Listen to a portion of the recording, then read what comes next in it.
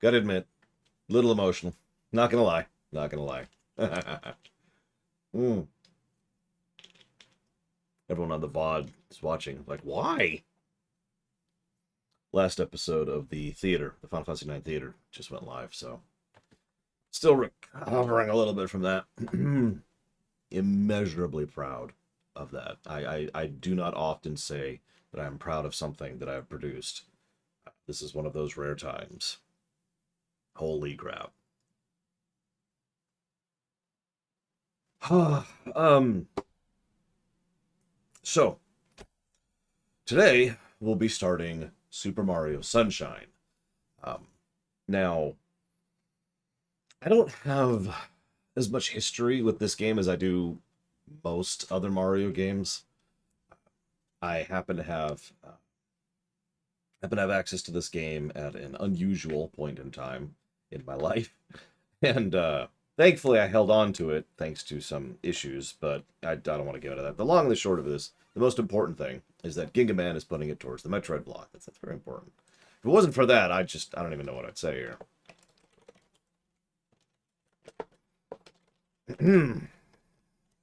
So I happen to be playing this game. I've only beaten this game like 3 times total.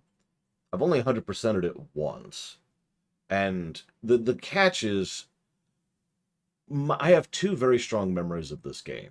One is enjoying the hell out of it, which always weirds me out because when I started actually having a presence on the internet, this would have been about 15 years ago at this point, I started to notice that people were pretty negative about this game, and that it weirded me out. I was like, wait, what? Why? The and no judgment, of course. One of the things I've noticed is this is probably one of the most divisive of the Mario franchise, of the main Mario franchise, because some people tend to either love this game or hate it, and I haven't seen a lot of in between. The other thing, though, is I remember being stuck on a specific shine, and I will point it out when we get there. I'm just going to say right now, no, it's not Pachinko. And I was stuck on this one shine for quite literally months before I was able to progress. So we'll see how we do this time. Now, granted, I actually put the game down for a while. So when I say literally months, I shouldn't say it like that. But the point remaining, this game can give me some issues. Yeah. Anyways, I actually have no idea what to expect with this one. I knew what I was getting. I was pretty sure how Mario 64 was going to come out, and it did. I was pretty sure how Mario World would come out, and it did. This one, I have no idea how this one's going to review. We're off the chart here. And that's funny. Von Falk's like, you can always cheat. No. No, I cannot. But before we get started, I do want to say shoutouts and thank you to Smoothie Life, Ciela _ Sean J73, The Good Senator, Reximus, Shadow Machine, Retro Justice, The King of Koopas Live, appropriate, Deathrite Shaman, Fuzzy Duck, SDR93, Galtori, Steve Canpy, Eclectic Oak, Sisyphus Happy, Justin T 1977, the person who put this game on the list, which is Nick Skatoon, and the person who is the majority shareholder by a ridiculous majority, which is Frieza 2000. Thank you, all of you, again, for your support. Very much obliged. For those curious, this game took 374 days to fund, for a bit of perspective there. Anyways, let's get on with the game proper.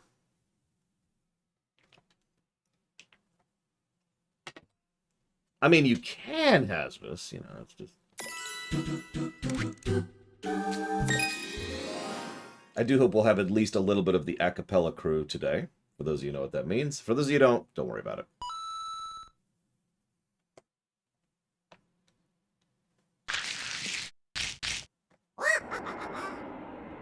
Mario Sunshine is a bit of a weird one in the entry because it features actual full English voice acting. The only Mario to do this to date.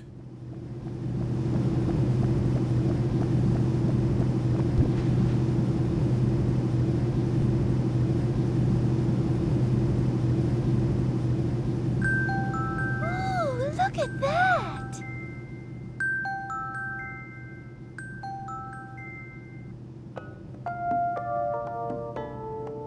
Welcome! Welcome to the sun-drenched tropical paradise of Isle Delfino. It's Charles Martinet. We're so pleased to welcome you to our beautiful home. Come enjoy a natural wonderland to which we've added the world's finest resort facilities, a spectacular amusement park, and succulent seafood. All this and more await you on Isle Delfino. Come relax and let us refresh your body and spirit. Mario? Of course, Peach is the only one who notices this, which implies they're recording this live, which is just insane. But then again, one of those shots actually had Mario in it with Flood on his back. No, seriously. Those were quite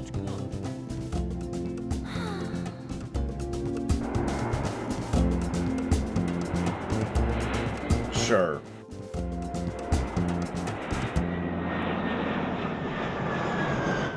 There is one thing I like about Isle Delfino, which we'll talk about very soon. Not actually immediately, but we kind of hinted at it already. One of the things I talk a lot about is visual continuity. This game has insane visual continuity. It probably has more than any other Mario game, with the only possible exception being Odyssey. So let's double check something real quick. Let's turn that off. There we go.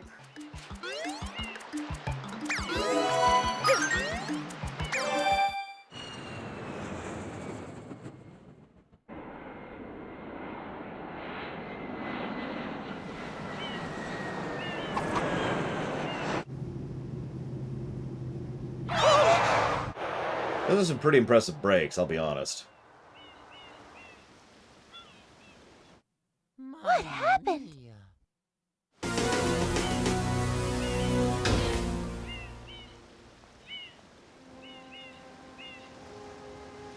What's this icky paint-like goop? It's moving! No, no, boys! Don't touch that stuff!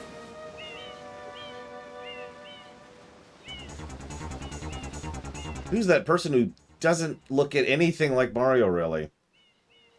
I wonder who that could be. Excuse me, but... Huh?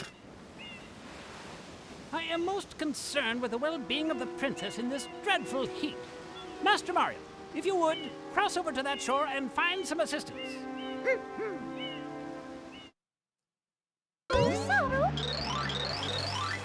Oh, wow. That upscaling.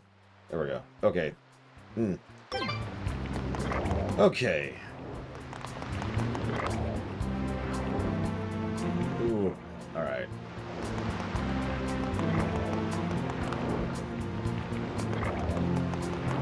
Gotta get used to the controls after having just played, you know, Mario 64. This gooey paint of yours completely covered my friend. What do you mean, paint of mine? What are you talking about? Or is everyone here stupid? I mean, that couldn't possibly be. We couldn't have stupid people here, right?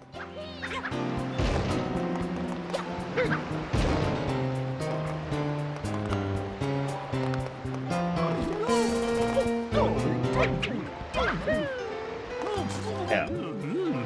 Help? Help you? Are you crazy? We're the ones who need help. Take that water pump and clean the airstrip, you person who looks nothing like the actual fit. Whatever. Power up complete. Thank you for purchasing this item from GAD Science Incorporated. All right, Luigi reference. Preparing to register customer information. Or sorry, Luigi's Mansion reference. Sorry. Subject identified as Mario, resident of the Mushroom Kingdom. Data storage complete. I am Flood, a flash liquidizer ultra-dowsing device. I hope to be of assistance. Sorry, Mario and Luigi would reference this, and this referenced Luigi's Mansion. My bad. Proceeding with user instruction. Use the button to shoot water from my tank. Just skip over the name of the button. Press the button. You can stop and shoot. Wow. You can then use the stick to aim in any direction. Press the X button to switch to the hover nozzle. You can then press the button to hover in the air for a short time. If this tank is empty, no water can be sprayed. I'm just amused, because obviously they can't redo the audio. They would have to redo the entire audio clip to fix that one button press thing. Instructions complete. Proceed. Oh, thank you. Mario. Okay, so that's reversed. So I want that.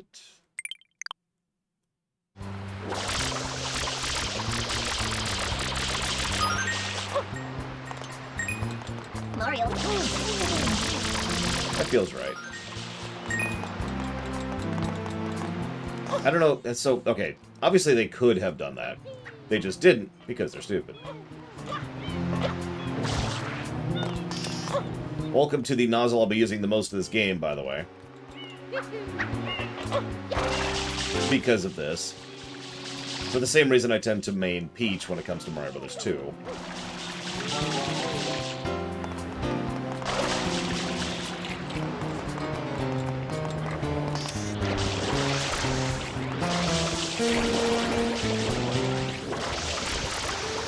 What's funny is Galaxy fixed several of the issues from, you know, Galaxy 1, control-wise.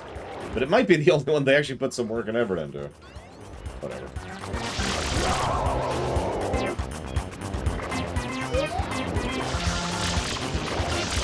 Why is that flipped? Hold up, hold up, hold up. Why is that flipped?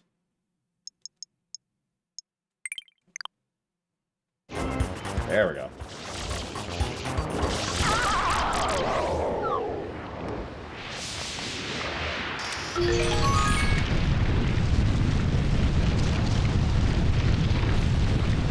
Physics! Oh, tell me about it, Linnea Ruth. I actually was ready to go, and I had to take a few minutes to just recover.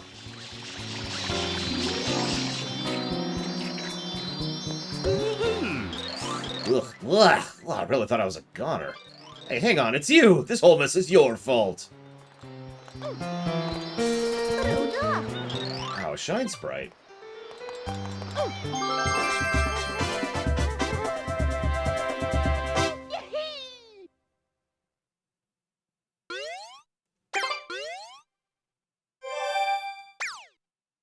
Nice work, Mario.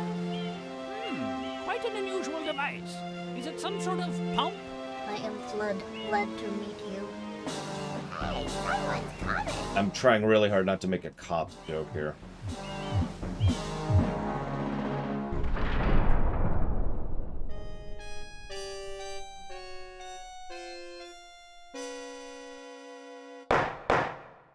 Court is now in session. As you are no doubt aware, someone has been senselessly defacing fair Isle Delfino using some paint-like substance. The accused is charged with polluting our beautiful home, and yes, endangering our very way of life. Indeed, how can one not be aware of what is going on? Though it is daytime in Delfino Plaza, our poor residents tremble beneath a veil of darkness. Expert Shine scholars have determined that this darkness has arisen because all of our guardians, the Shine Sprites, have vanished from their gathering spot at the Shine Gate. The reason? It's quite obvious. This horrible graffiti is to blame. Behold this sketch of the perpetrator based on eyewitness descriptions. The truth is obvious. The guilty party sits among us. It is none other than Mario. Objection! Overruled. I judge the defendant guilty as charged. I hereby order the defendant to clean this entire island. Until Isle Delfino is completely free of his vile handiwork, Mario shall not be allowed to leave. Court adjourned. No defense attorney. No cross-examination. No jury. This appears to be quite a predicament, Mario. Data analysis verifies that the island's inhabitants are indeed troubled by pollution, but the pollution itself is not the main problem. Mario, you witnessed this object at the airstrip, correct? It is a Shine Sprite. Shine Sprites are the source of power on Isle Delfino. They used to gather in great numbers at the Shine Gate, but the graffiti incident has polluted the island and most of the Shine Sprites have fled. There is no longer any power to support the peaceful lifestyle of the islanders. It is most pitiable. The only way to ensure the return of the Shine Sprites is to keep the island from becoming any dirtier. The perpetrator is likely at work even as we speak. And you, Mario, are being treated as a criminal. Tomorrow we must do our best to resolve this situation. No, thank you. I'm good. Go straight that way. You can't miss the mess now. Your first job's to get rid of all that ugliness. And remember, we'll be watching you, pal. We'll know if you start slacking off. So, let's start this game right. With a negative to story. God, I think this is the first negative to story we've ever given a Mario game. Yeah, the pre-rendered cutscenes are not audio balanced properly. I think that's a this version problem, because I don't recall that being an issue before. So let's really dig into this for a second, okay? First of all, duh, right? I don't feel the need to explain all the obviousness. But hang on, there's two more reasons, in addition to the duh, why that whole sequence sucks. Reason number one, it's completely unnecessary. I know, you're probably thinking, oh, you don't need a plot in a Mario game. No. Mario shows up at an island which is being absolutely, devastated by this pollution, which is causing its local spirits, the local shaman, whatever you want to call it, the Shine Sprites, to leave and no longer help with the environment and with the maintenance of this paradise that they require in order to survive at the level of living they have. Don't you think Mario would immediately jump to help them? You don't need to have him be tried through the ringer, given a kangaroo court, and then declared guilty just to force him to do what he was going to do anyways. Even in the cutscene, it's very clear, as Flood is talking to us, that we're pretty inclined to try and fix this problem anyways. Especially since we did that before the trial on the landing strip. So problem number 2 is that, hang on, it gets worse. You know what problem number 3 is? With one small little addendum, this never comes up again. Here, check this out. We're now free to just roam the game and do whatever the hell we want to. Mario. We could talk to people. We could be like, hey, what's going on? We could go up here, and just kind of hang out and just run around and... Yep, totally clearing our name, you can tell, because it never comes up again. We have to actually go out of our way to go back here in order to talk to the cops for them to even reference the fact that we have this thing. So, it's dumb, it's unnecessary, and it never comes up again. Negative to intro.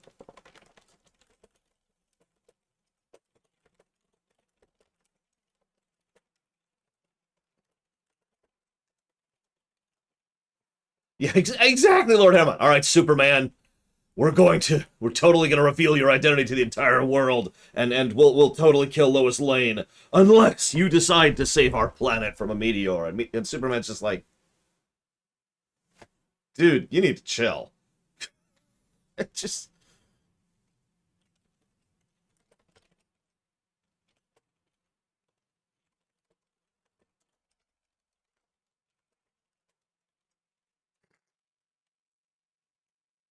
Also, yeah, negative for China. I think that's a valid thing. As is good point. Good point.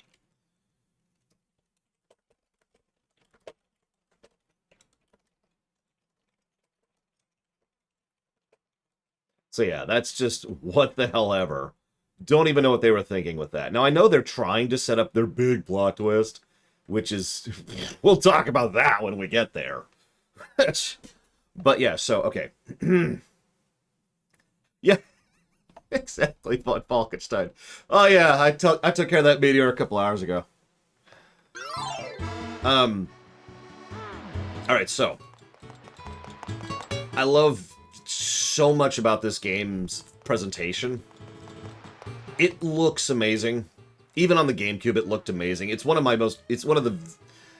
one of those games I love the visuals of. I love the aesthetics, I love the style, I love the use of color. There's this very tropical. The actual developers went out to various towns in France and Italy and Spain in order to try and catch screenshots of actual Mediterranean towns in order to try and get an idea for the design of this place. The water effects actually looked pretty good, even back in the day. It's basically this. And water is a huge theme of this game, so they kind of really spent a huge amount of work on that. We've got the NPCs. There's actually a lot of NPCs. In fact, this is one of the first Mario games ever to have such a feature. Now, obviously, the Mario RPGs predates this, but the mainline Mario games? Look at this! And once again, you'll notice that they do actually put thought and effort into what's the first thing we see once we have hold of the controller. Even if we skip that whole cutscene, which you can't, of course, and even if we don't speak the language and we have no idea what's going on, the first thing we see is just this. And it's like, okay, well, we can't go this way. That's weird. Let's go this way. And the first thing we're actually introduced to is just the townsfolk.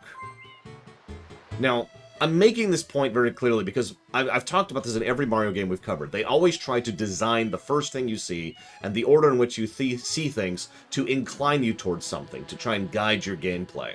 The first thing we see is the freaking town. And that, of course, is the entire point. Now, I liked Mario 64's Hub World. I did give it a positive. Delfino Plaza is probably going to get 2 positives because this is one of the better hubs I've ever seen in gaming. Not just from a gameplay access, but also from a story one. And then we've got the music, which is playing. I actually, unironically, love this song. Like, a lot. Yeah, this might actually be the best hub world in gaming. I'm sorry, in Mario games. Excuse me. Like, this is some good stuff. I think I'm still reversed.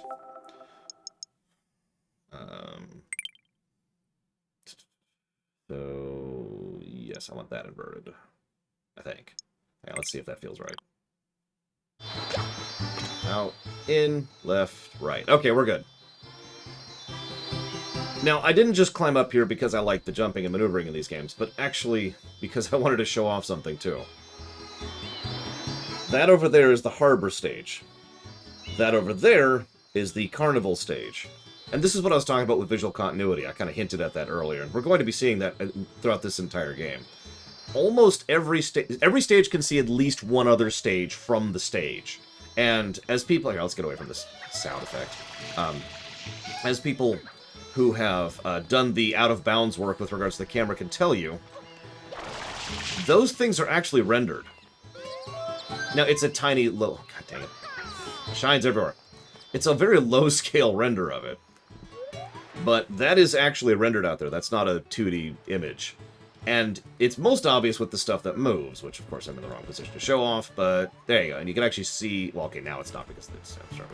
And the areas that move, there's actually stuff that moves because of the fact that it's actually a fully rendered thing. It's super cool, and I love it. And yeah, the airport is there, too. Just... Oh, sorry. Gush, gush, gush, gush, gush, gush, gush, gush, gush.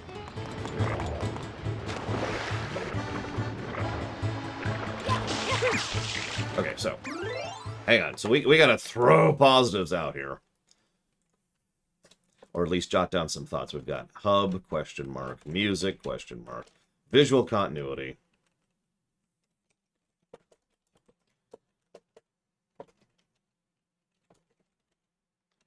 Believe it or not, this game has a little bit of Limbum effect. It's not quite to the full extent of it, but the NPC set dressing in this game is surprisingly good.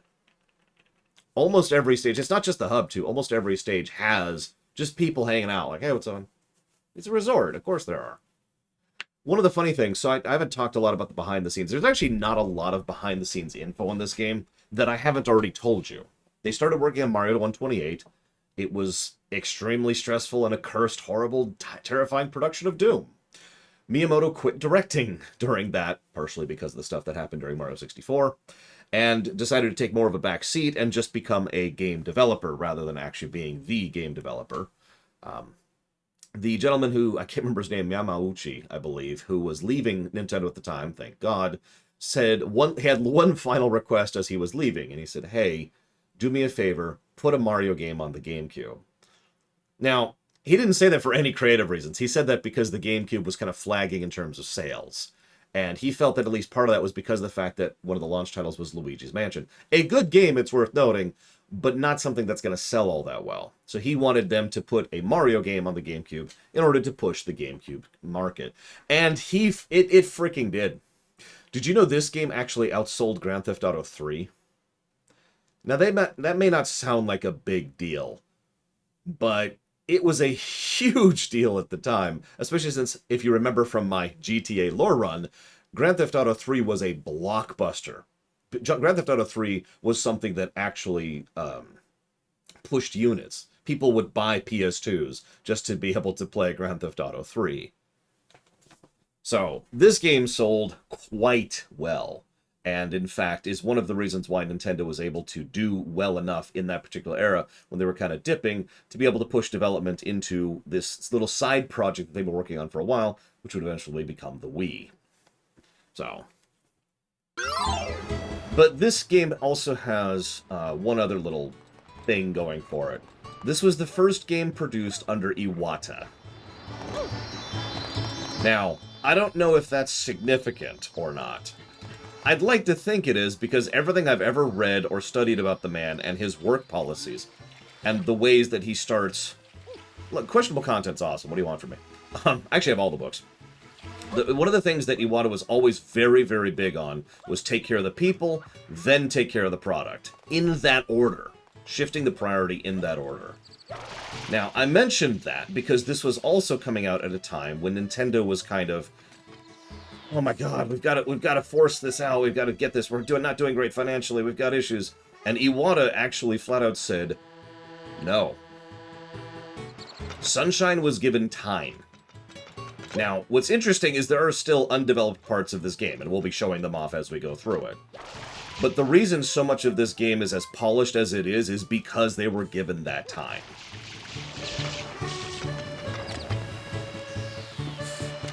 You got it, Darth Trinius. Thank you very much, as always. Much appreciate. Now, Hazardous actually asked a relevant question there, which I need to respond to. But let's be clear about this. It's very likely that, God, at least 25%, and that's probably lowballing it, at least 25% of the sales of this game could probably be directly attributed to Mario Bros. 64. Let's just admit that and put that out there. Mario 64, he did, that's correct, Hazardous. Mario 64 was a game that sold bonkers well. And was pretty much the only reason Nintendo was able to manage a lot of things in the direct opposition of the, let's be honest with ourselves, doing better financially PlayStation. So, yeah, no, they had some stuff going for them. Anyway, sorry for just kind of roaming around. I love this hub so much. I'm sorry to gush. I love to just roam around and look around. And one of the things I used to do when I replay this game is I just do what I'm doing right now. Just like, what's over here?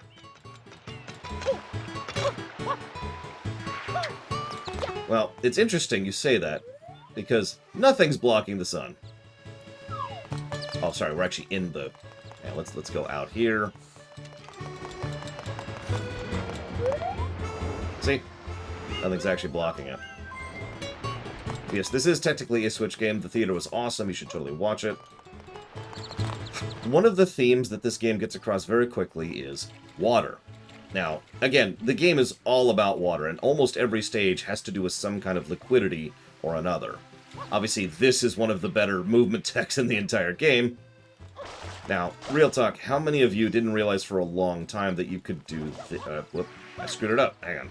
That you could do this.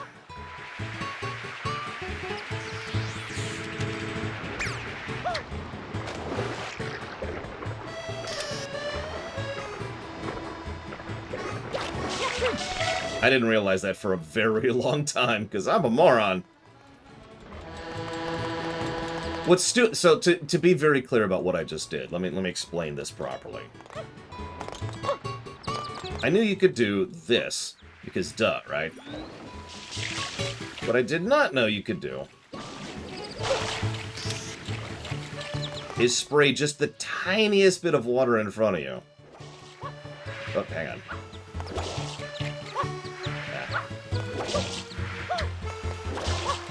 and then it'll count. Like forever, basically. You just have infinite. As I tried to demonstrate, even though I just sprayed that tiny bit of water, this carries me all the way to the ocean, right? Anyways. So, got some tropical fruit. I got some peppers, very important. I'm not sure what those are. Pears, pineapples, some mangoes, maybe? The ones on the right are oh yes, right, durians. I remember this. So, okay. Fun fact, durian sales in the States actually skyrocketed to the point where people couldn't keep them in stock. Mostly because grocery stores usually don't stock or even carry, like they don't import durians in general. But because of the reference here, they were like, oh my god, we've got to get durians in. And they kept, yeah, you could probably guess where that went. The ones on the left are coconuts. If you're not buying, you're lost. Okay, geez. Hey there, you don't look so good. It's like, well, it's like disasters written all over your face, you know? What's that? We're already having a disaster? Oh, right.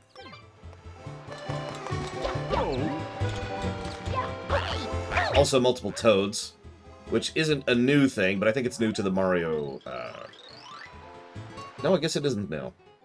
It's still kind of new, especially since they actually have dialogue. Again, the NPC set dressing is really what I'm just showing off here. Oh, Mario, why is the weather so strange? I wouldn't worry about it. Hey, if it isn't the bad mustache man. Just because you're cleaning up the town, that doesn't mean you're clean with me. In the hot sun, you need something even hotter to cool off. Try these fresh red peppers. Ah, who am I kidding? In this haze, these peppers look totally unappetizing.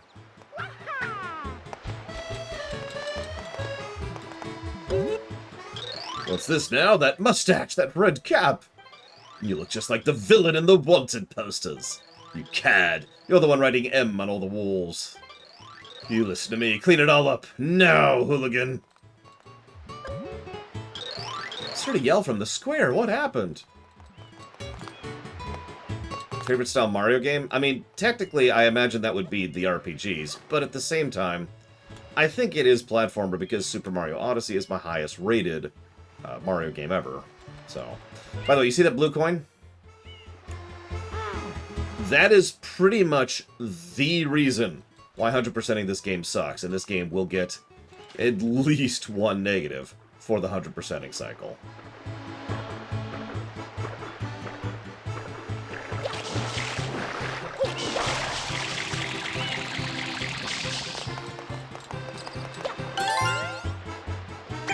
Not this exact coin, just blue coins in general. Oh yeah, they've had golden numbers for I don't know how long. It's been a while. So the golden number is a concept... Yeah, not tracked, by the way. That's important. The golden number is the actual review score. Right? Like 3 out of 10, right? That's what the golden number is. It takes into account the pluses and minuses. It takes into account the percentage of how many points a game has towards positive or negatives. It takes into account the density of a game's positive and negatives, which is a direct factor of its length. And it takes into account the spread between a game's story and gameplay. Are you talking about the lens flares? Hazardous? Sorry, Alex.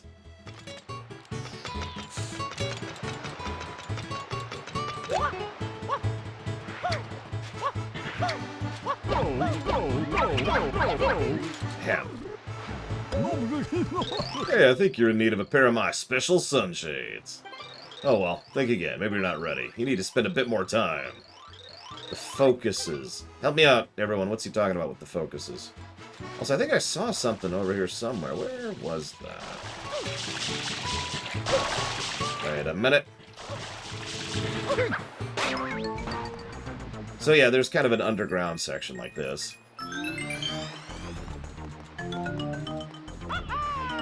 They're mostly there for fun, but in some cases they're actually faster, and you need them for some of the stars. Notice also how a lot of the terrain is specifically designed to assist when it comes to navigating. This awning? What? Hang on. This awning. Bouncy. Lots of platforms in between the rooftops. You can actually navigate most of the town from the rooftops. The waterways, which will be helpful if we ever get the rocket thing, which of course we will. Even the trees. I hate to constantly talk about how amazing this game is, but this hub world really had a lot of thought, effort, design, and work put into it. So I assume, based on context...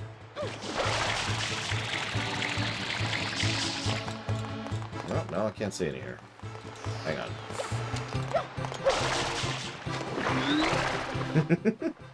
I mean, yeah, what was... You're talking about that right there? Let's see if I can just force it. There we go. Well, no, hang on. There we go. That, right there. This is them fixing the camera from Mario 64. No offense to Mario 64. So what they decided to do was they made it so the camera... You notice the camera's actually in the building right now. So the camera can actually ignore terrain. Now, it doesn't ignore all terrain, but most terrain, they have the ability to just camera go in. And when it does it, it de-renders the objects, or the objects don't actually have a texture on that side of the graphic, depending on how they use it. That blue thing is there to indicate that you're currently looking through something, that the camera is inside an object. It's there so you know it's there, as opposed to that. So yeah, that's... I don't want to speak ill of Mario 64, but they did specifically do that in order to accommodate some of the problems they had with Mario 64's camera. Remember, the Mario 64 camera couldn't clip through stuff, and that led to issues when you had something like the Hazy Maze Cave. So there's another thing they did here, the Debs alert. Now, these could have been done better. The Debs alerts are like, hey, several people have gone missing near the Grand Pianta statue in Bianco Square. These are supposed to kind of indicate for you to go a specific direction. The problem with them, the problem with the Debs alerts, is they sort of stop after a certain point, well before you will be done playing this game. So at a certain point, you just kind of get the same one over and over and over again, which is a bit of a shame. Anyways, so speaking of positives... Oh yeah, I should probably mention, so... Hang on. God! Alright, hang on. Before we really go into this, let's talk about movement tech. So, jump, jump. Double jump is still there. Most of this movement is the same movement from Mario 64. Same triple jump, same double jump. Whoop, same hitting the wrong button jump. That's a very important jump. That's weird. Whatever. Same backward, same, what do they call that? The side flip? Wall jumping is a little bit different. Mostly because the slide, which kind of changes how it works, as opposed to Mario 64 where you had to kind of do that, which you can still do. It's just now it's a little bit more forgiving because you can do it at any point in the slide down here. Let me try to get a little more height so I can show this off properly. So I can just slide and then still jump off even towards the bottom there. Trying to remember, we've got we don't really have the attack anymore. They got rid of the attack. They got rid of damn it, Alex. See, that's what I would have done. They got rid of the attack, they got rid of the crouch. We can't crawl, I don't think. Hang on. I'm saying that hesitantly. Hang on, let's just check, shall we? What we got here? We do still have the ground pound. Yep, nope, I'm right. We no longer have the ability to crawl, and as a consequence, we no longer have the lower kick. And we don't have the long jump, which honestly is probably the weirdest exclusion for me, especially since they brought it back for basically every 3D Mario after this. So, the movement tech is different, still good, but let's be honest, a lot of the movement tech sits on this. Now, there's actually other things that we'll get eventually, but this does pretty much the same thing that Peach's hover does in Mario Bros. 2, except more and better in every way. It gives you a fairly substantial hover. 5 full seconds. Anyways, But you'll also notice we gain height, very little height, but we do gain a bit of height as we're going. So it can help you recover, like if you slip right over the ledge. I know several times I've been able to be like, oh, hang on, and then barely manage to sneak over the ledge like that. And then we have this jump, hang on, that jump, which is the, I want to call it the vertical long jump. Because this is as much vertical height as you can get while standing still. It's actually kind of hard for me to do. Just strange. There we go. It's...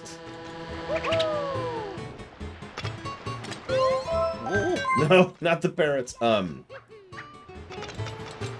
Also, you can turn left and right without actually having to go in a circle. Sorry. So, part of this... I prefer how he controls in this game to 64. However, it should be mentioned that he doesn't control better. He doesn't. What is in this game is there's a whole lot of things they do, which I forget the programming term for it. It's a game design concept where you make it so that the player doesn't have to be precise in order to accomplish what they're trying to do. Things like, oh no, I read it, Hasdus. You obviously didn't listen to my video, though, so that's nice to know. Anyways, so you also didn't watch my stream, apparently. The game does a lot of assistance. I don't know what else to call it. And I do mean a lot of assistance. Almost every single time you're moving around, there's at least 2 or 3 things trying to guide you in what it thinks you want to do. Whoops. Hi, Peach. Sorry, I didn't mean to actually trigger that. That being said, Hazardous, I think I actually know what the disparity is. Because I'm pretty sure the disparity is this exact version of the game.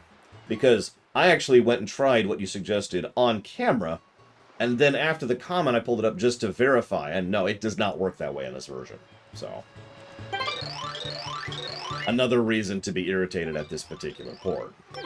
That's 2, if you're paying attention. There's the dead zone problem, and then there's that. So the game assists you constantly on tiny little things where you probably shouldn't be able to make a jump, or you probably shouldn't actually be able to do a certain maneuver like that one. It interprets constantly.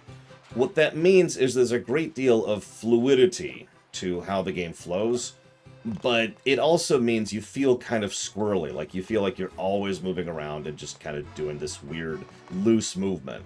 It is... So I prefer it because I feel like I'm more in control than in Mario 64, but I can see easily why someone wouldn't, because it is a substantially different feel to, I'd say, any other Mario game, honestly.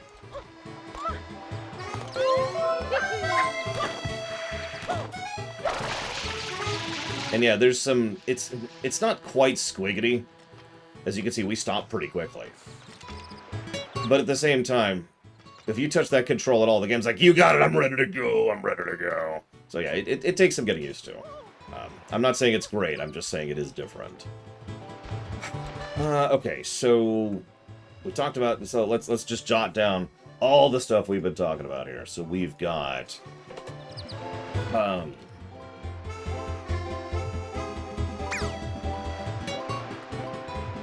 Malachor.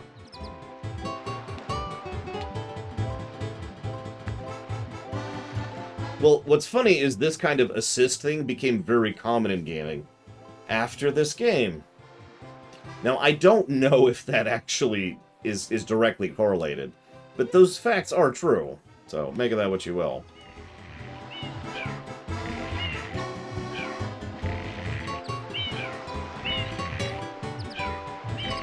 Someone earlier mentioned that the entire game is designed around Flood, and let's be clear, yes, the entire game is designed around Flood, to the point where the most challenging and difficult parts of this game, not the most bullcrap, the most challenging parts of the game, are when they take Flood away. And they do that very much on purpose, because they know that the game is designed around you having Flood at all times and operating with it. Flood is how you attack. Flood is how you are able to slide. Flood is how you're able to hover. Flood is how you're able to gain height. Flood is how you're able to do the dash. Flood is how you do the launch. And we'll be seeing more Flood usages as we go throughout. But anyways, there's also a specific trick which I don't think I can actually do in this version.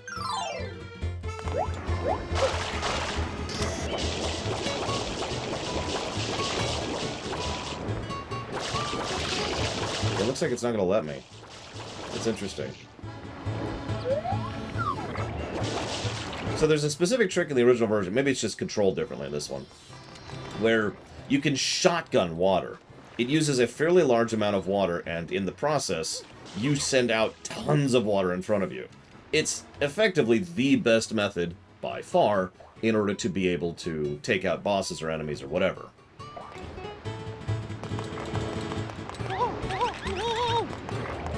Well, I mean, there are levels I consider to be worse than those levels, but I suppose that's preference. Well, in the old version, it had to do with how the R's had 2 layers to them. You remember that on the GameCube controller?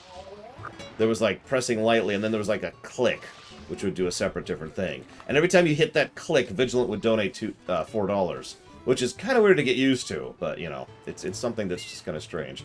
Thank you, Vigilant, very much, as always. I'll try to click much less often in the future.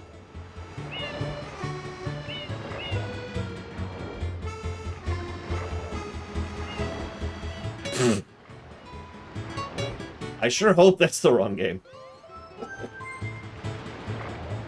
And Tor Consular, you got it. As always. Yeah, before it was pressure-based. I guess it might be timing-based here. 'Cause I'm not doing it. If anybody wants to Google this, I'm curious, because I do usually use that trick quite a bit. It's just not happening. But hang on, let's see if there is a second pressure button.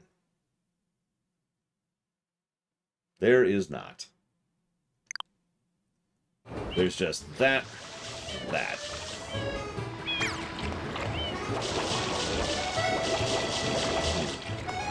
Oh, whatever.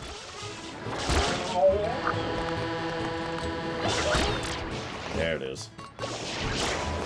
There it is. That's what I was looking for. See how much water that uses quickly. That will completely drain your water in seconds.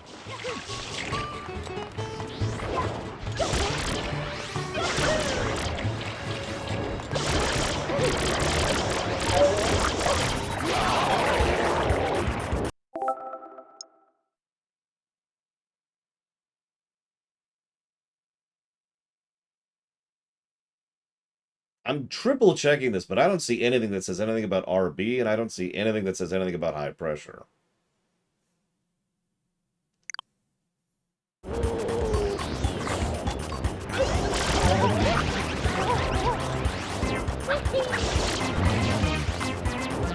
Fine.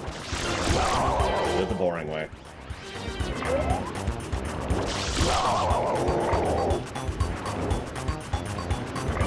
And yeah, I saw, by the way, Papa Neeks. Congrats.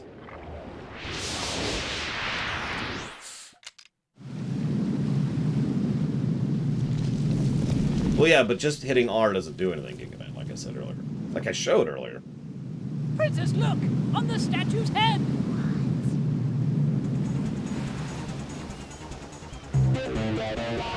It's totally Mario. Peach, really? He doesn't look anything like Mario. I mean, ignoring the fact that he's blue and see-through and has red glowing eyes. There's also the fact that Mario's right here. Mario.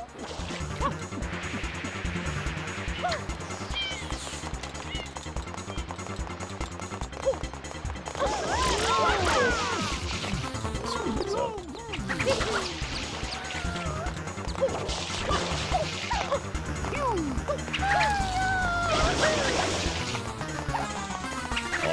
I lost him. Holy crap.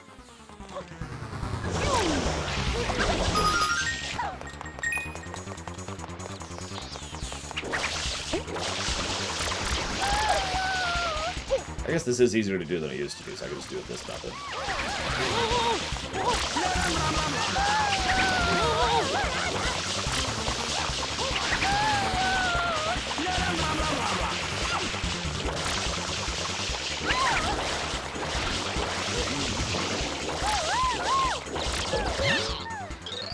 Oh, not fair. Completely not fair. You shouldn't be allowed to use tools like that. Mario. Mario, I'm sure I saw that person out on the airstrip. I'm positive he's responsible for all this. Chase him! Okay. Honestly, I don't know if that would be an aggregate. I do have to remember some of these were kind of bull back in the day.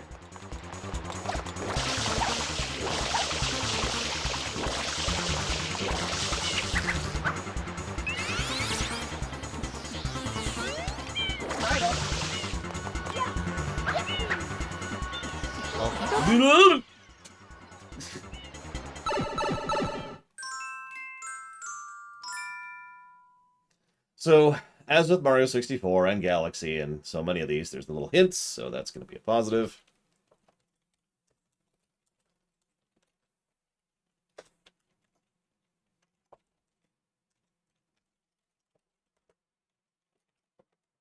See, the thing is, I don't remember the Mario chases being particularly bad until a certain point. And then they just start getting really irritating.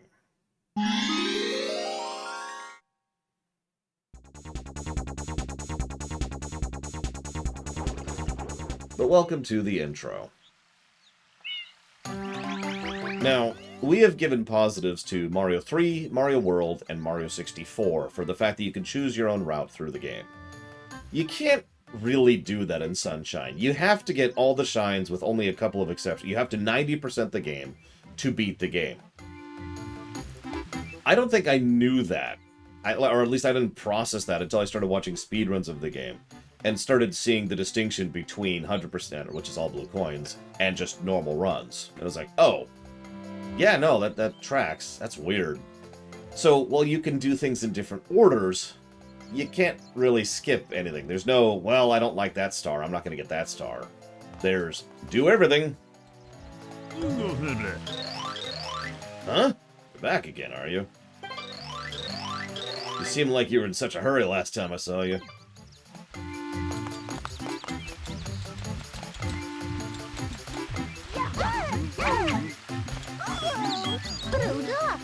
What's going on?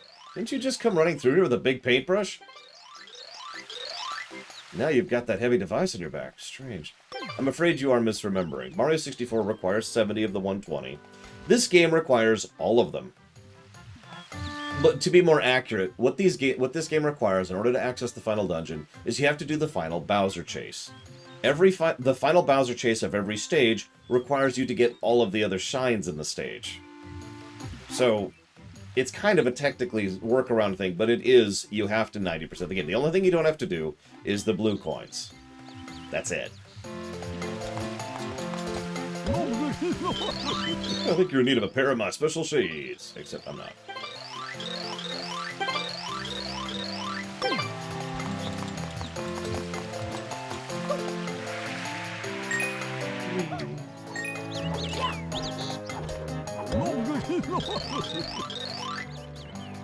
You want to try climbing on the ropes? It's easy.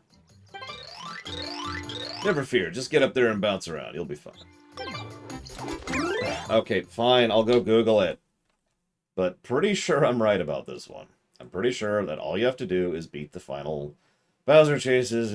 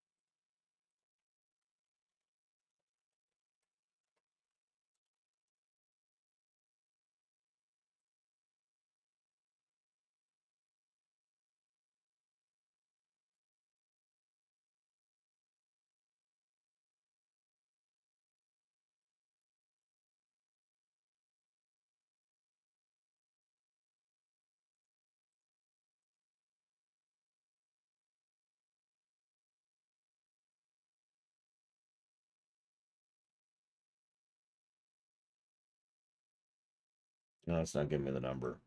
I mean, I'm right. It is the Shadow Mario thing.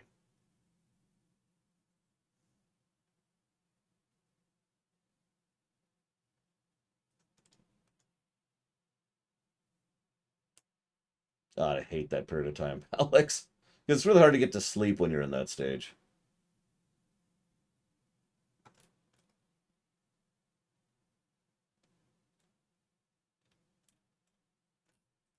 What I'm trying to find is a list of the other number. It's not telling me.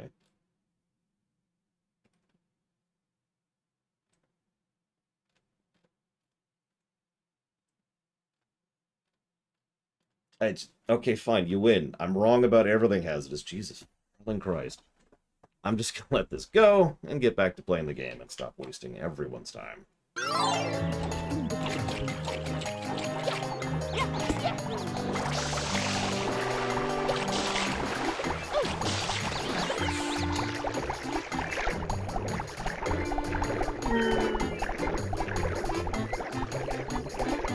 Okay, so this doesn't feel like I feel like it should.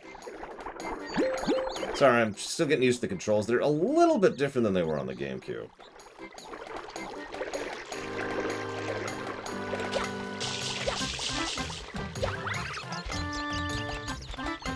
Oh, whatever. I'll get used to it. Or I won't. Windmills are big spinning things that use wind power. Really? Water wheels are big spinning things that use water power. And all of them will spin faster if you give them a good squirting. Oh, thanks.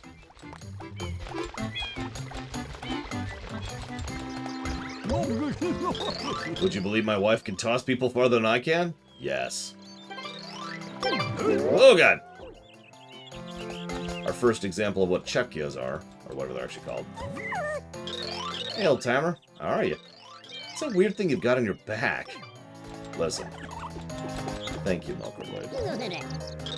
You need something, mustache man?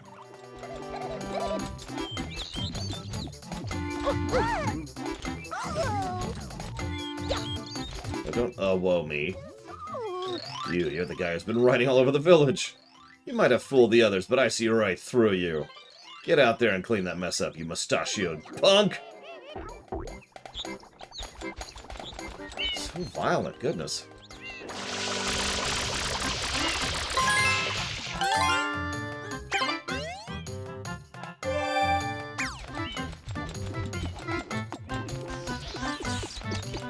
But what kind of pie do you have is the real question.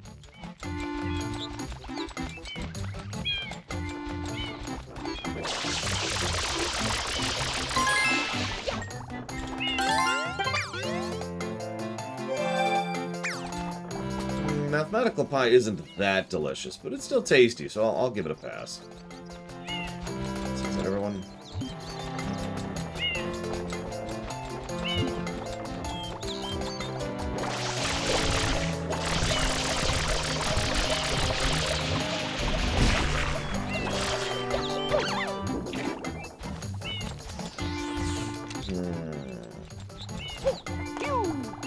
That's a good point, Lazarus.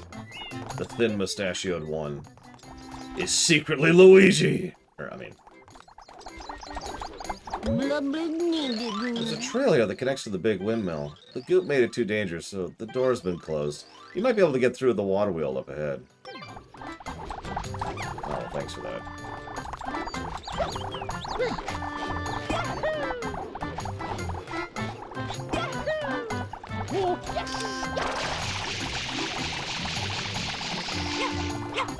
I think Mario 64 has some better songs than Mario Sunshine, but I agree that I prefer the Sunshine soundtrack overall. It is, however, a completely different everything to it, you know? Tone, feel, vibe, pace, tempo. I mean, it's a resort, right?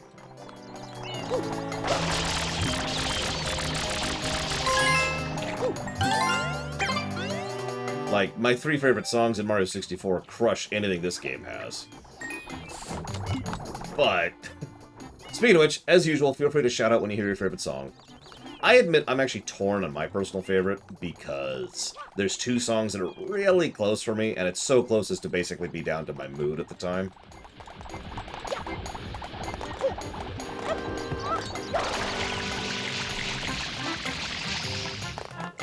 And if I'm being honest, we've already heard one of them. by the way, there's the town. There's the harbor.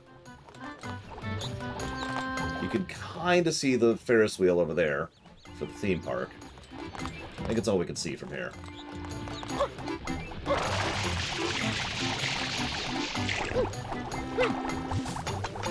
We can, in fact, ground pound, I think. Let's test that before we say that. We can. We're good. We're good.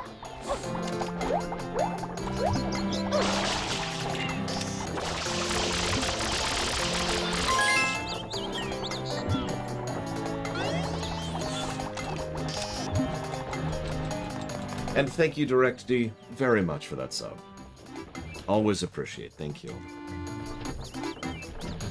I'm not going for 100% to be very clear.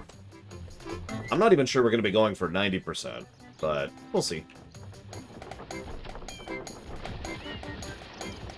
Alright, so we've talked about a lot of stuff. Let's talk about the level design of this first stage a little bit. That is kind of what we're here to talk about. Now, I'm not going to make that, but I can do this. Oh, and completely fail at it. I do love failing at things. It's actually one of my favorite hobbies in life. So, nope. Yeah, no, I'm not 100%ing. Let's just be very clear about that. 100%ing is not happening. Let's go for this one right here.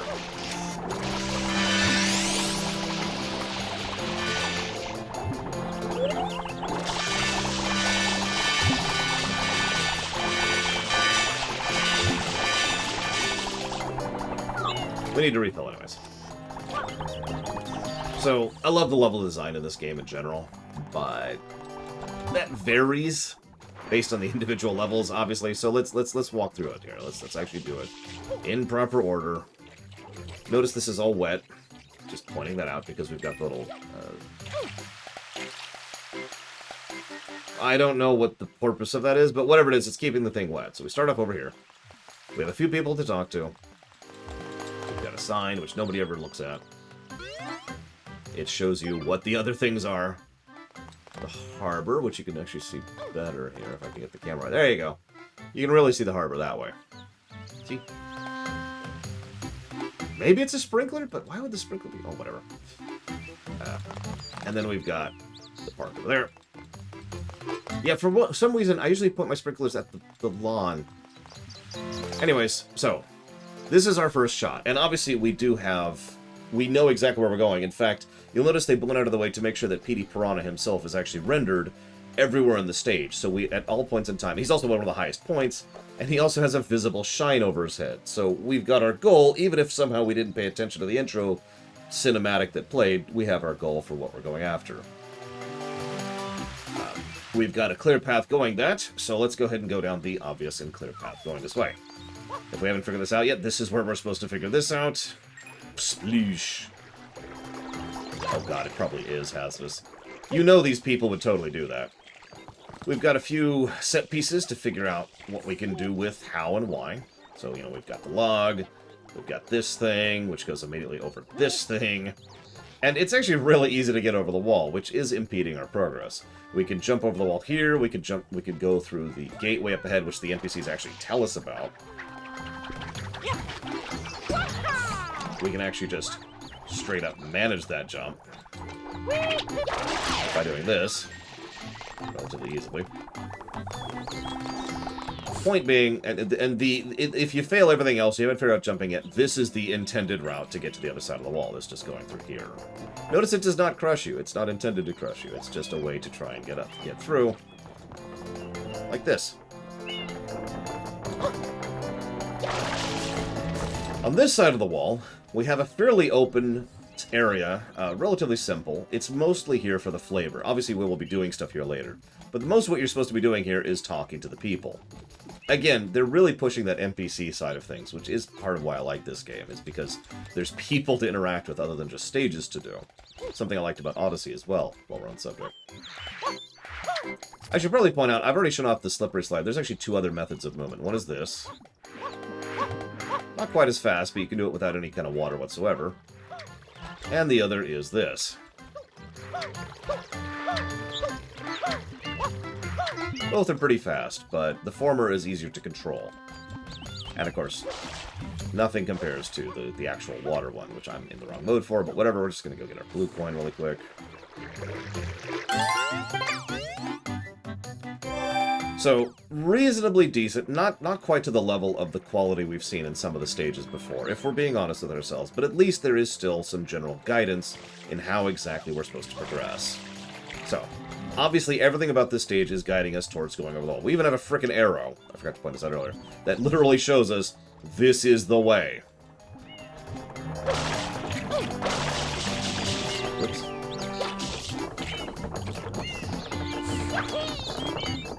Notice how it's less squiggity when it comes to that. Now, so this is one thing I personally prefer over 64. Now, they definitely did this on purpose. This is a little bit of that guidance thing I was talking about. Did you notice how, when it started slanting, it didn't treat it as a slick surface? In Mario 64, anytime you've seen a surface that kind of goes like this, the moment it goes past around 45 degrees, it becomes a sliding surface, which you have to do other stuff to maneuver on, because normally if you just sit there dead stick, you'll slide right off, right? This game gives you a little bit more leeway, which is part of that whole assistance thing I mentioned earlier. So anyways, we're on the other side. Alright, how many of you have played this game and bothered to clean up all the goop?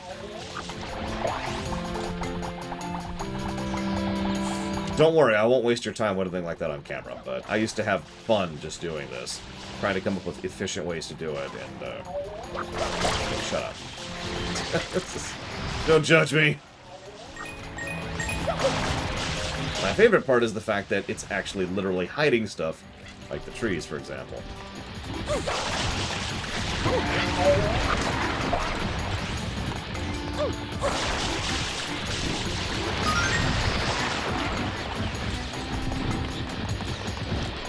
Well, I mean, I like cleaning in real life. Really, I do. That's not an invalid thing. But there's just something satisfying about it. It's a form of completing.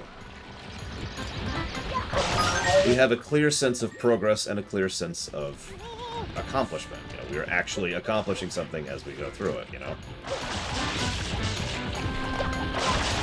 That's true, Alex. I can't argue that. I mean, I actually let this one guy voice Napstablook and Dr. Tot. Can you believe that? Giving two major roles to one actor. What was I thinking?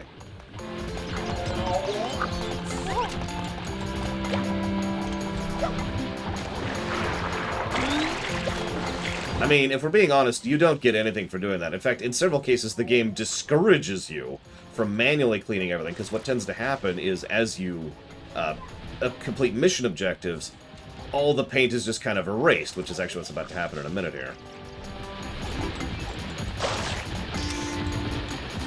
I can't remember if I can do this yet or not.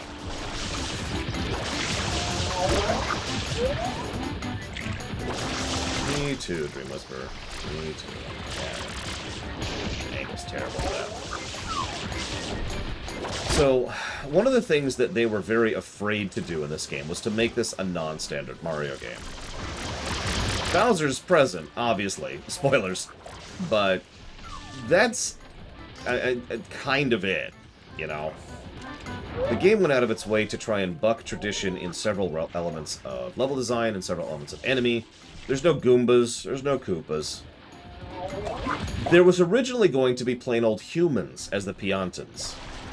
Now, this amuses the hell out of me. Do you know why they decided not to do that?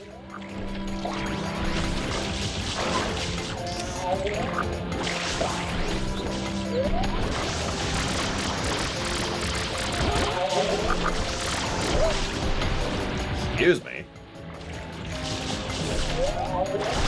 Well, the reason why was because they stated it would look too weird to have Mario alongside ordinary humans. Anybody who's played Mario Odyssey might understand why that amuses me. I should probably talk about the paint itself. So the paint is obviously slippery and changes the nature of whatever platform it's on in almost the same way that water does, except you notice we get all muddy or gross. This is chocolate in this case specifically. But it also kind of makes you go, huh, as you're in it, and it will actually do damage to you over time as well. You can also wash yourself off, of course. It impedes your movement while we're on the subject.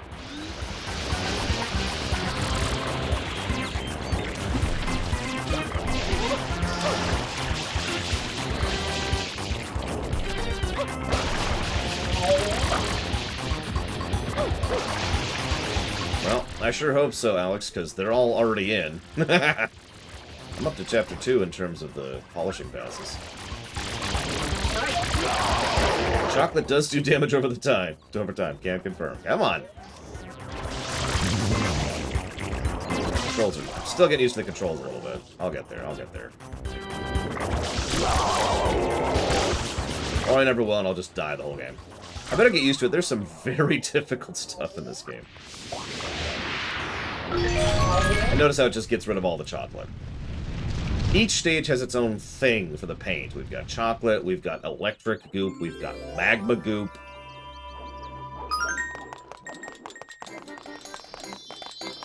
Okay, just for you, Hasness.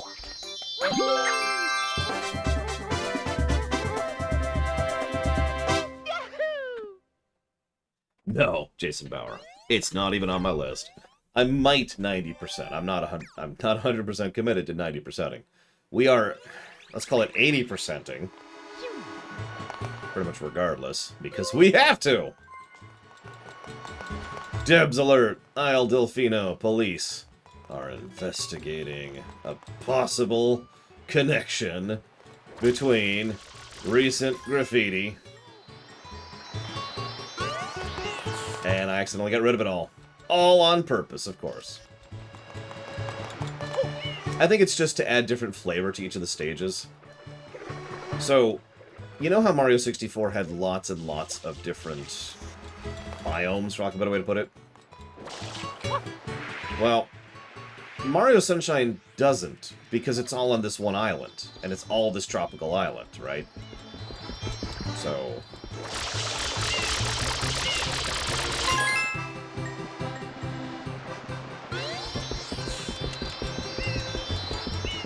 So obviously they tried to do other things in order to vary it up. So each area has its own little kind of theme going on.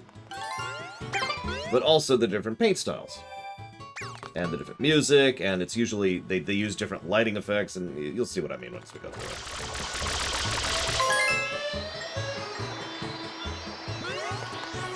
I suppose I should mention it because it was there for a second. Whoops.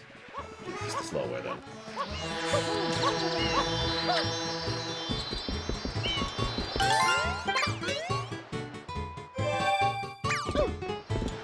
I suppose I shouldn't even get blue coins since there's no reason to. Occurred to me. By the way, this is my other favorite song in the game. Isle Delfino. This song, The Plaza. Mario? Welcome back. We're so glad you're safe. This vacation's just been a whirlwind of bizarre events, huh? I mean, last time we went to vacation, we went to Dinosaur Island, and that one, we know how that turned out. The boat to the hotel isn't even running. Yeah. Favorite level by memory? Ooh, that's a good point, because it usually changes as I go through it.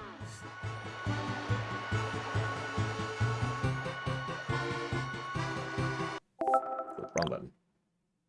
What is my favorite level by memory?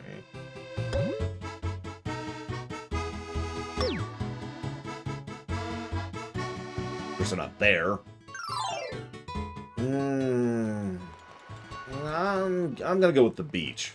I think that's probably my favorite level by memory. Not the hotel beach. The one where there's like the fruit juicer and all that. Anyways. So there's only one other place we can go right now, so let's go ahead and go there.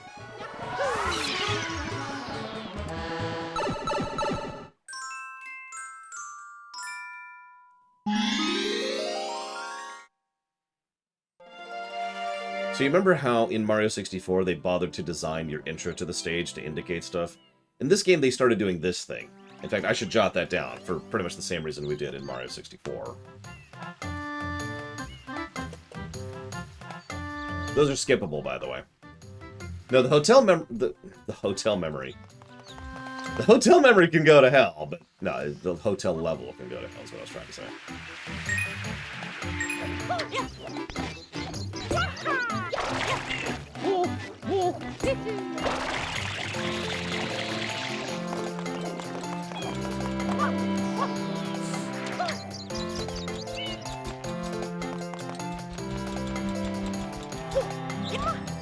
Also, a thing they kept from Mario 64, most of the stages are pretty short overall.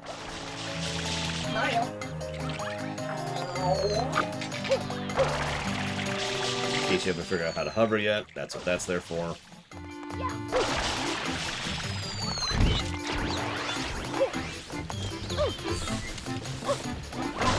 Yeah, the mountain village is, let's be honest, probably the worst stage in this game by memory. I say probably because I'm not actually sure. But again, by memory. I've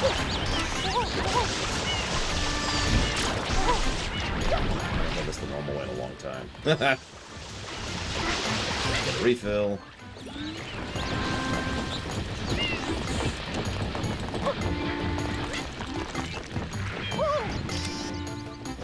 All according to plan. That's exactly what I wanted to do. Start over.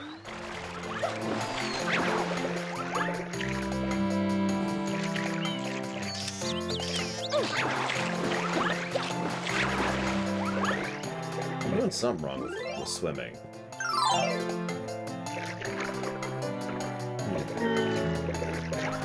There's a noise we'll be hating later.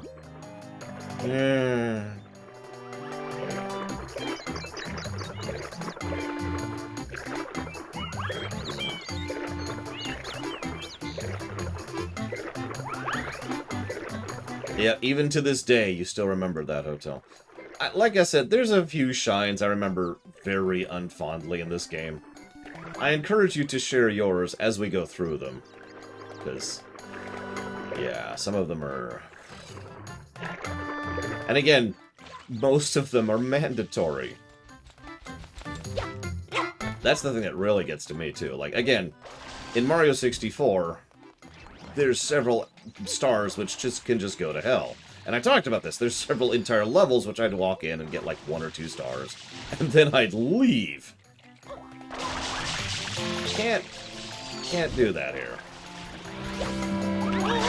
Hence the whole being stuck in this game for months comment I mentioned earlier. Now, who dares donate to me? Who would dare to give me money?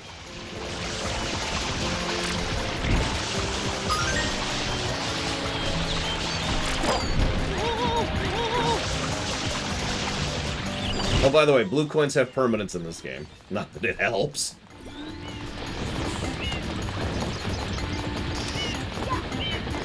Correct nozzle this time.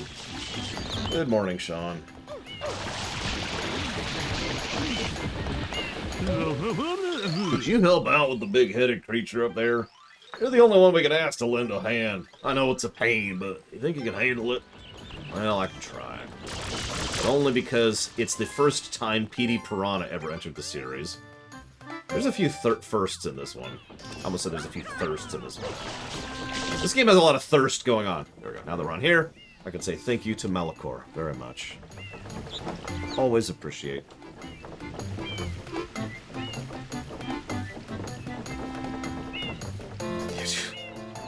I mean, speaking as someone who suffers from very real and very horrible PTSD, that's not a fun sensation sometimes. Other times it's just great fun. Why is this not loading?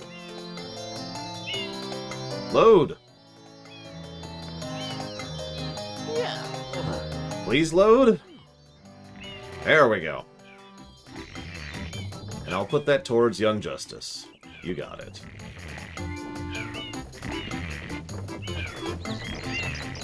Way to go! I gotta wait.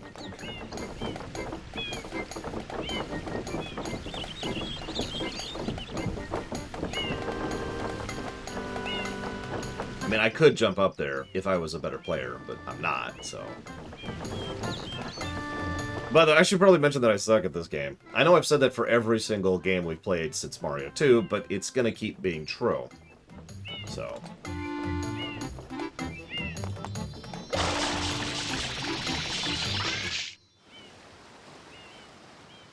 Hi, Petey.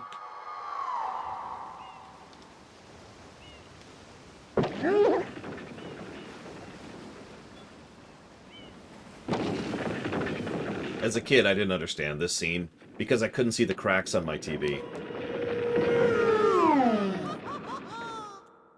Remember, it's not a great TV.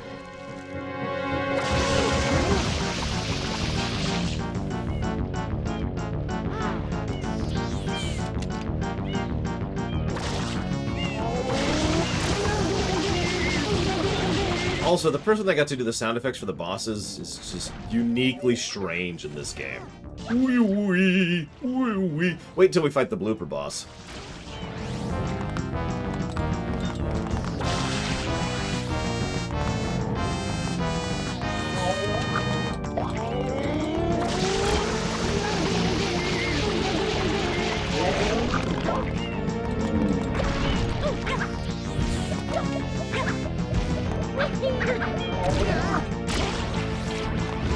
Listen, his belly button needed compression.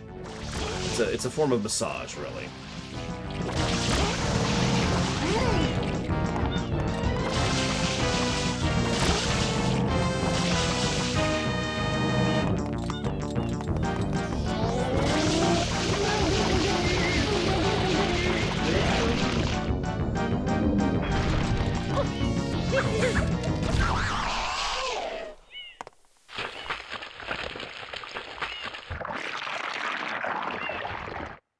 Don't think about it too much.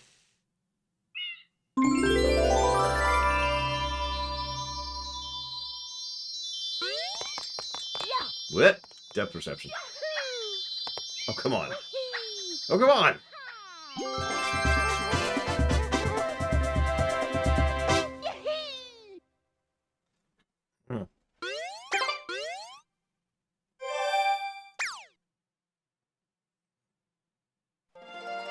So we've already unlocked the second stage. Now, if you're a young lore and you're playing this game for the first time, your first thought is probably, oh, sweet, I'm gonna go check that out. Not realizing we have to finish the level we're on before we can actually access that. Now, we'll go ahead and do it. We'll go ahead and go over and do this. Fail at this. Oh, it's completely wrong, but anyways. Hey, Mr. Red. I'm glad you got to see at least some of it.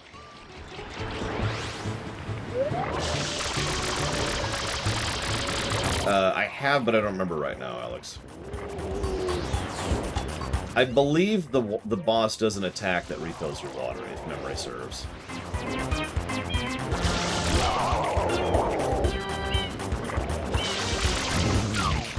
Oh, too early. See how far away we can get. Mario.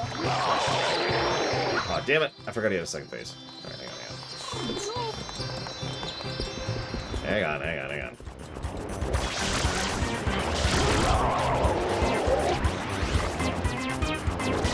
Second phase. I mean, there's nothing to it.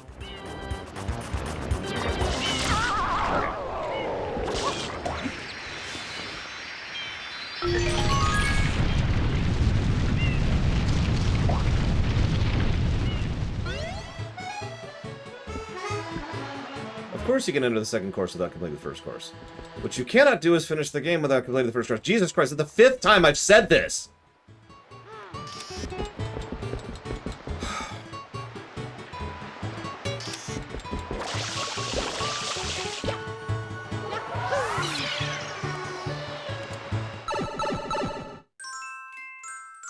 I think so, Ross. I actually forget the exact orders because the news were coming out at about this point in time. And I think New Super Mario Brothers Wii came out before Mario Galaxy, but I'm not actually sure about that.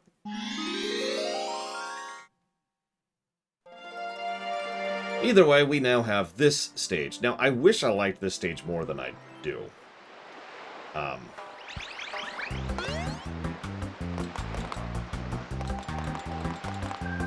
What did you think I said, Innocence?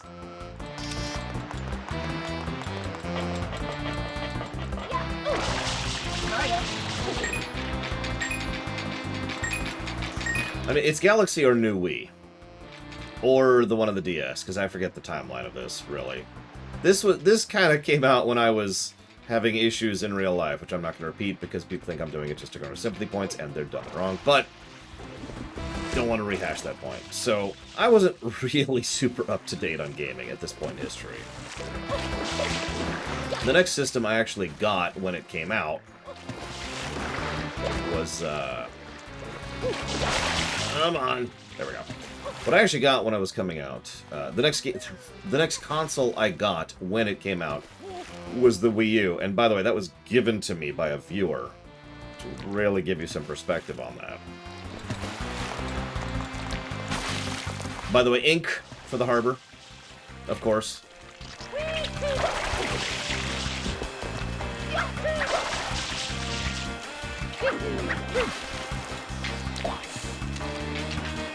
No, you're probably right, Innocence. I probably misspoke. So let me be 100% clear.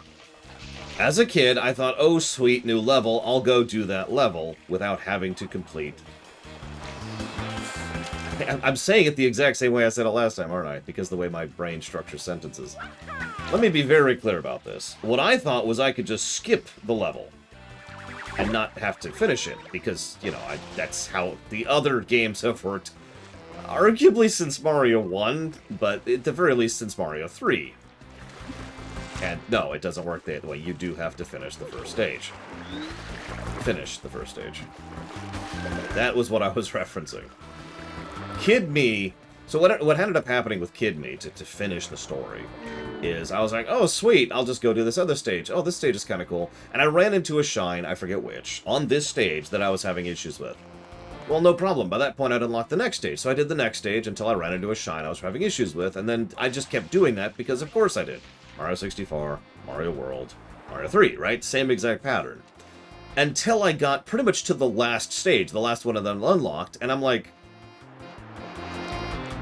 why can't I progress? And I was so confused, because it was such an unusual idea to me to have to actually finish a stage, in order to be able to actually move forward. I had to look that stuff up.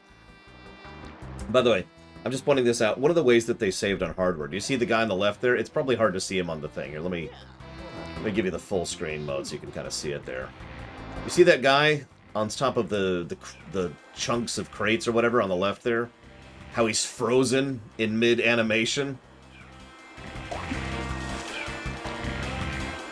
It's because that they only kind of load people when they're distance like that or whatever. If we move forward, you'll see him start moving again. Right there. See? And now he's moving again.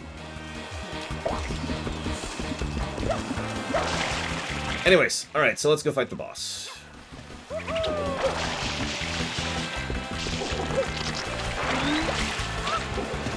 Talk to people. Gotta talk to people. I know we're in the middle of a crisis and all, but... do you think you could help scrub off the walls, too? And you got a minute, that is. No rush. And yeah, it's their method of rendering. To my knowledge, this is a common trick, even in more modern video game design. I don't know if this is how they do this in Mario Sunshine, but I do know more modern games what they do, like Kingdom Hearts 2, for example, pulled this trick, which is PS2. There's a different way that the game renders an active object or an active actor versus just something that's rendered in the distance. Like, for example, that thing out there, the first one, which, by the way, as usual, you can see it, is rendered differently than that dude. There's like a script that's attached to each active, I don't know what word to use here, active actor, I guess. And so that script is running for him to tell him to move back and forth and do this animation and react to these kind of inputs and react to these kind of stimuli, right? Like there's a script running there. And anything that's not a loaded actor, like the guy in the background there, he doesn't have any scripts running. So instead there's an object rendered physically, but nothing else running on it, which saves on processing or something, I think. Again, I'm speaking kind of in ignorance, because I don't remember exactly how this works, but I do know this is something that several games have used, including the aforementioned Kingdom Hearts 2. By the way, check it out. Mario World is back.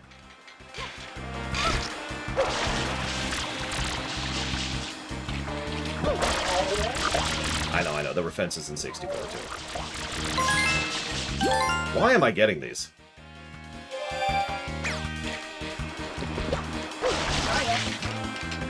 Honestly, I would say that the overwhelming majority of Mario games are in the exact same way to me, Alex. Everyone we've covered so far, with only one exception, well, two exceptions, has had those irritation moments for me. Mario.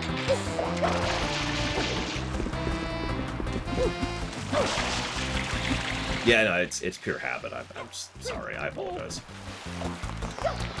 Apparently having issues today. Who knew? Just what in the blazes is this stuff? I can't even get my work done. I know, right? There's just ink everywhere.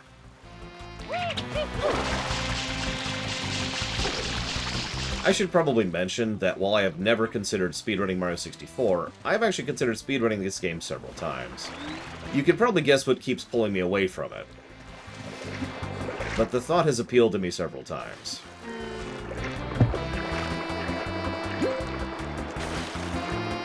Now, one of the things I thought about doing... I'm just exploring here. One of the things I thought about doing was effectively inventing a category. So, you know how I like to do 8 boss runs in Mega Man?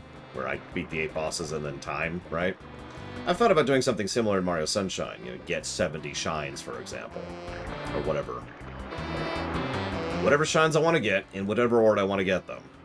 But once I hit the 70 marker, I'm done. Which would, by definition, probably not involve doing Corona Mountain. Hi, Disco. Don't worry about it. Yeah, I could get some blue coins on my way. There's several that are effectively in your path. I could get most of the shines in a given level, and then ignore the other ones. I think it's gross that people just eat bloopers, but I mean, what the hell do I know? I don't like seafood in general.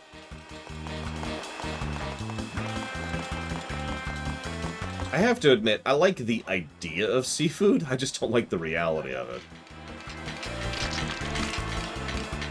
And you know how I tend to have that weird habit of thinking about the food of a fictional setting?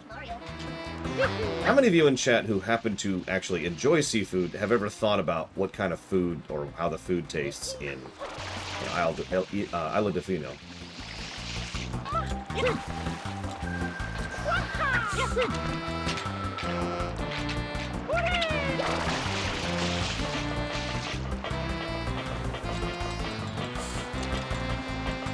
Sushi is, yes, absolutely my favorite food, and also not seafood. I had that discussion with my niece just this week.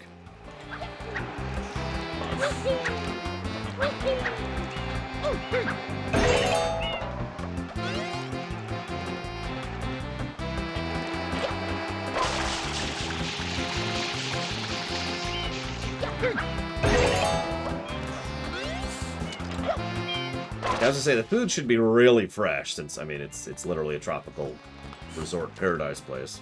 Oop, it's coming out of those crates over there. I'm not sure I've ever seen anything as gross as that. Oh, I have. So, boss time!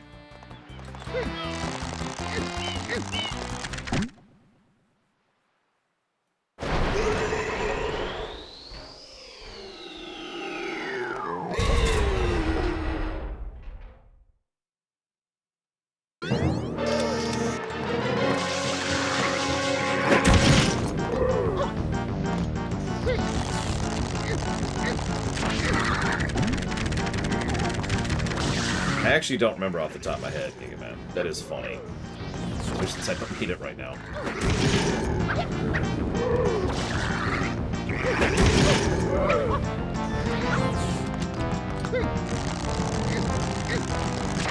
Just casually ripping tentacles off of a squid. Don't mind us.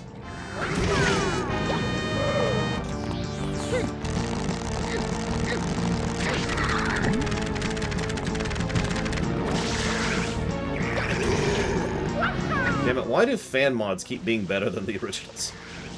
I mean, that's a silly question. We know exactly why. Dedication and years of additional tech and experience in game design, as well as, you know, tools that they didn't have at the time. And no obligation to shareholders. You don't actually have to do everything I just did, by the way. You can just start with this.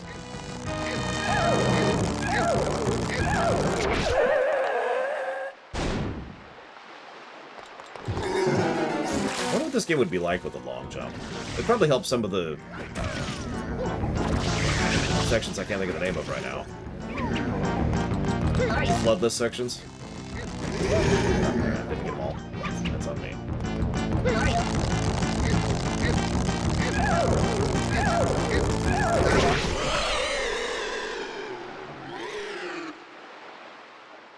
It's okay, we send him back to the water, where he belongs. Oh, I believe you, Alex. I've actually had sushi in Hawaii before, and it is the best sushi I've ever had in my life.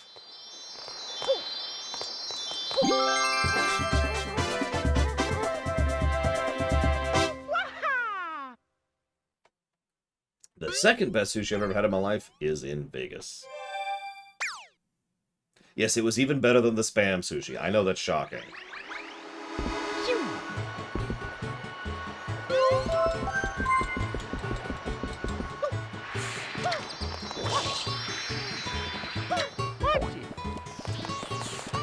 Dude, I'm telling you, whenever I take over the world and start doing that food tour of the world, I mean, I'm not doing that alone.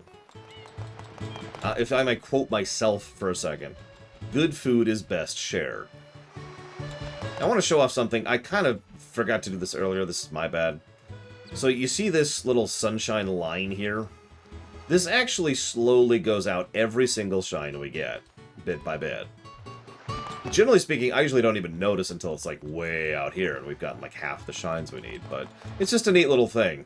And if you keep track of it, you can like be like, okay, so that exact thing is where the light is at, and then if you get another one, it goes a little bit further, and etc., etc.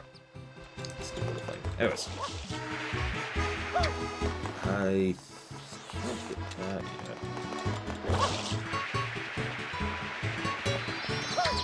I mean, the goal is to go hit pretty much everywhere, Darth Trinius. But yes, Japan is pretty much first place on the list.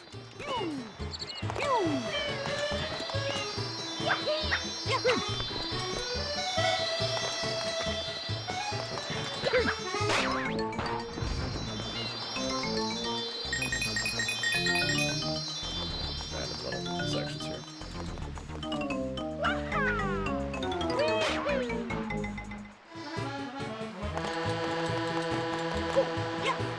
Ironically, the third best sushi I've ever had was in LA.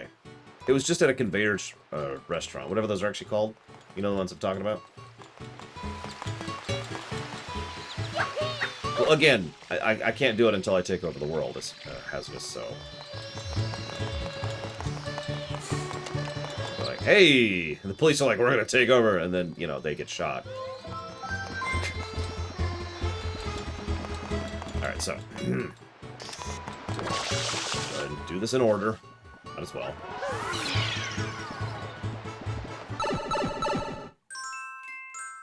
I've only had good ramen once. That was pretty recently, too, so... A couple years ago. Alright, so let's start judging the level, shall we? We've judged the moves. We've judged the hints. We've judged the fact that this, if this is the stage I think it is, then the stage sucks.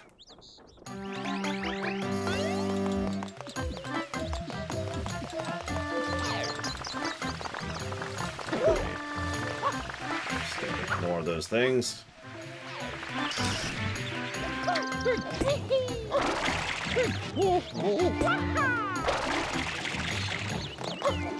I mean, that's pretty recent to me about Wolfenstein.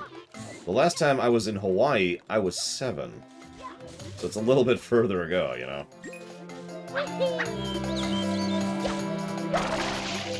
I need to do that.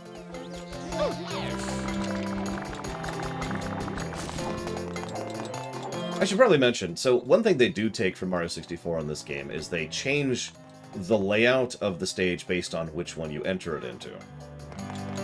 It's probably one of the bigger reasons why they don't allow you to stay in a stage after, you know, getting a shine.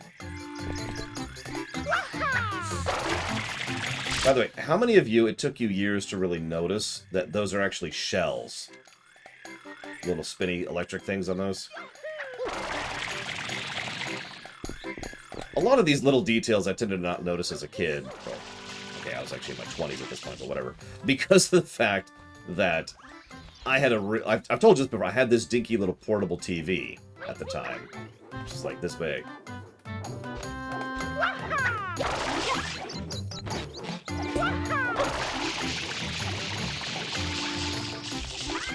So, these levels. Now, I hated these levels when I was younger.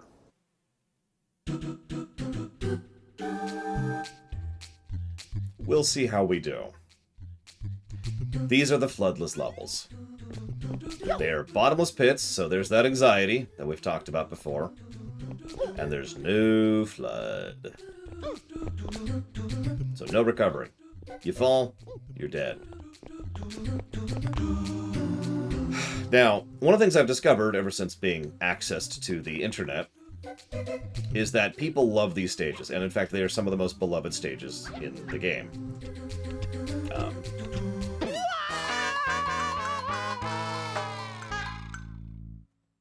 Now, they are checkpointed. Oh yeah, it's almost guaranteed that this is what inspired Galaxy and Galaxy 2. Because, so, it's not just the fact that you don't have Flood. The nature of how objects move here is a little bit different than everywhere else, probably because of the fact that so many of them are moving. Now, this is speculation. I don't know if that's why the physics are different. But there's so many moving objects, and they all kind of operate a little bit differently than the rest of the game.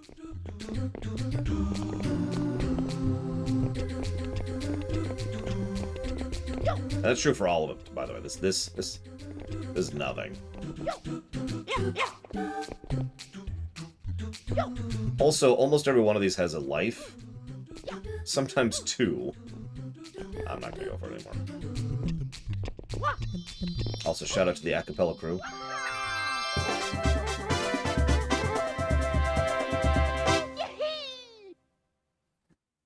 You don't have Flood here because...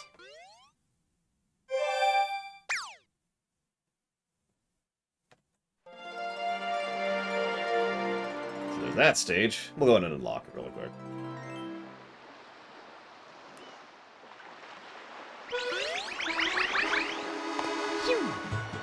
Not that we have to.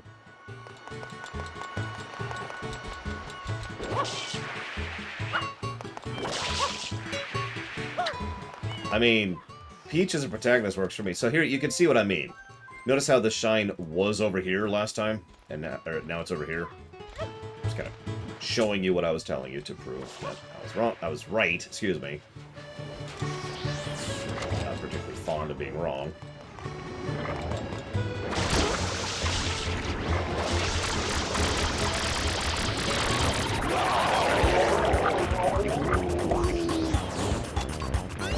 So let's assume for a moment that we're not going to make my 4X game where you can play as Peach. And let's assume for a moment we're not going to do that build a castle game that I talked about the other day as Peach. So just do a straight-up platformer. Peach has movement tech. She's in Smash Brothers. She has a kit. Just make a platformer as Peach and don't make it junk. I actually haven't played Super Princess Peach, so I don't know if that's any good, but I've never heard good things about it.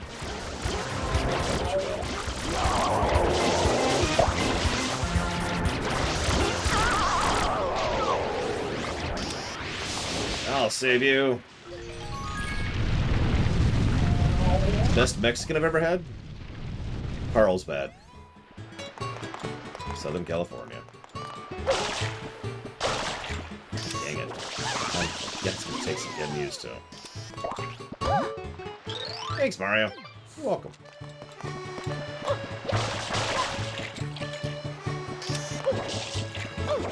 Oh yeah, I remember hearing about that. Like, there's something about, like, her mood changes, like, her power-up or something. I don't remember. Again, I haven't played it. I actually own it, I think, but I've never played it. Okay, it is course 3, you're right. Yeah, so by memory, this is my favorite course. No bottomless pits, well, except for the damn Sandbird. And it's got the beach vibe, and I remember enjoying several of these shines. I need to test some. That's what I thought. So, cool. We'll come back to that. We really need to judge in order so we don't lose track and don't accidentally not give pluses or minuses. Hey, dude, are you okay? Oh my god! I'll help you! I'll help you! Oh god, wait, I'm coming. Are you okay? Oh, you saved me. Thanks a bundle. You're welcome, dude. No, my least favorite level by memory, the one I was stuck on so long, is not in that beach. I'll point it out when we get there, don't worry. Feel free to guess, but I'll point it out when we get there.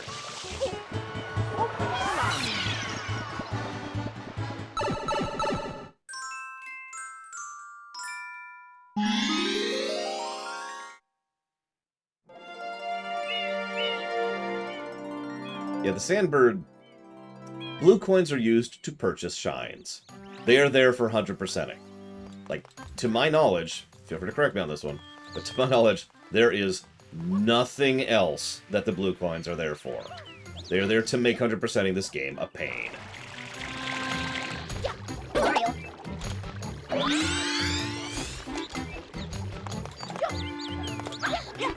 Whoa.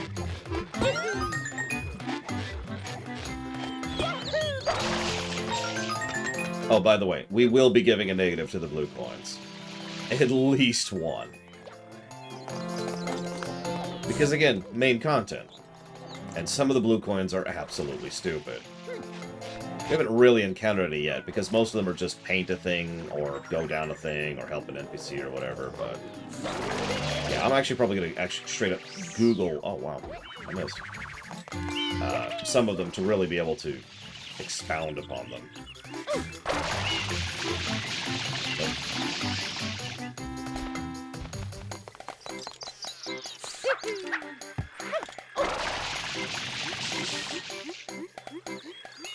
It's a good idea, Hazvis.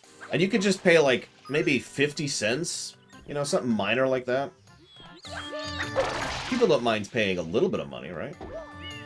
I've only gotten all the blue coins once ever. I will not be doing so this playthrough.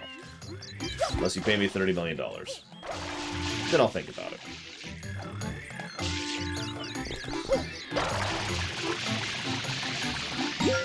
There we go.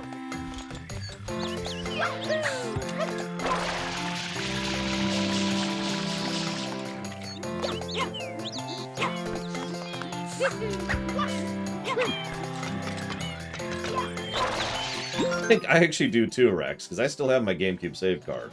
There's no way in hell I would have deleted that. Unless it's run out of juice by now, or battery, which is entirely possible.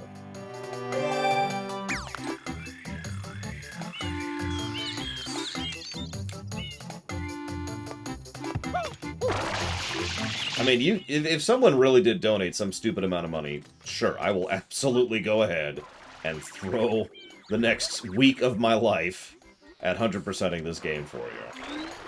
But please don't do that. I don't want to do that. Nobody watching this wants you to do that. It's one of those things where it'd probably be funny at first, and then it would just get worse and worse and worse, until eventually everyone is bored.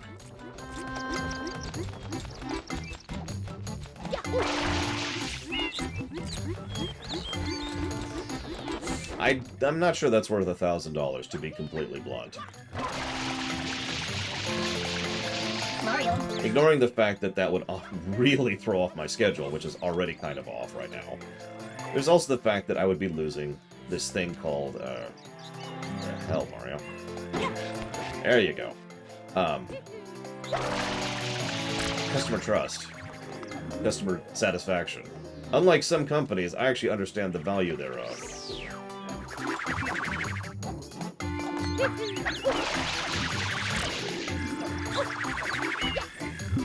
I've actually talked to a few people about this before, from a financial side of things. If you're going to do something that's going to damage your reputation, you need to really make it worthwhile. It's one of the reasons why I don't accept sponsorships. Because the amount of money they would be willing to give me is worth the sponsorship, technically, but it's not worth the loss of face, right?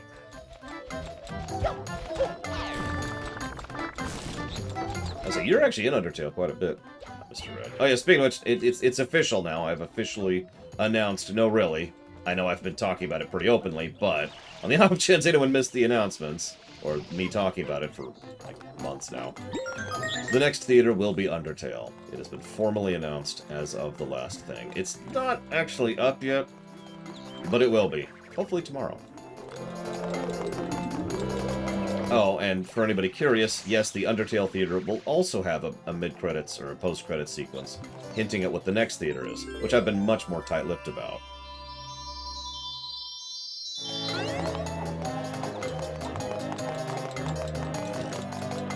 Raid Shadow Legends has actually offered me a sponsorship once. I think I mentioned that. I looked it up like, oh, okay. How much are you offering me? Anyone want to guess?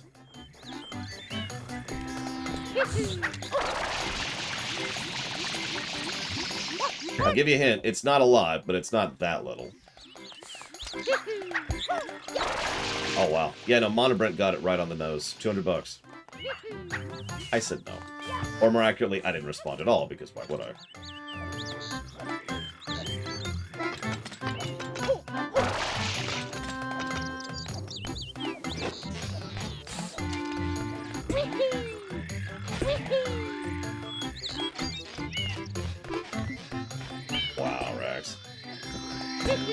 Dump truck full of pennies. Yes, that's what they offered me. Yeah, $200 wouldn't be enough for that, even if I wasn't losing out on, you know, intangible things like, hey, I'm a sellout now. Yeah, $200 for the video. That's what they offered me. $200 for the sponsorship.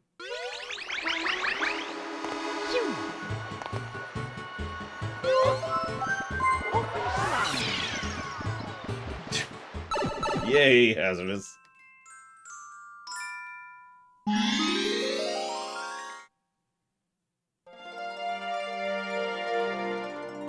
I mean, yeah, exactly, Mr. Red. Like I said, if you're gonna pay me to, let's call it what it is, hurt my business, then you're gonna have to pay me a lot more than whatever it's worth to you. Now, I have to admit, in that kind of cheeky sort of a way, part of that is me being, like I said, cheeky. Because I know that I'm safe. No one's ever gonna pay what it would actually cost for me to actually sell out. So I don't even have to... I don't have to think of the equation, right? Like, it doesn't have to occur to me. Would I sell out? I've never really seriously questioned that, because I don't have to.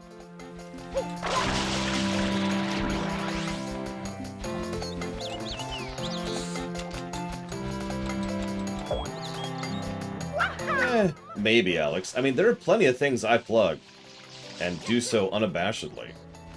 Like, if FF14 reached out to me, for example, I'd be like, yeah, done. Hey, you should go play FF14. Hey, you should go play FF14. It's a damn good game. I've been trying to talk my sister into playing it with me. Well, I say with me.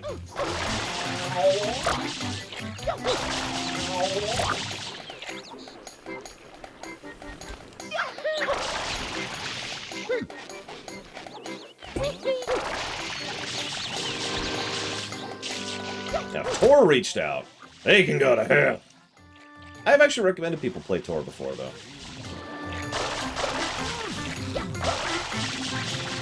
I can't do fake excitement. Like, I could do obvious fake excitement.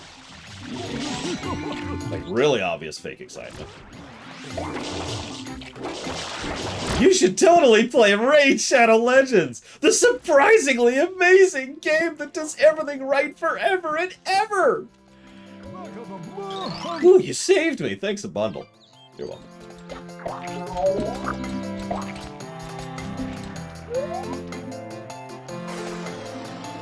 Suck at this, so... Yep, let's miss. Get a bit more this way. There we go. Wow, 2 shots. I think that's the fastest I've ever done that. Have you ever heard of the critically acclaimed MMORPG Final Fantasy XIV? It now includes a free trial up to level 60. I thought it was 70 now. It allows you to play through the entirety of A Realm Reborn and the award-winning expansion Heavenswards with no restrictions on playtime. Stop laughing in the middle of that, sorry. Oh yeah, right, in 2 weeks, it'll let you go to 70.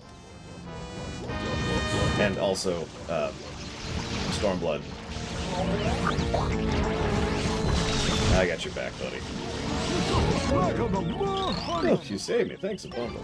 Would I recommend WoW right now? Pass.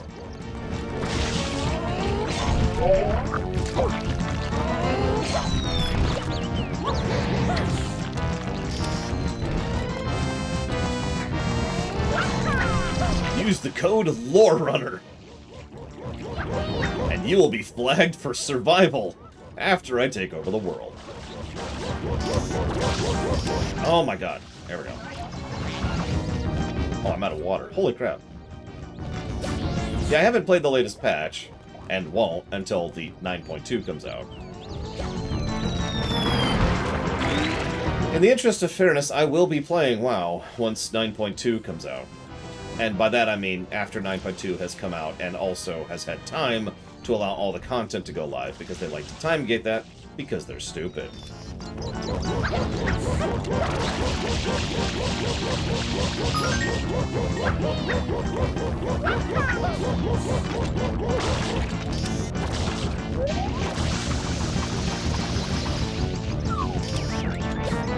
Cannot believe that connected, but I'm not going to argue it.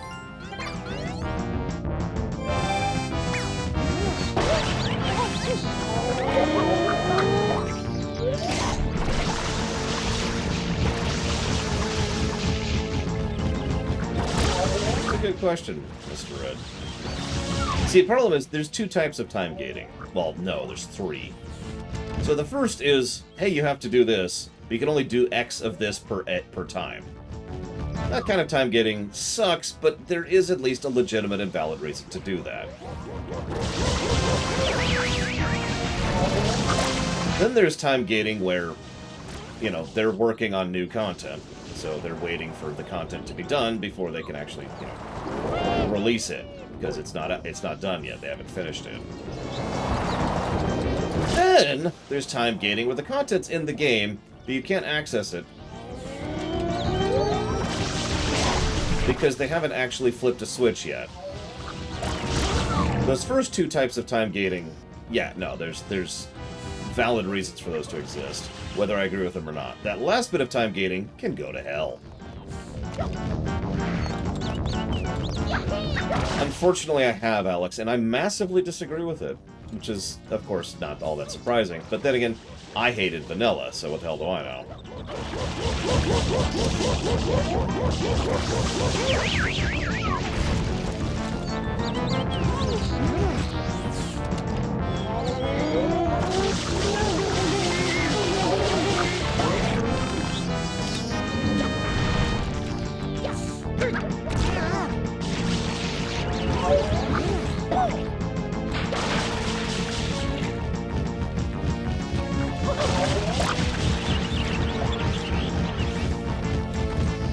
Yeah, Nintendo has a thing for belly buttons.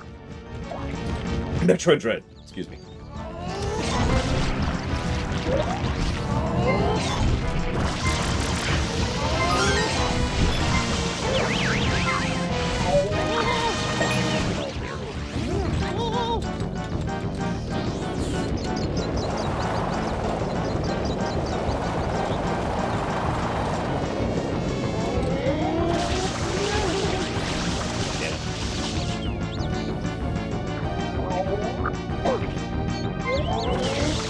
My biggest irritation with that video, Alex,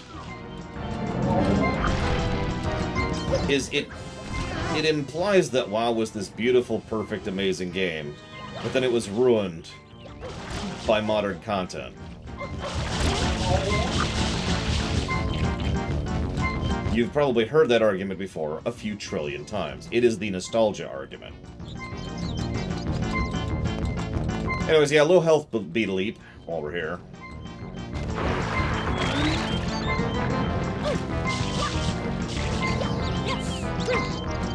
Now, I will admit, I don't want to say I'm anti-nostalgia, but I have been pushing against the nostalgia argument for most of my life. Literally something that came up when I was a child, and people would bring it up in school, and it used to irritate the piss out of me.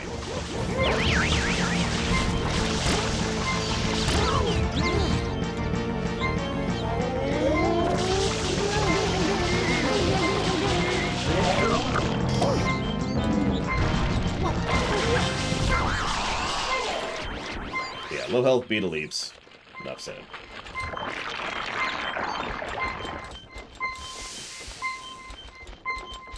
It does hazardous. Wonder if it actually is.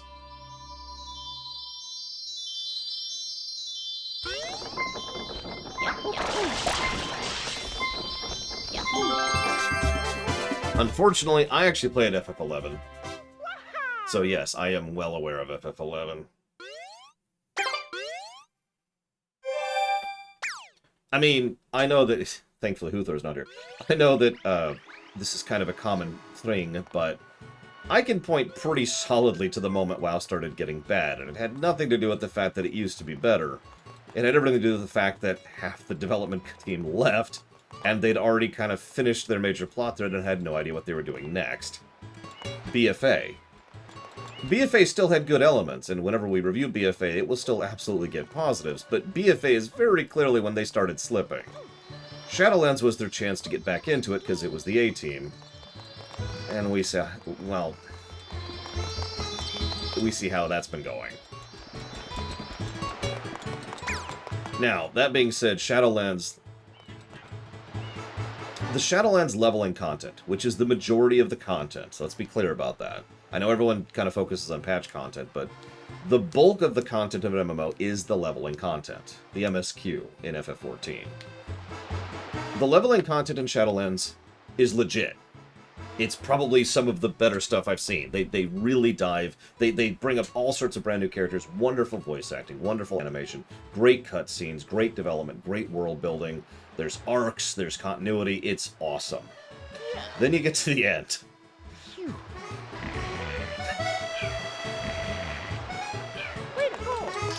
If that sounds familiar, that's the exact same thing that happened to Warlords of Draenor. Warlords of Draenor's leveling content was legit. It was awesome. It is some of my best leveling content in that entire game. And then you get to the end.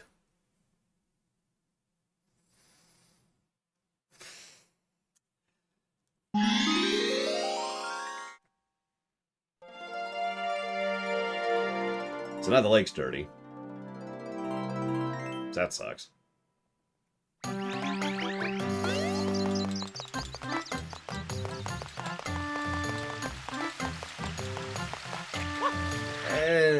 Yeah. I was gonna say, Warlords... I mean, Warlords still had plenty to it. It's just most of what Warlords had was more important for people who cared about the lore, history, and backstory of the setting. Warlords fleshed out Draenor in a way effectively nothing else ever did. And that was awesome. For people who care about that sort of thing. The plot of Warlords was not super fantastic.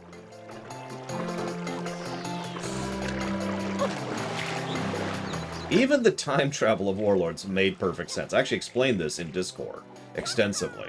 Because it have to, because it's actually pretty complicated. But even the time travel of Warlords of Draenor makes perfect sense. And fully fits within the way time travel has already been established to work within that setting. It's just... You get to the end of it, it's like, alright, well... here's the last raid. We are free. Alright, go to Legion. Nothing this dirty could ever get back to normal. Yeah, Draenor is free, is getting a negative. That one scene, that one moment when we review Warlords of Draenor is getting a negative. I guarantee it. It is such a slap in the face of everything across all of Warcraft, never mind what Warlords itself was establishing up until that point. Just do not know what they were thinking with that nonsense. I mean, I know exactly what they were thinking with that nonsense. They were trying to get on with it and get on to Legion, so they just wrapped everything up with a bow as quickly as they could. Come on.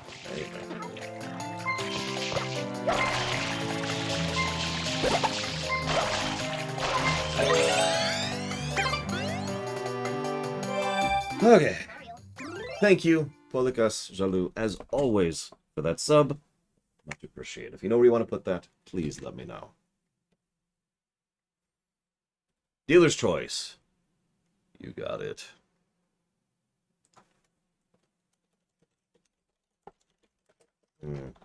Yeah, I ate something before I started streaming, but I might have to actually eat something else. Oh.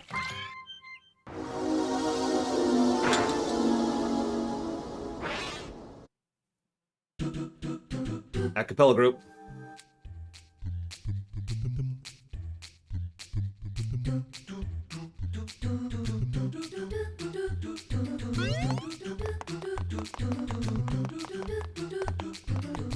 I'm going to go and explain that for those who don't get it or weren't there for it. So in SGDQ, I want to say 2013, they were doing a run of Mario Sunshine.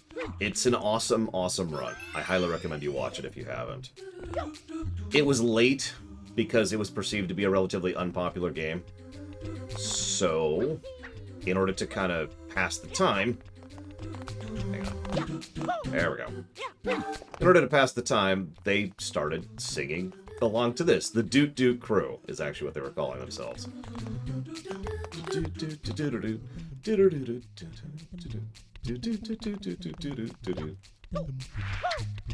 And we're dead.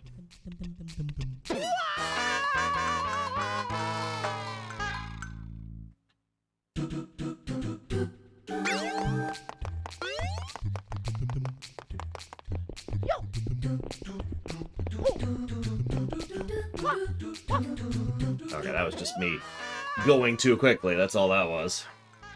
I guess we'll see what happens when I game over in a minute. I will be honest. You remember how we praised Mario Odyssey for not having lives? This game would be legitimately better if it did not have lives as a system. IMO. Now, what's funny is if you pay attention, they give you lives. For each of these, I actually talked about that earlier. Whoops. Thankfully, there is a recovery area for this one section.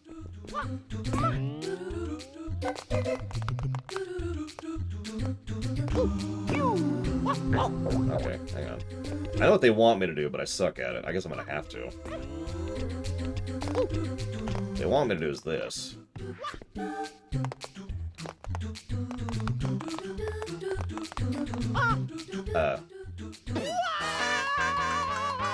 What?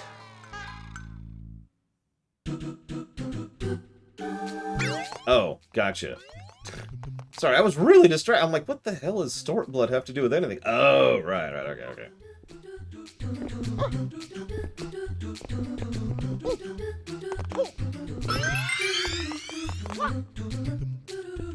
Hey. You're gonna hear that noise a lot on these stages, by the way.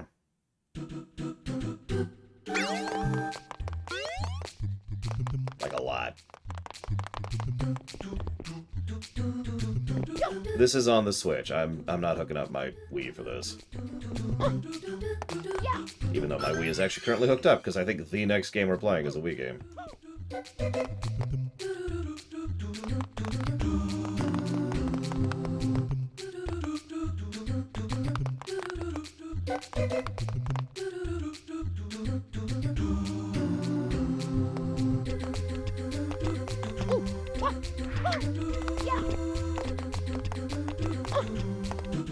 I'd have to think about it, Malachor, because it would depend on how they execute it. Like, FF14 used to have sort of pseudo cross-classing, and I've actually theorized many times about how I would turn FF5's job system into WoW, or WoW into the FF5 job system, however you want to think of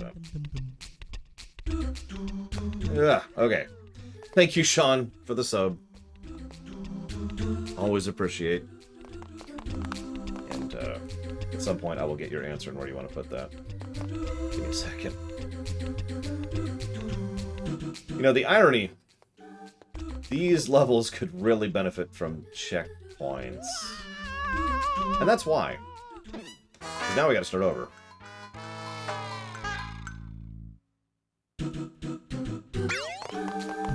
So, if nothing else, I think we could definitively say one of the negatives of these stages, the Floodless stages, is no checkpointing.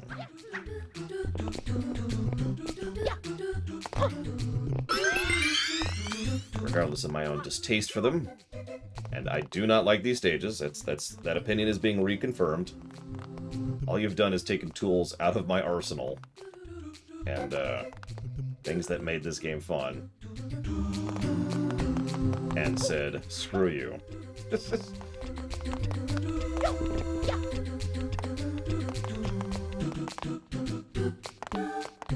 Oh, sorry, Disco. I saw that question earlier. The grab box on collecting things is larger in this game, too. Going back to that whole assists thing. I don't want to say no, Disco, but I can't think of any instance where I did that. So I'm gonna go with no.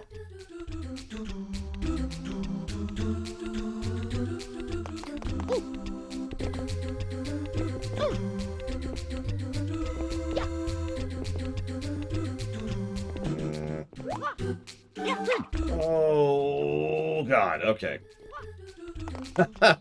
Hi.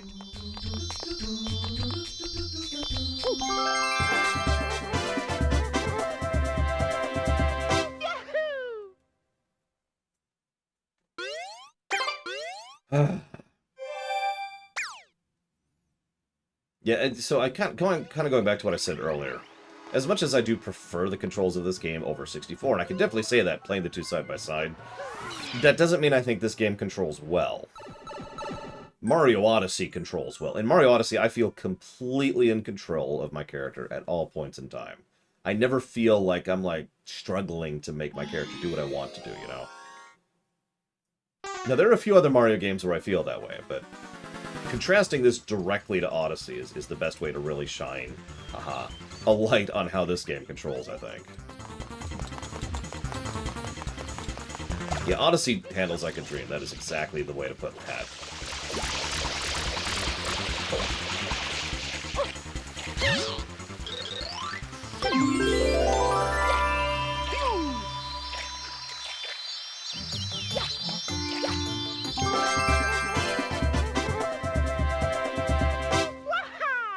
I praise Odyssey a lot. And I will continue to do so. Forever. It's an amazing game. Go play it! Like, if Nintendo reached out to me and said, hey, Laura, can you plug Mario Odyssey? I'd be like, done! Play Odyssey, it's amazing! Oh my god, it's so good, you guys. So, okay. So, let's go back to what we were talking about earlier. So, we have defeated the 7th star, Shine. And the 7th one, that's the thing that's required. We're technically done with this stage now. We could move on. So, to my knowledge, and I'm going to jot this down as a theoretical negative, nothing tells you that in the game. Now, I know this because I have access to the internet, and I frickin' looked it up. But to my awareness, nothing actually tells you that that Shine 7, is the actual marker that kicks off the end of the game. And I didn't miss it, Sean, but thank you for double checking. Because I don't think I said it out loud.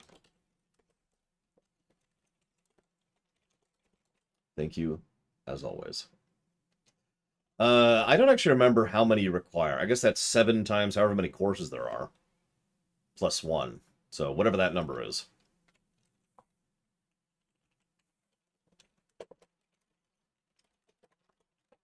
It's actually not that many, I know that.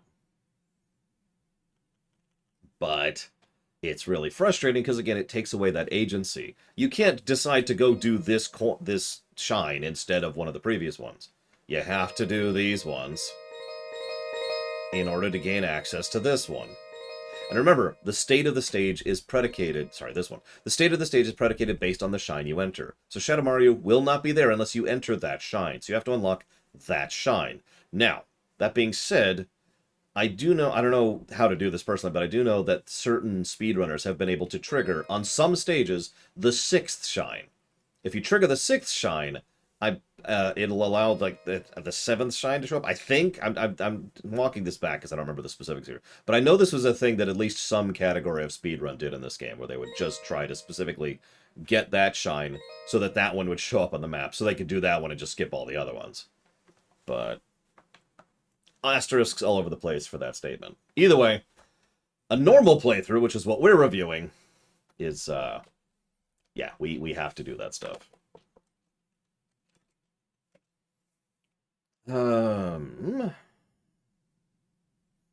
I think you're right, Rex. In fact, I think I've done that before.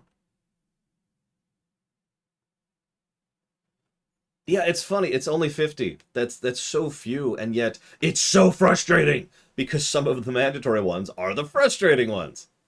But anyways. Oh yeah, lack of info.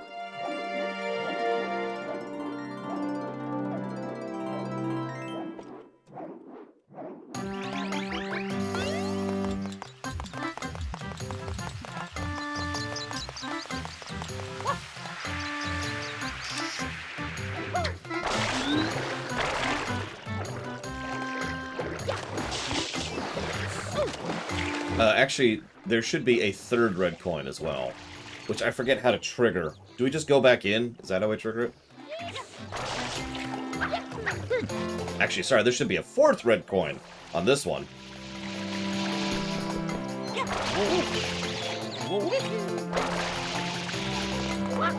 I guess we just test that theory. Let's go test it right now. Let's get a donation from Alex. It says, go test that theory, Lauren. I'm like, you got it, Alex. He actually gives me all my orders, so I have to do anything Alex tells me to do.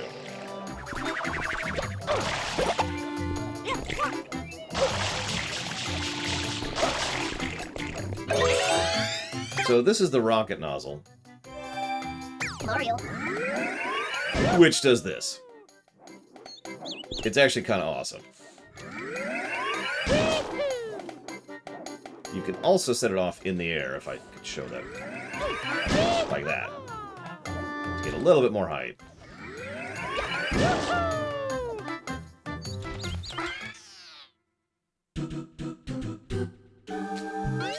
Yep, it's there. So there's... I was right. But first, I do want to say thank you, Alex, very much. Actually, I'd let you listen to the music. There's no timer.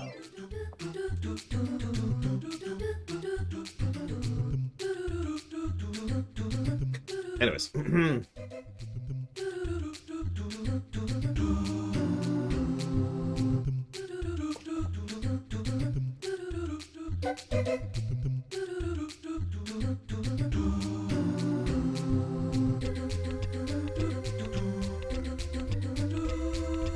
No, I understand, Alex. I do get it.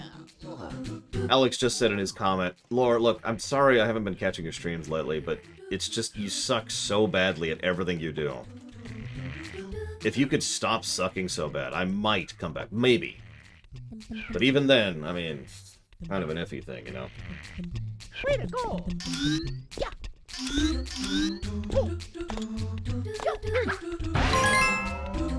So, you have to get the red coins. Okay. You have to get them in a timer. Okay. You get to keep Flood. Okay. The fact that you get to keep Flood kind of says something, in my opinion. In my experience, doing the Floodless levels with Flood is much better, even though it's on a timer. Nope, took too long.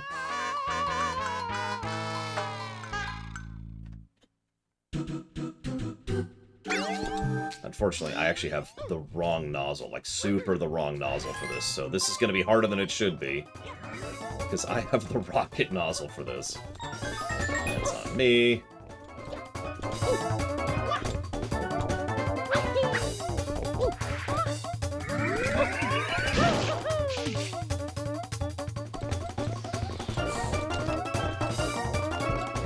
So be careful. Careful? Cautious? Oh my god, careful and cautious. I really am dyslexic today, jeez Louise. It's the dementia kicking in.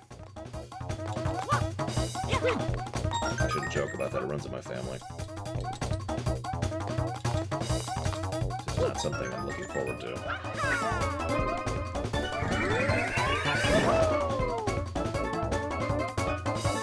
Couldn't get the camera to go the right way.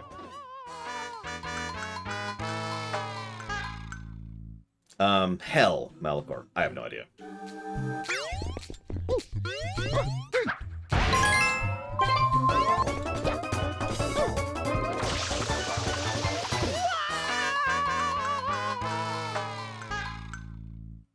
Yeah, you'd think that having, you know, Flood would make these levels eat. No. We're probably going to show off the game over here in a moment.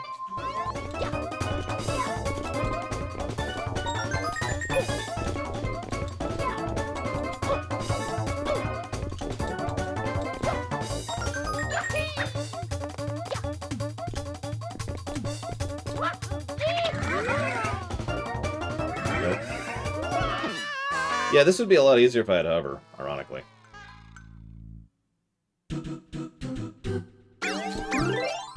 We can just do this and come back in with hover.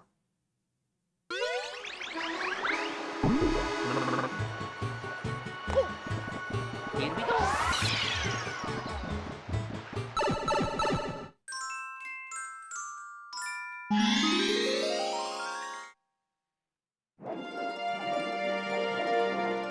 I mean, we're totally going to game over at some point. There's no way we're not.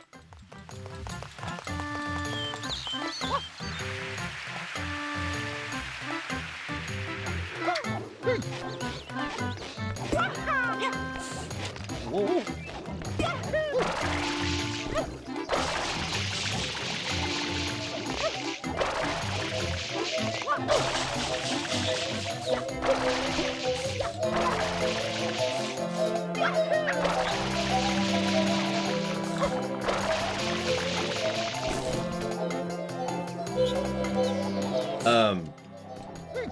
Define better villain for me. Like, which character do I enjoy more? Bowser, easily. So, by that definition, by that metric, it would be Bowser. But Bowser's not particularly villainous. That's part of what I enjoy about him. Bowser Jr. is mostly a brat. So, doesn't make for a particularly engaging villain either. So, I guess I'd just go with Bowser in general.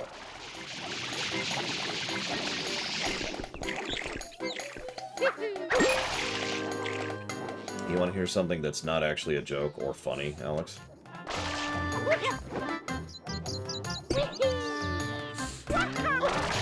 Probably destroyed the entire universe in Mario Galaxy 1, I think it was. Last night, I had an absolutely out-of-nowhere panic attack. Because it just sort of hit me that there's so many things I want to do and can't. At the moment. Not in general, just right now I can't.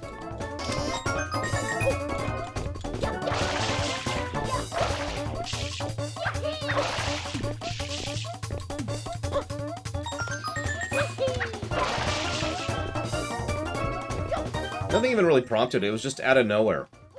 Just, it just hit me like a ton of bricks.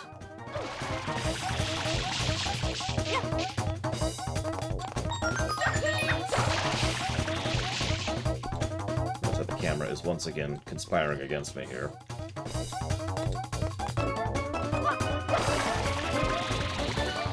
Always wants to get me killed. Okay, recovery.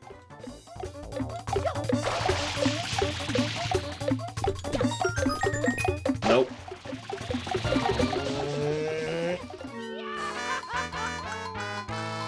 If I hadn't flubbed that last jump, I would have made that.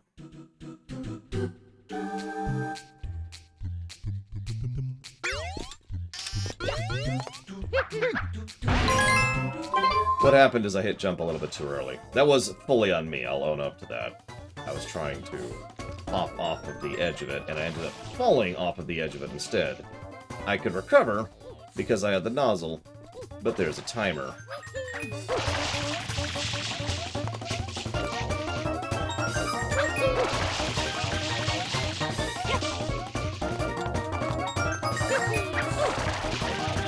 camera really wants me to die.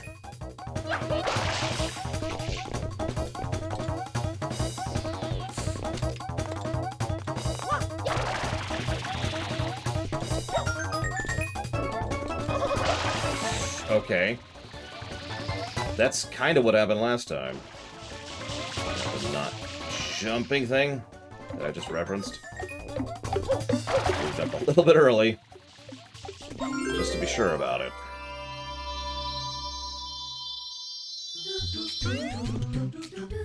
Now I gotta live.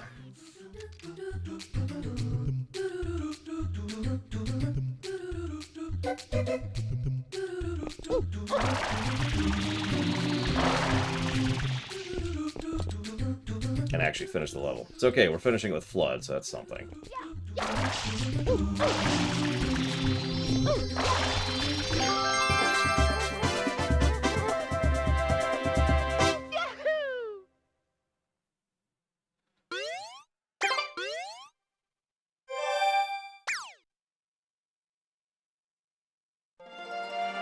Oh, hey. Bowser sub. There's a few, actually, Trihexi, but not recently, no. I think that's it for the time being. No, I'm wrong. There's 2 more shines in here. Including the one that I've selected.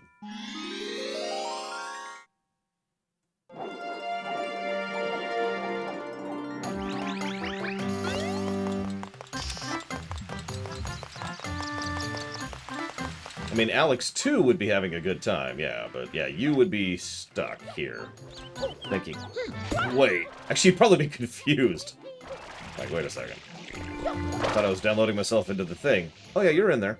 I mean, another you's in there. What?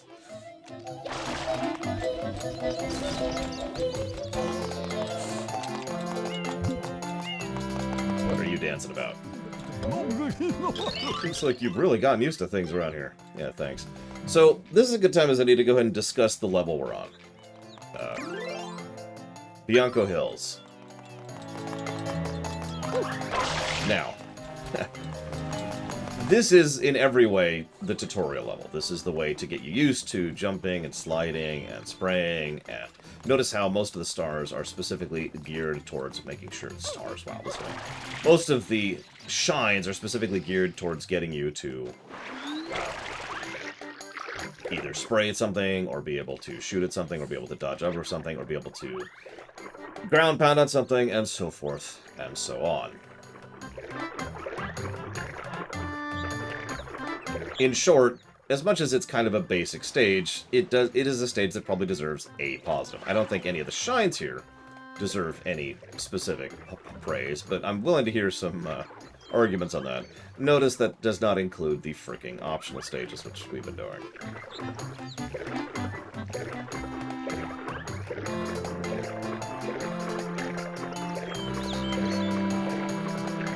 Reminds me of an old quote, Hazardous. The cut command is just a copy command with a delete feature.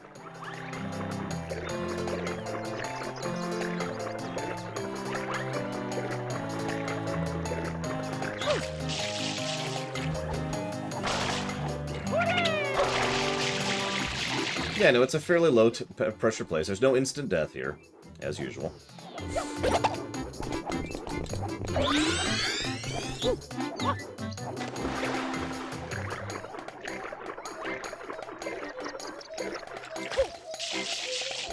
We do have a lot of red coins for some reason.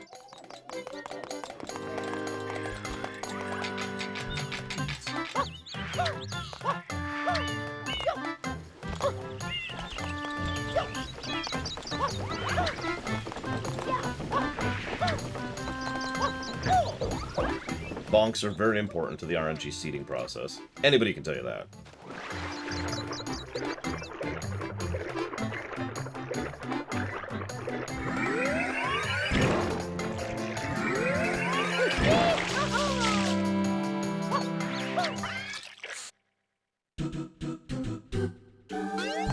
Remember this hell level? Well, now we've got the wrong nozzle, because we have to. And now we've got a timer and red coins. We're probably not getting this. We're probably just going to show off the game over feature here. But this is when the game stops playing fair. Officially. Notice we're in the first stage.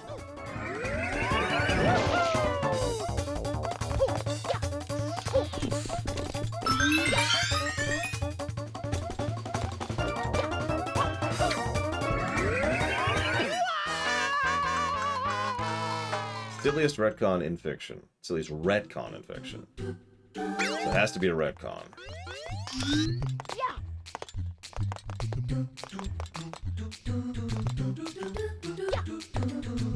For some reason I thought that was the rocket nozzle, not the hover nozzle. In fact, I still think it's the rocket nozzle, not the hover nozzle. That might be wrong. I don't know.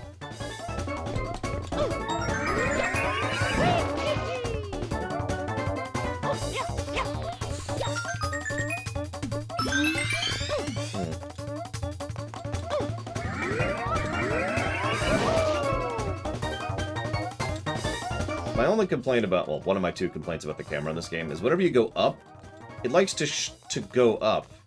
Tilt up, I should be more clear. I don't want you to tilt up, I want you to tilt down so I can see where I'm going to land. What possible circumstance would make me want to see the sky when I'm going up? In this game.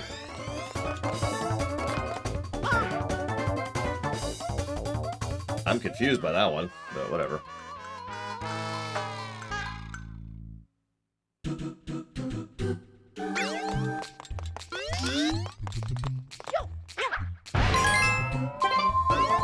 That should not have actually happened. Yeah, that was just a straight-up physics jank, is what that was. A semi-common feature of this game.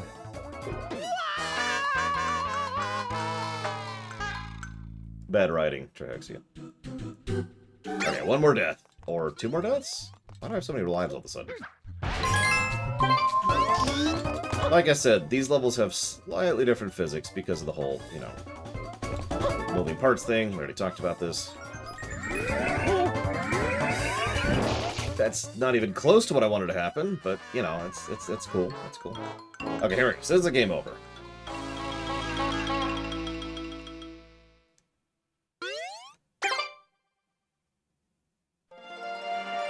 Okay, so game over kicks you back out to here. That's to be expected. Alright, whatever. So, no, we are 100% not 100%ing this game. I said that before we even started, and I meant it.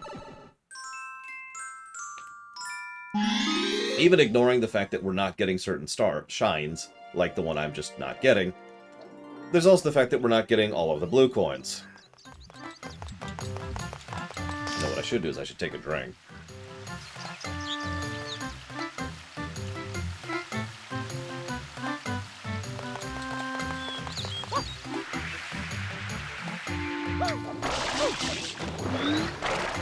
Yeah, Kyberol Velem, exactly.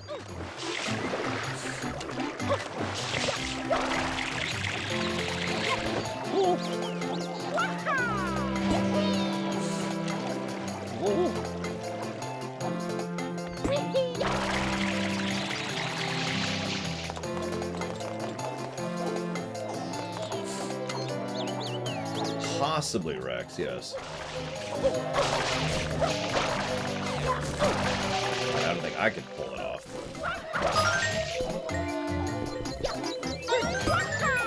I would say maybe that's what speedrunners do, but no, I'm pretty sure speedrunners are just good at the game, and that's how they do it.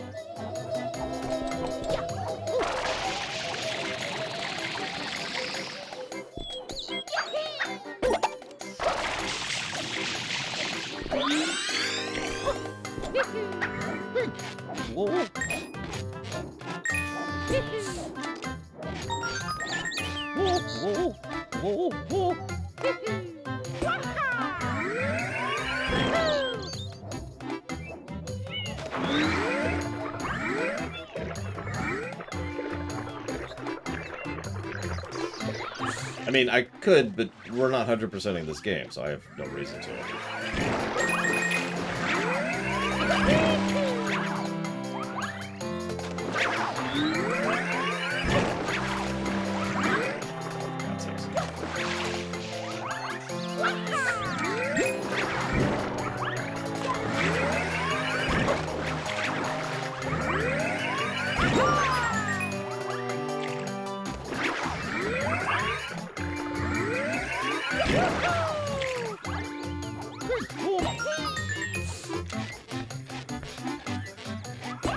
Yes, Disco. How did you know?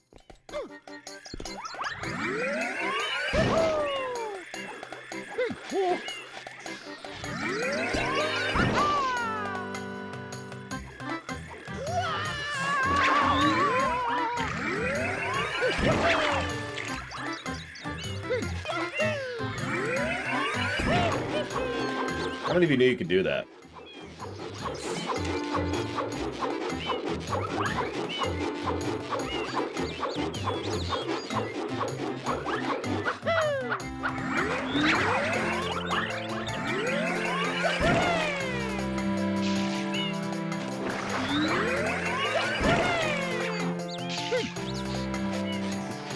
You can launch yourself quite a ways if you do it. It's debatably useful on the cliff level, I forget the name of it.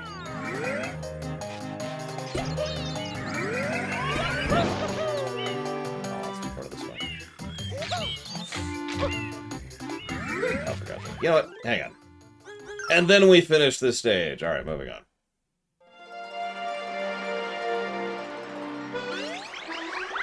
So what do you think of Bianco Hills?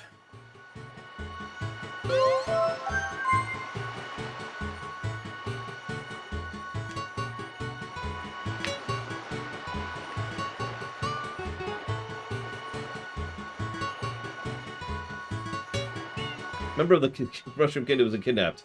Again. Last seen on the west with the princess in tow.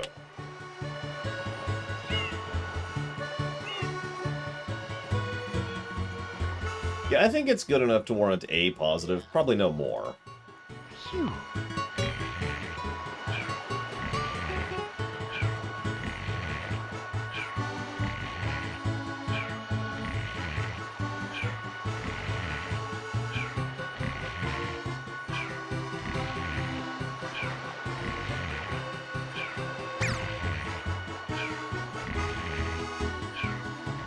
I mean, let's call it what it is. It's a tutorial. It is Bob-omb Battlefield. It's a safe area where you can navigate and do whatever, in pretty much whatever order you want to. In order to... I'm saying the wrong. It's designed to try and indicate what you can do, and where you can do it, and how you can do it. Here we go. Well, not only that, you know he's got, like, a whole room of the castle that's just dedicated to Peach, right, Triaxia? And she can... She just has, you know, she gets stuff shipped there, you know, it's on her Amazon Prime list. Oh, wow, this is the second one. I forgot about this. So, to try and indicate where you should go, they immediately get rid of the ramp going up to the ship. You can still get up there, of course, but that's because they don't want you to go up here. They want you to go over here. Oh, this is probably my third favorite song in the game. Now, I've heard conflicting reports on which of these bloopers has different stats or not. I don't know what's true or not, so I'm just going to mention that and move on. I'm the big daddy of blooper surfing. You like surfing? Hop in a blooper. Give it a whirl. Oh, one thing. Big Daddy waives all liability for accidents. Hang loose, bud. So let's go ahead and use pink. That's the best.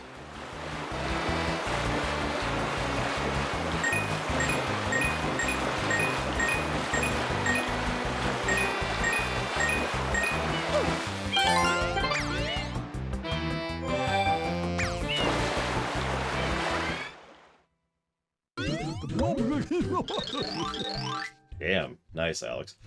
Alright, so now the hard part. We're not going to do the trick because I have no idea how to do it. What? That was confusing, but okay. We're not going to argue. We're not going to argue.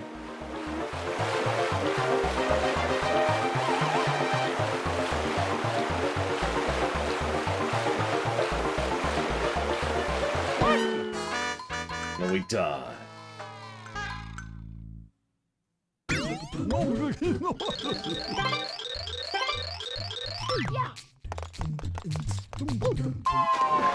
What the hell, game?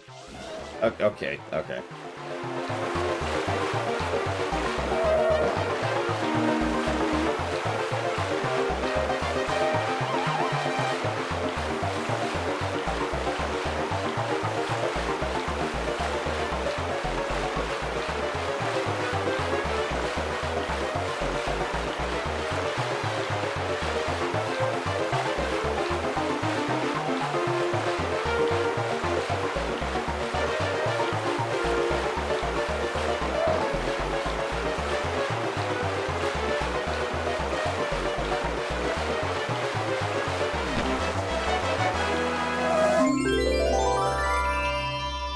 Yeah, it's the head trauma. Although you'd think he's kind of used to that by now.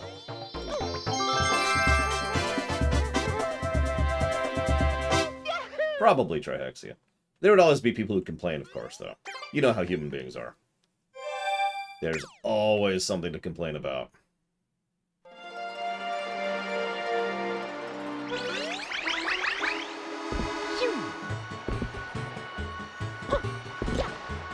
Here we go.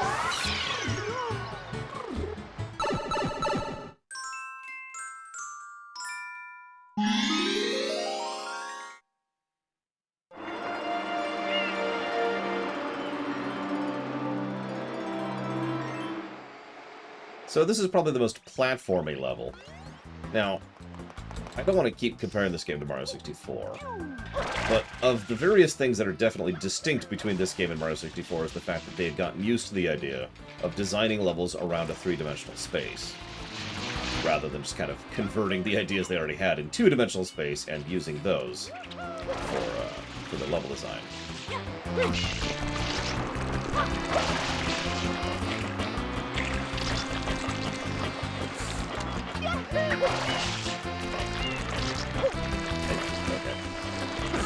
I'm confused by that, but okay, sure. I don't remember Trihexia, where the plumber thing comes from. I really don't. Your guess is as good as mine.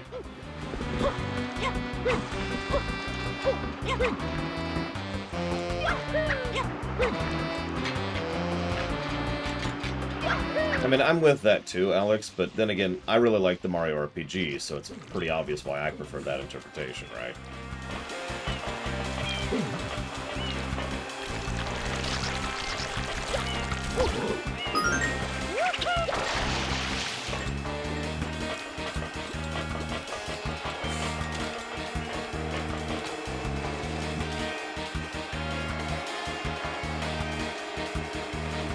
I mean, we all know about Jumpman.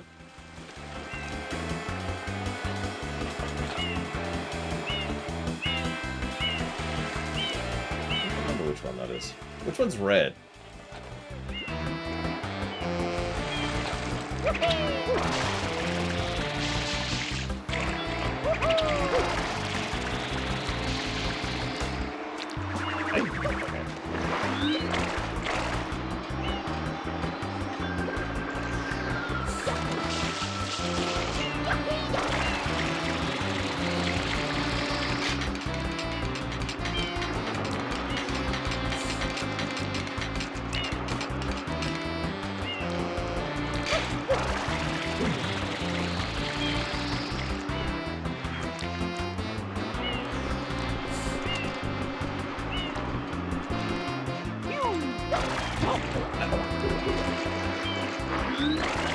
I thought he was on the other side.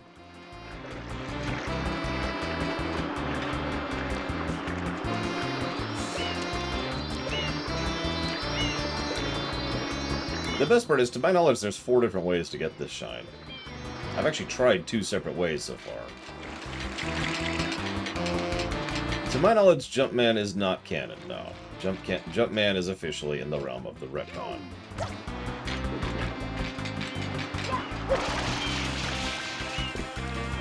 Oh, no kidding. The water always looked legit in this game.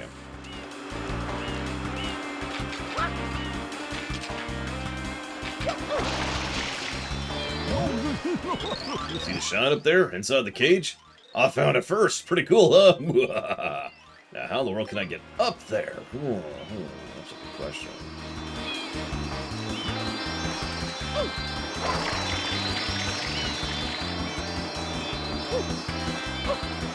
Come on.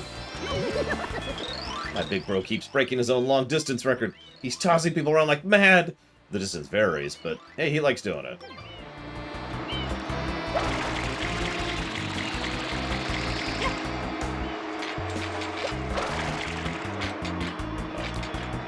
I don't want to be thrown, so... Okay, fine, you can throw me. Throw me! Toss me!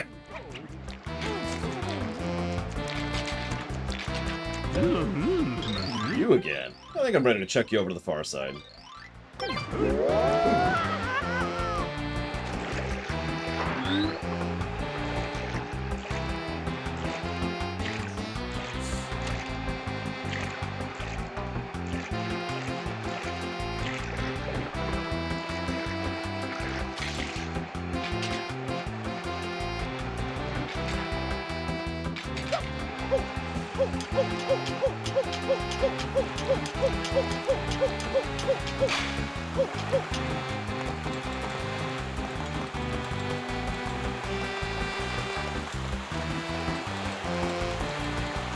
I mean, most of how things develop tends to amuse me, Trihexian. As for bad blood, I sincerely doubt it. But it's also never come up. Since, you know, Donkey Kong's just kind of off doing his own thing. Speaking of which, where the hell is our Donkey Kong Country Returns 3? Jesus Christ. I'd almost rather have that than Metroid Prime 4. Almost.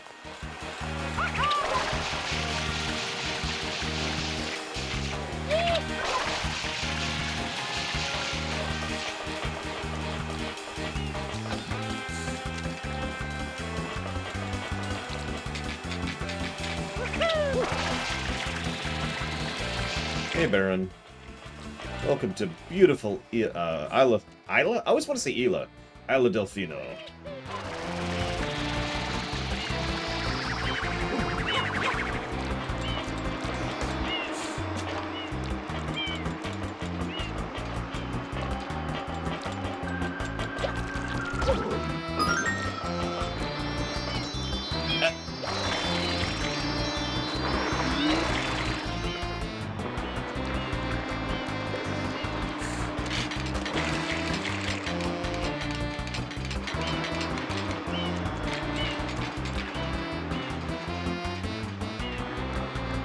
Yeah, no kidding, Rex. I'm very curious what it's going to turn out to be. I'm almost worried that it's not going to stand up to Metroid Dread. And what I mean by that is it's probably not going to stand up to Metroid Dread. And...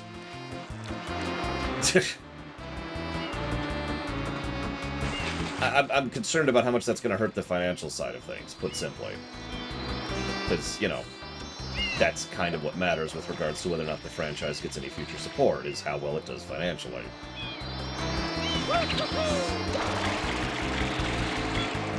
Yeah. Let's just go here.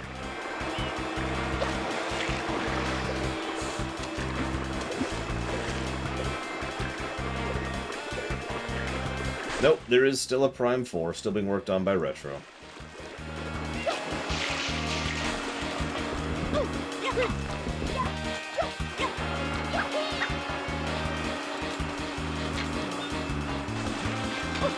Hey, Doom Rider. It's okay. The Mario 64 run was terrible. One of my worst runs lately. Only to be surpassed by this one.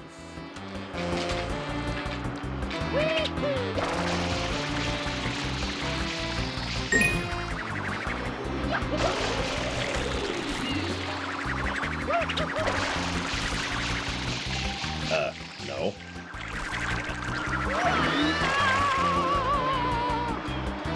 God, I hope so, Triaxia. Lord knows I've been playing chicken with the Prime games for a while now.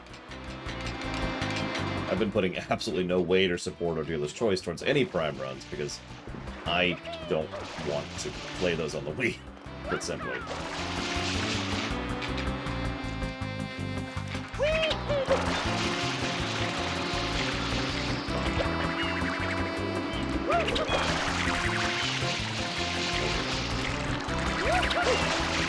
Again. Okay. And yeah, I have no idea why they didn't just have Retro doing it from the beginning. I hope someday we find out why, because the most likely answer is Retro was working on something else. That just sounds like good news to me, right? Retro working on anything sounds like good news to me.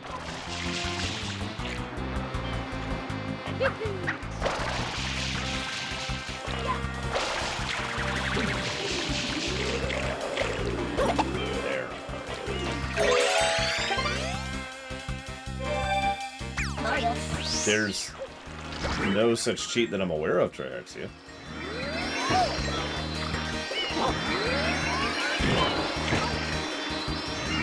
Game. Okay. Hang on, that's not what any of that's supposed to be doing. Well, there's two possibilities here. Either Retro dropped everything to work on Prime 4, or Retro turned whatever they were working on into Prime 4. Your pick.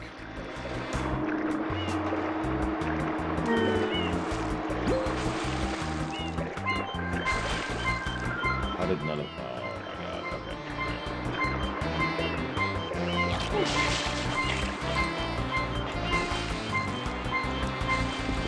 Okay. Bad.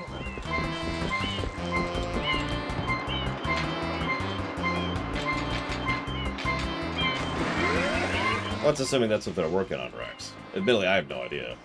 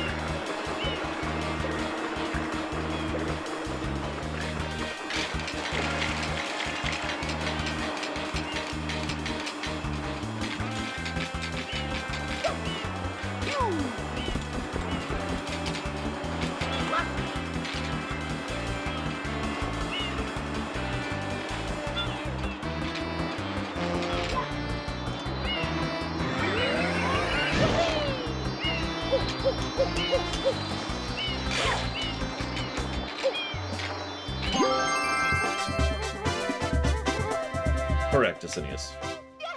You can only you always have the spray, so you never lose your attack.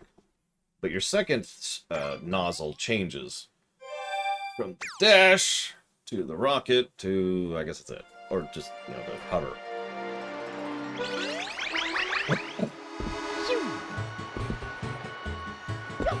I actually didn't know how to get to it from the top in Oceans, so...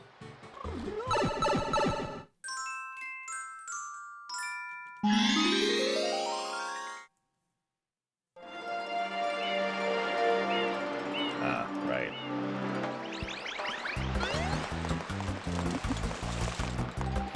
Yeah, I kind of wish you could just pick one of the nozzles and... Or, I'm saying that wrong. I wish you could just unlock the nozzles and just have all the nozzles. Maybe disable them circumventally, but even then, no, I take that back. I just wish you had all the nozzles, period. Just stick by that particular mentality. You know what I really wish is we kept the nozzles for these stages.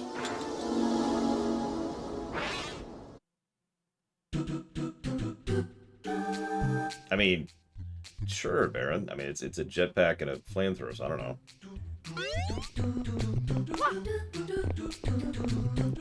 You may recognize this stage. It's literally a stage in Mario Galaxy. 1 or 2, I forget which.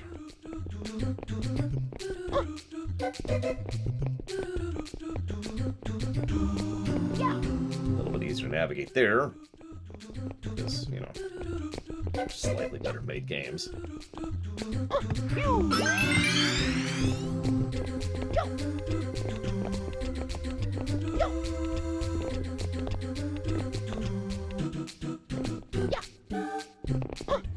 And death.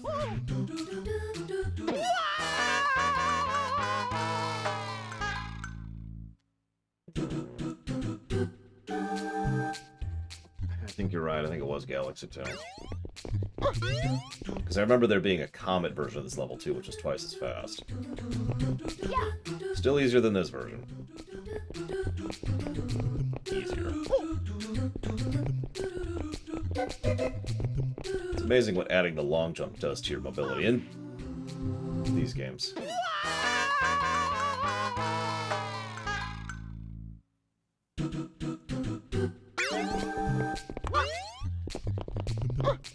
What was that? Did you see that?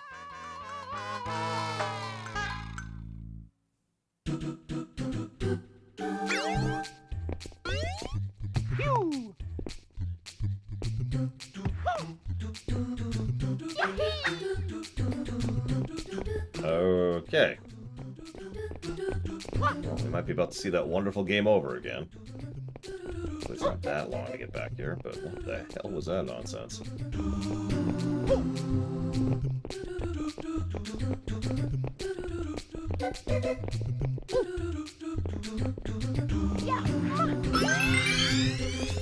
Oh, the music's absolutely getting a positive. There's no question. There's no way it's not.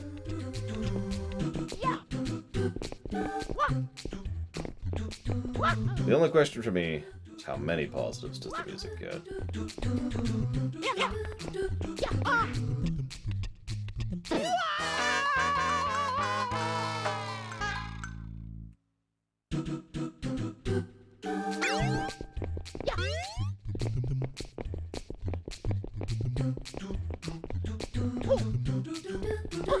You know what just kind of occurred to me? Well, these aren't as bad. These stages remind me of Rainbow Ride. Think about it for a second. Bunch of geometry rotating in space. Wonky physics.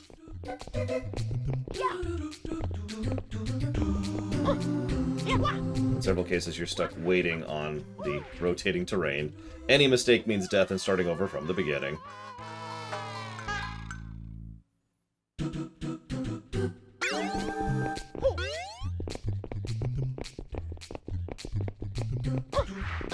What?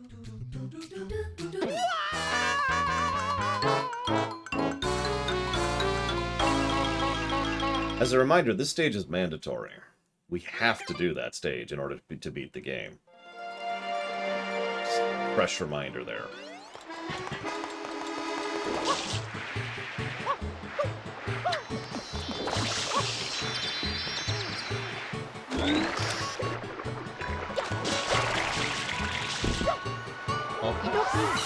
Yes, that means all of the secret stages are mandatory, by the way. All of the first secret stages.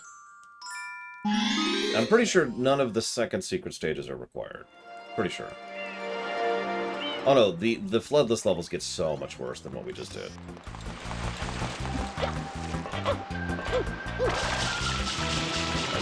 We are still in the easy stuff. It's just... I mean, I lost like 3 lives to physics jankiness in the middle of that. And these stages suck in general.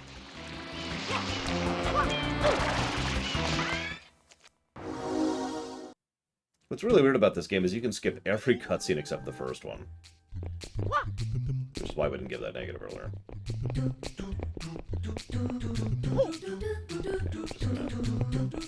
I don't know what we're gonna do. There's no strategy I can change. We're gonna do the exact same thing we've been doing and hoping nothing screws us over. That's our strategy here.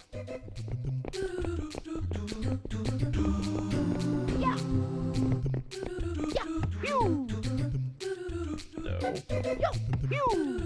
Still no. Hang on, Disco. Do you have a honker nose? I mean, no judge me, you know. I've got good friends that are honker noses. It's just... it's kind of strange, you know?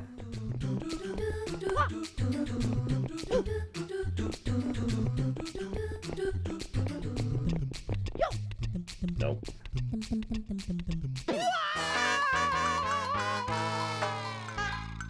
Yes, Rex, exactly. I will be honest, the biggest thing I was worried about, so one of the things I always consider when it comes to a run is whether or not I can complete the game. The biggest thing I've been worried about with regards to adding Sunshine to the list is whether or not I can beat the game. This is also the only Mario game I have that worry about. There's no other Mario game where I think, is it possible for me to beat this game? This is the only one. Make of that what you will.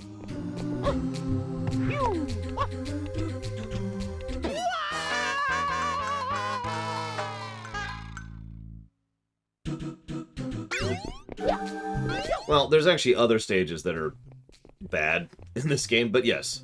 Remember, all of these stages are mandatory. So, yeah, no, there's some worry with regards to these, especially the harder ones. There are much harder ones later. But there's also a couple other stages which are...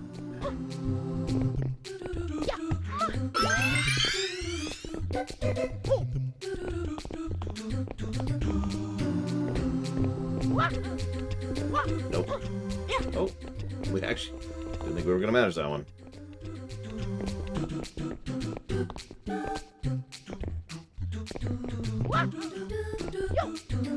Nope.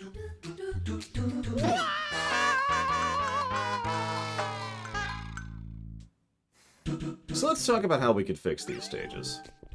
Now, obviously the physics are kind of wonky, sure, that's the duh. So, fix number 1. Let's go with the easy fixes first, right? Fix number 1. Get rid of that game over sound. I'm being dead serious.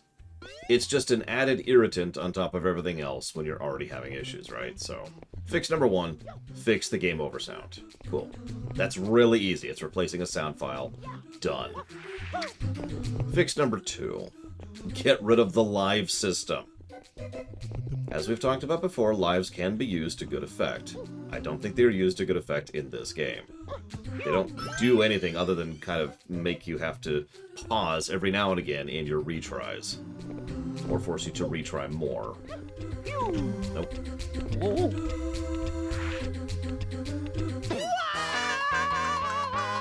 Now, those are easy fixes, but they don't fix much. All they do is remove some of the frosting of irritation on this stage, or these stages, excuse me. So what can we do elsewise to actually fix these stages? Now, still thinking about easy fixes, one of the other things we could do is make them non-mandatory. That wouldn't make them better, really, but what it would do is make it so that you don't have to do this. We have to do this stage. We have to do this stage if we want to beat this game. If we don't, we will list Mario Sunshine as an incomplete game, which is something I've considered doing, by the way. Not right now, I mean just in general, because again, there's much worse than this. So, all of these things are still very easy fixes. I mean, make it so you require 50 shines to beat the game. Done. Fan mods have done that, for God's sakes. Let's try to talk about some slightly harder things. So, one of the other things they could have done is removed the instant death pit. I know I tend to speak negatively against instant death pits often, but one of the things that makes this so irritating is the fact that this is just a non-stop, you're above an instant death hell pit. Now, what do we replace it with then? Because we need to have some kind of penalty, right? Some kind of penalty for failure. So, we could have something like the lava and lethal lava land, give you a recovery chance. You fall off, you take some damage, you are able to get back up, if you're able to aim it right. So, in that case, it becomes less of a binary difficulty thing, and it gives the player a chance to try and recover at cost. So, okay, that's a pretty easy thing. And honestly, making these things over a giant vat of lava would honestly probably work better for the overall aesthetics of the work. I mean, right now, these are insane, I think is the word I want to use. You know what I mean? Like, it's geometry made of bricks and like Play-Doh blocks hovering over a weird, like, I don't remember what those are called, light thing in the background, which is showing sprites of Mario from Mario Bros. 1. Where the hell are we? Do keep in mind that most of this game has very good visual continuity, something it's very big on, actually. And do keep in mind that most of this game makes sense within the confines of itself. Even when you're fighting ghosts and manta rays and all that, there's no point at which I'm like, what the hell's going on? Except for these stages. They're just random whatevers. So change these around. Make it over lava. Make the lava not instant kill, because I know lava instantly kills in this, because Corona Mountain is the other level I was stuck on for a very long time. And, there you go. Boom. Done.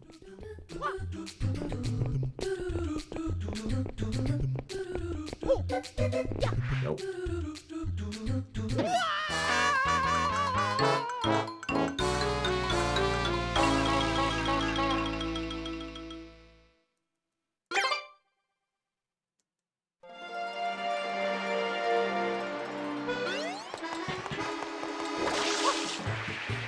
Now, hang on. There's one other thing we could do, which is a relatively easy fix, in order to try and fix these levels. Can anyone guess what it is?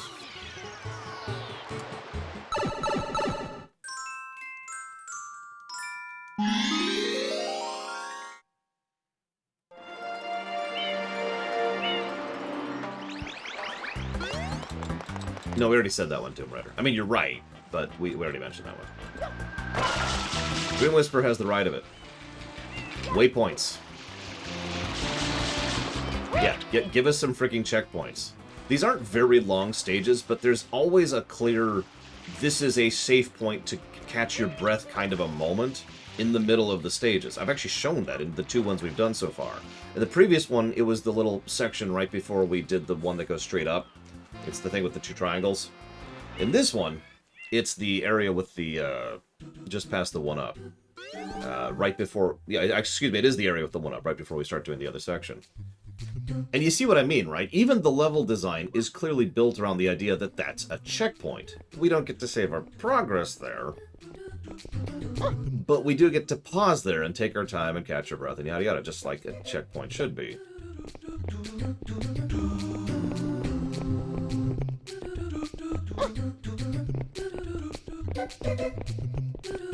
Hell, honestly, this and the next one. Or no, it is the next one. The next one serves more of a checkpoint, but still, you get the point. And that's exactly what I was just wondering in Oceans. I wonder if these had checkpoints at some point in time. And they just decided to axe them, either for memory issues or because they felt like it didn't work in testing or whatever reason, you know?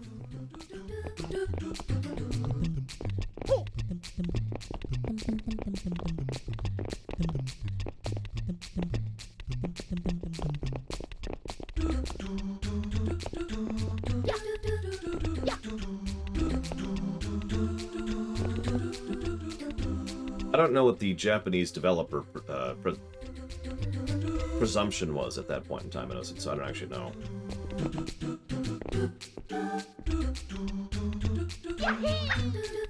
And you notice, I mean, obviously we could offer just to have Flood, and that kind of fixes all of this, but I'm kind of with the concept. As Baron pointed out earlier, the concept is something I'm actually in favor of, okay?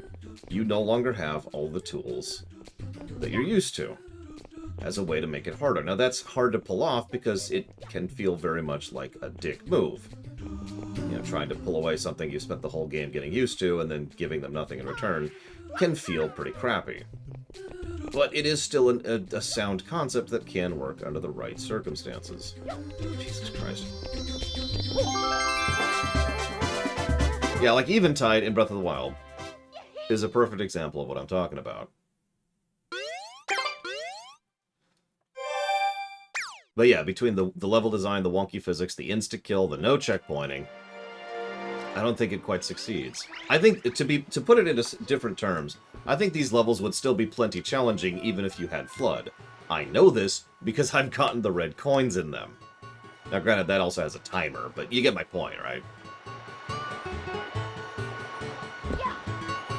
Okie dokie. So I think, with all of those complaints, I think we have officially earned a negative for the Floodless levels.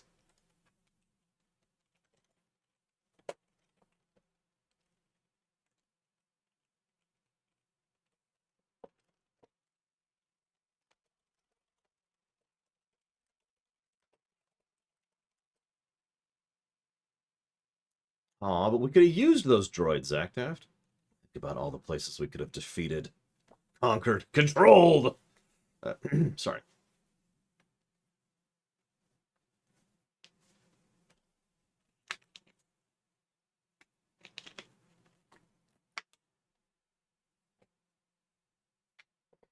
I was just having issues on that level because of various physics issues, I think. I'm actually really starting to wonder if this version of the game has some physics-iness going on.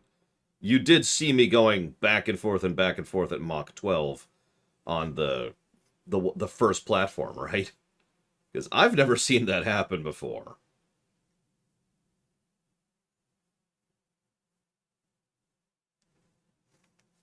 Granted, it is possible that I just suck. I do have to acknowledge that as a possibility. But I don't think I do.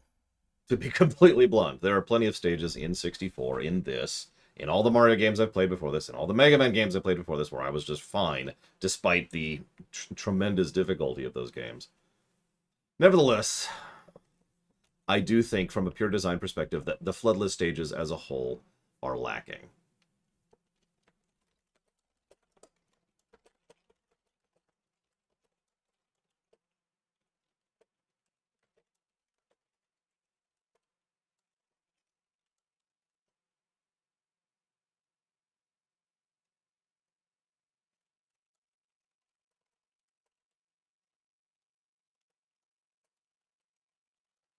And if I could add one last thing here, and this is what really defines the negative. The Floodless levels should be a positive.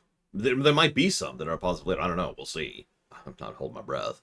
But on paper, that's the kind of thing that should make me in particular go, hell yes. We'll see.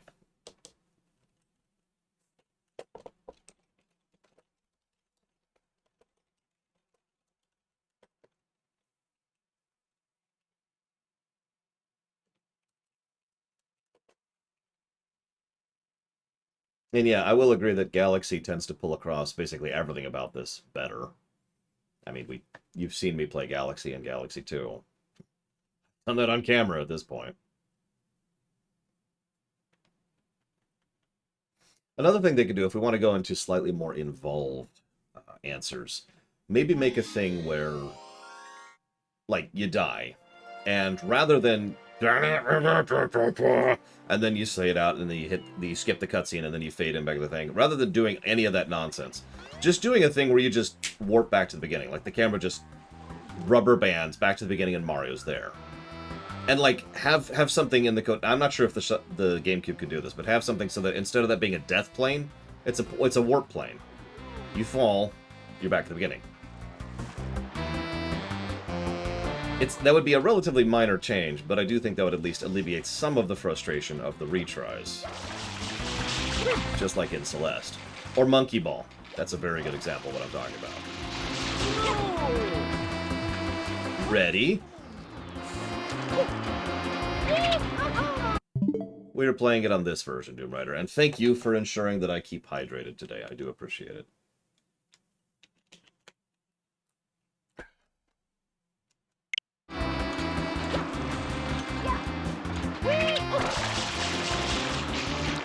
I'm not even joking about that. I've been having trouble remembering hydrating lately, and I need to be better about that. Yeah, I picked up Diamond. I had Platinum before, so... They didn't release Platinum, because screw me.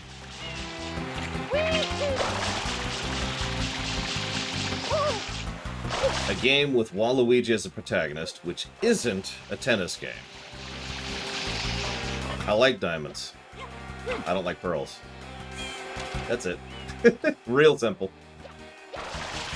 Nothing fancy.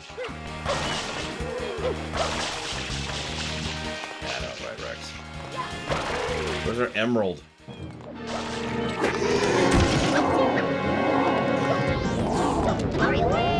Aw. I mean, they didn't do that for Emerald. Or for Crystal. They kind of did it for Yellow. I guess that's valid.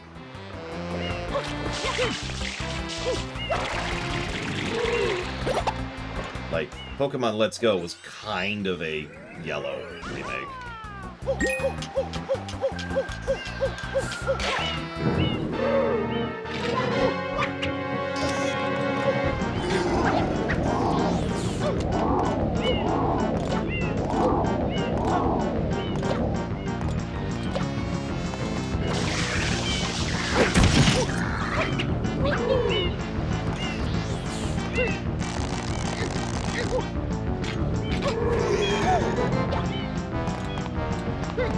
Well, you probably just got him before he started spinning, Rex, if I were to guess.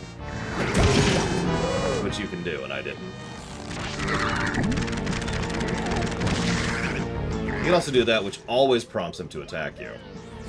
So he won't spin if you spray him. Yeah, see.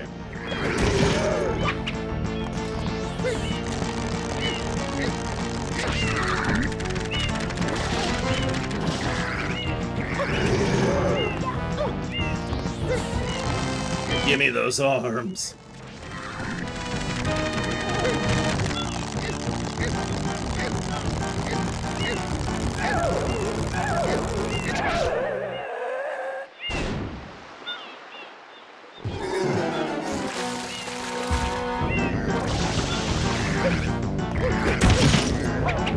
You know what? I'm just gonna go with my gut on that one, Disco.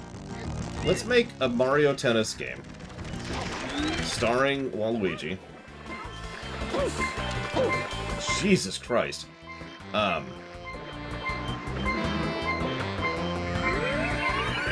make it have a story mode that's actually worth a damn.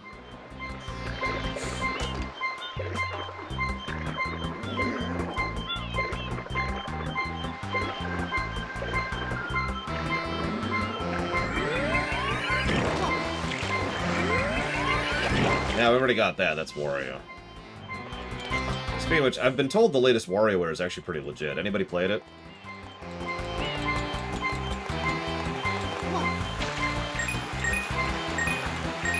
Shut up, game.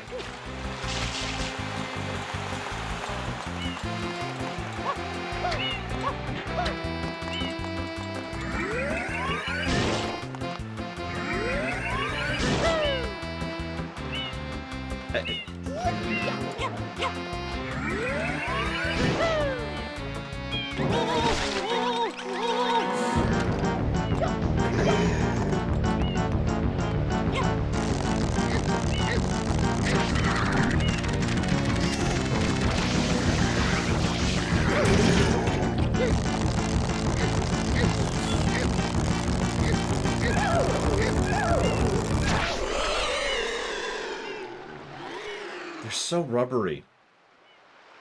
It's kind of terrifying, actually.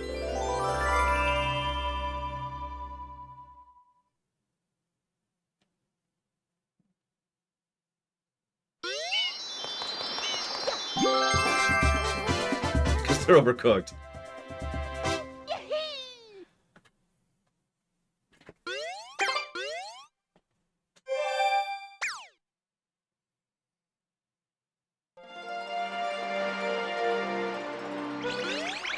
Yeah, Mario's been playing a lot of Metroid Dread. He wants to get in on the horror aspect of things.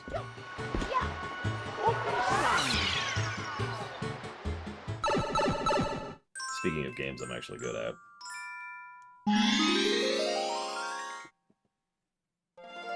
I've thought about the idea of a Mario GTA before, and I think the format could work. Think about it for a moment. Open world, focused on vehicular interactions, right? Probably tone down the cussing, the violence, and the sex. Not hard to do.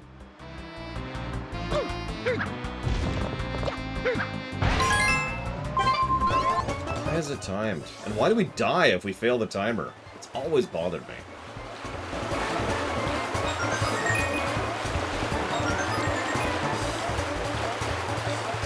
Well, like Crackdown, but actually good.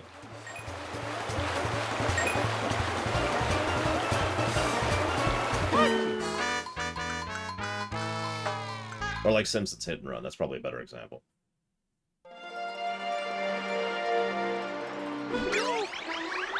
Why does that kill us? There are several things that kill us in this game, which makes no sense. It just gets frustrating. Well, you didn't clean the front of the hotel in time. That's fair enough, Disco. Although, in fairness, Banjo-Kazooie Nut and Bolts had its own issues.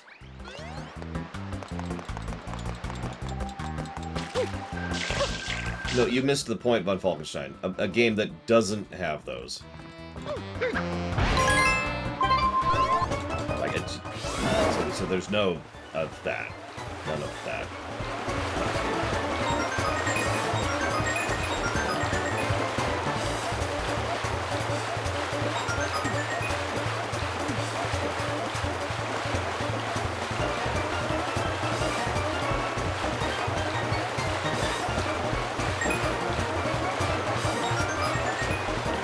I mean, yes, but what's your point about Falkenstein? What's the significance of that statement? Well, that's death.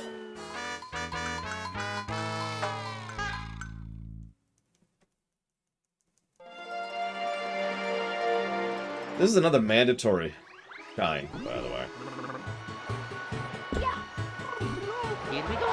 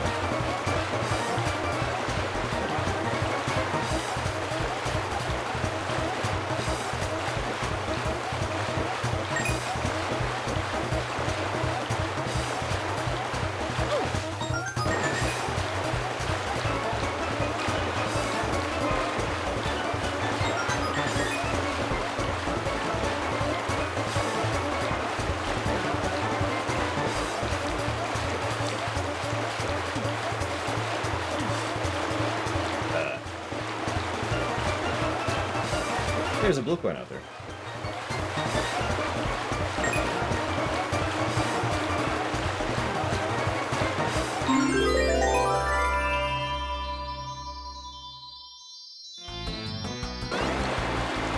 How many of you have done this and then died after getting it?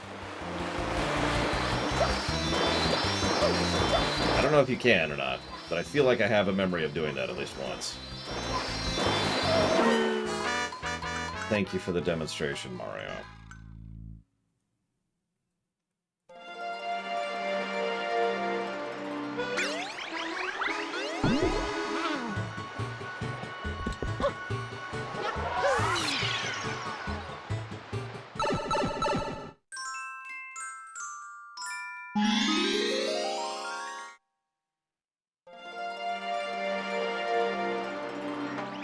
Yeah, the bloopers can't be precise, and you can't get off the blooper, so... And the death flag is still up after succeeding, even though it probably shouldn't be.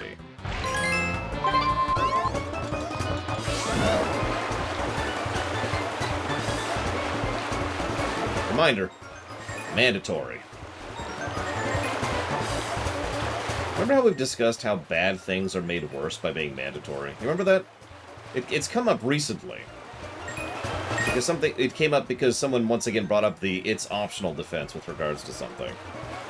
And I gave them the speech I've given like 7,000 times. Something being optional is a defense against a negative, not a preventative of a negative. In short, something being optional can prevent something from getting another negative. Which brings us to this game.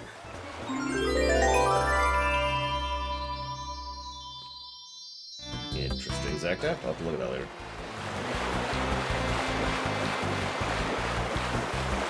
I think you're right, Inosians. But it comes up semi-frequently, because every now and again someone says, hang on, you can't give a negative to X, it's optional. What?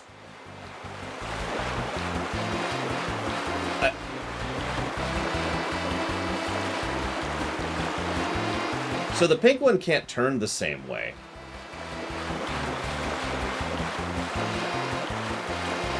For those of you not aware, which means this is actually going to be a much harder jump than it already was.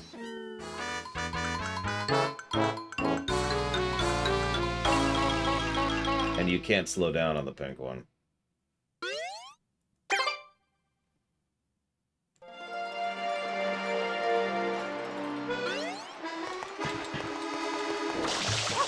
I hope you guys think those kind of things are funny. I really do. Here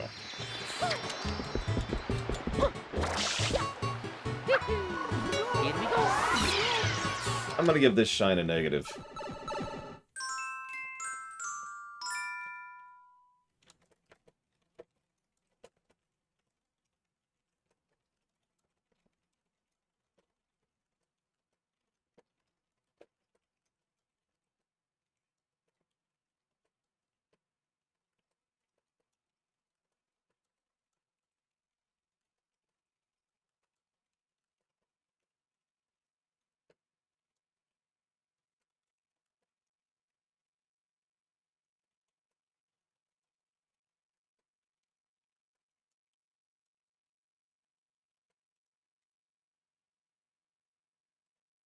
Yeah, no, I think that really officially qualifies as its own separate negative.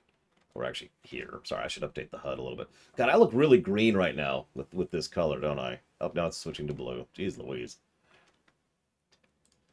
Let's update the HUD a little bit, shall we?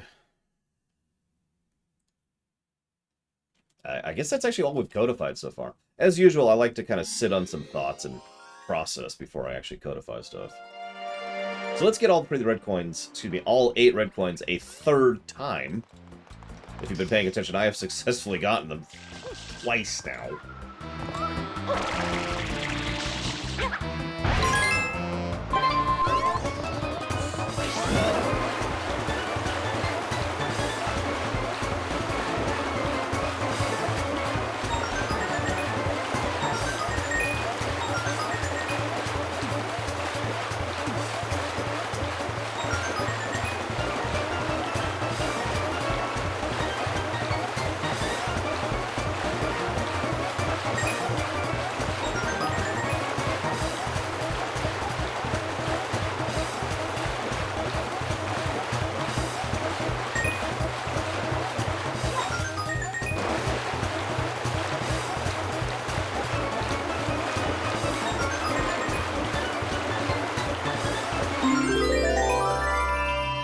mean, this is the kind of game you play while you're drunk or just trying to have a good time. I can agree with that. Not that I drink or try to have a good time, but I stand by it.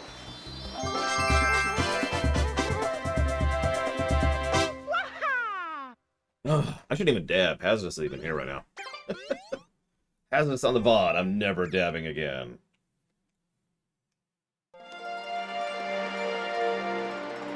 Yeah, that camera switch has killed me a couple times. I will freely admit to that one. Okie dokie.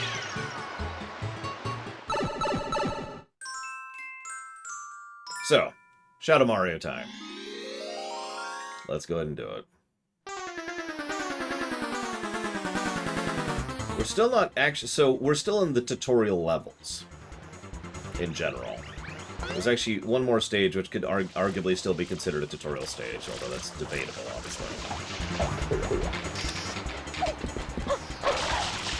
Nevertheless, what do we think of Rico Harbor overall?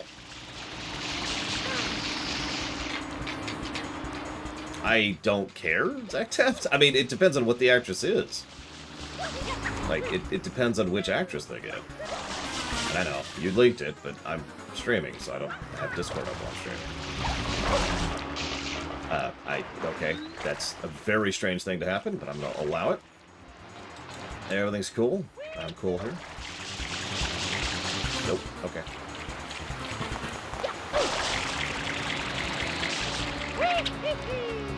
Yeah, I'll be honest, I like the idea of this stage quite a lot.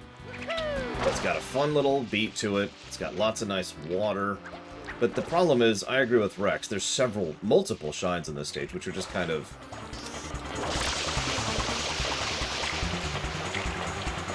You can tell they're starting to be a little more dickish with Shadow Mario. This is only stage 2, by the way, when they do that. And yeah, obviously I didn't quite show this off, but these platforms... I mean, I guess I did. These platforms are plenty easy to fall off of. Oh, wait, I said I wouldn't do that. So yeah, I don't think we're going to give a plus to Rico Harbor. I'm going to laugh if Sunshine scores worse than 64. I really am. As I said walking into this, I have no idea how this game's going to rate. I have good and bad memories of this game. There are things that I love about this game, and then there's things which make me tear my hair out. You know what I mean. Speaking of which...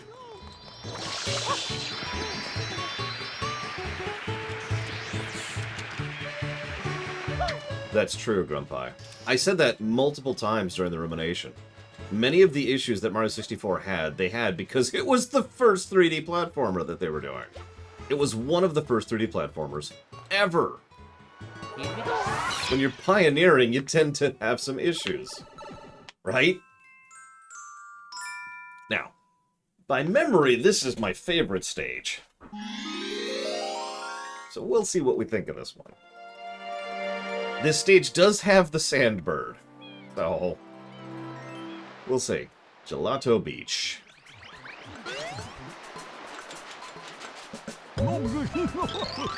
Hey, you, don't get the water dirty here. And don't step on the dune buds. Thanks for your cooperation. You're welcome. So there's the harbor. You can see where we are here. There's the, whatever the other place is called. The thing that is the place with the stuff. Continued visual continuity, which is excellent in this game.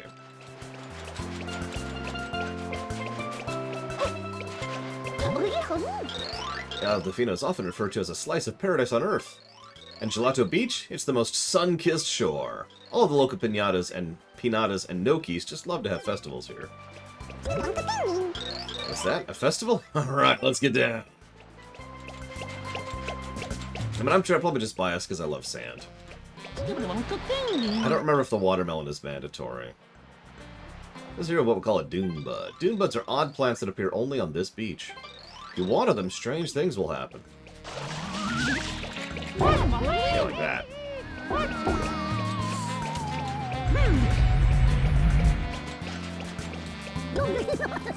Hey, mister. A coin fell into the floorboards of this hut. If you're under there and can't see well, try pressing the R stick. I love sand. It's coarse. No, oh, there's the shades guy. I don't want the shades. Forgetting that I don't want the shades.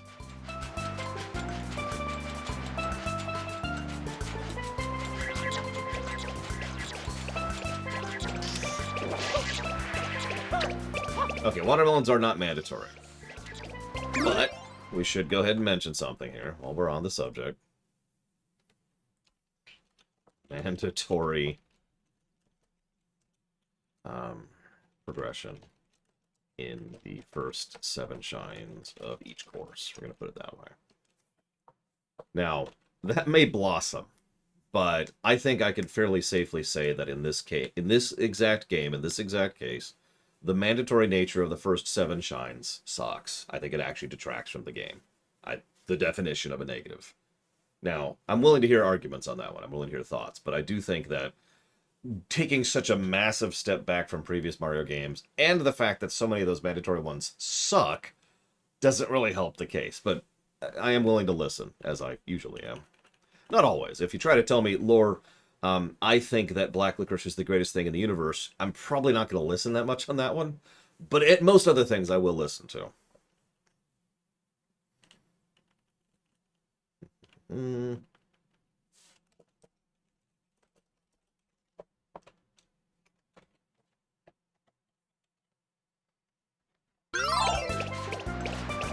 In fact, I'm really curious now to play, if I ever have time, haha, to play the fan hack of this where the mandatory shines are gone, and you could just do the shines in whatever order. That sound, just that one change sounds kind of awesome. These large build cataquacks tend to be very territorial, so when they spot an outsider such as yourself, they go wild. They'll run up and hurl you into the air, but they mean no harm. They just want to murder you. Watch out for the red cataquacks. Seriously, they can hurt you. They only appeared on this beach recently. But yeah, like, what's funny is that's another super easy fix. It almost irritates me when a game has fixes that could be patched in, you know? Like, some games have issues that are so fundamental or would require so much work to fix that, yeah, no, that's not happening. And then you have games where it's like, yeah, no, you just make it so you do this and this and that and that. It's like, oh, yeah.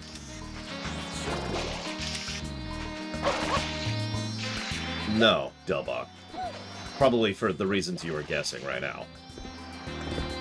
Like, if we're being honest with ourselves, there's exactly, what?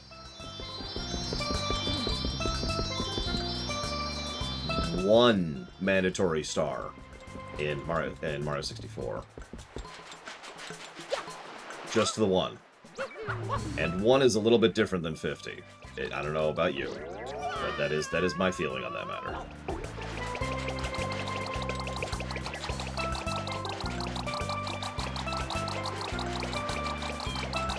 Like, I'm curious how you could possibly relate the two. So help me out, Delbach, because I'm legitimately not understanding your point. Oh wait, we're not on that one yet. Right.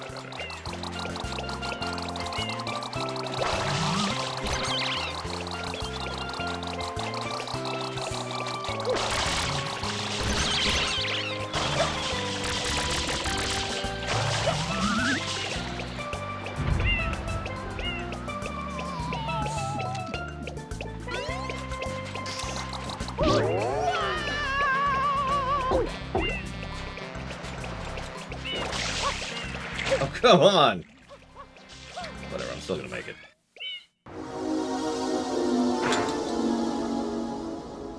So 50 shines are mandatory in this game, Delbach. Actually 51, but let's ignore that last one. But yeah, the count doesn't matter, it's the specificity of it.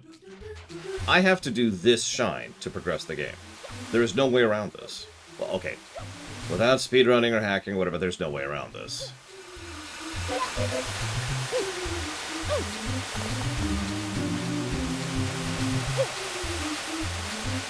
There's no designed way around this, that's a better way to put that. There's no way around this that the game gets credit for. So, if I have any issues with this stage, if I don't like getting this particular shine, sucks to be me.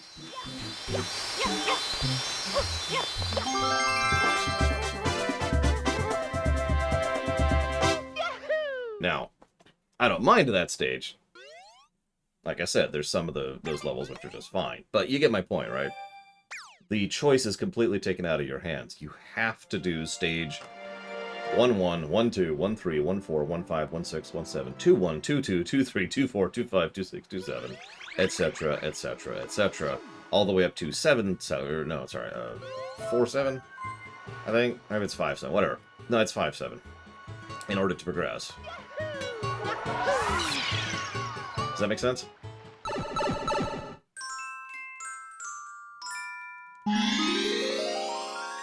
Speaking of wonky physics.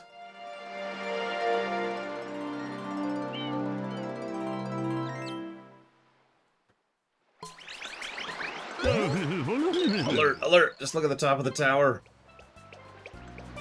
Yes, I can, Grunpie. And I would love it, probably. Maybe. I really do feel like this game with some tweaks would be incredible. And I know that because I've played this game with tweaks. It's called Mario Galaxy. Some weird thing is curled up on the tower to take a nap. This could endanger the legendary Sandbird.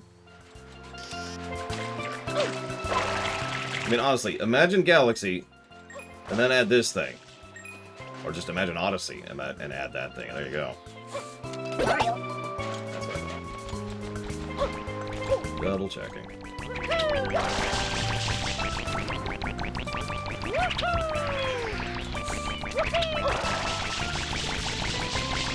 Hey, Sierra Mike. Don't worry, we will not endanger the Sandbird. Maybe. Honestly, I've actually thought that a few times, that Mario Sunshine is effectively the game we got to get the game we eventually got. Which, one of these days, I'm going to codify as Witcher 2 syndrome. Wrong button. There we go.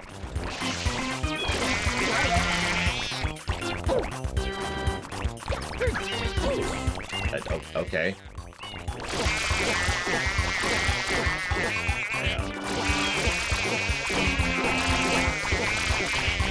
Because let's be honest, Witcher 2 exists so we could get Witcher 3. Oh wow, they both survived that one.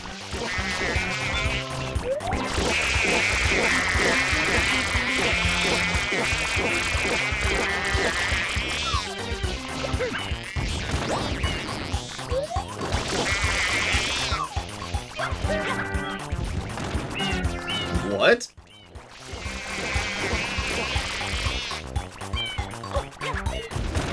Go away.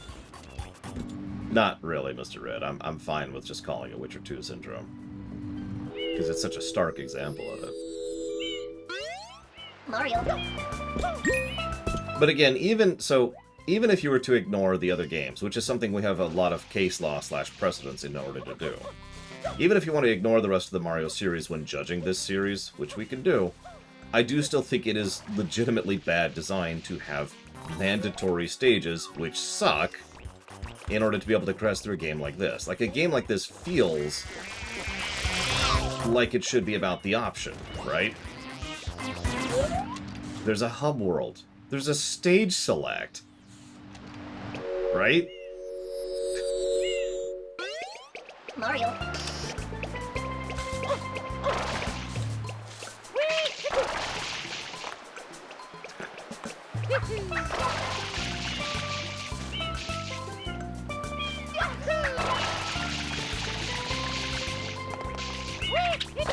Either way, I'm probably codified on that negative. I can't imagine changing my mind on that at this point. The only way I could ever see myself changing my mind on that point, and I doubt anyone's going to make that argument, is to just give multiple negatives for the individual stages instead. Which, granted, we've already done once.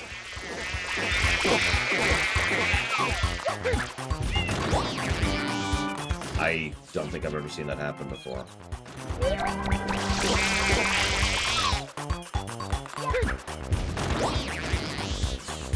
You saw what happened, right? But yeah, I could see someone arguing that this is an absence of a positive scenario. I could see that. That is a legitimate argument that could be leveled here.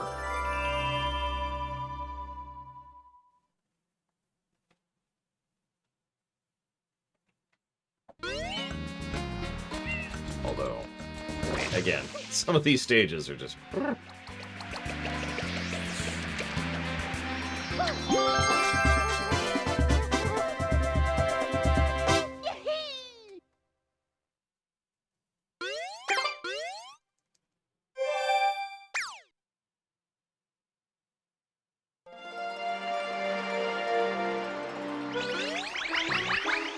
I don't know, I'm still debating. Okie dokie. Because the more I debate with myself, the more I think about this game, especially as a zoomed out perspective, the more I think that the real problem with this game, other than the blue coins problem, is that some of the specific shines just suck. Right? You know, controls, gimmicks, wonky physics, all that stuff. It's only really an issue when the shine sucks.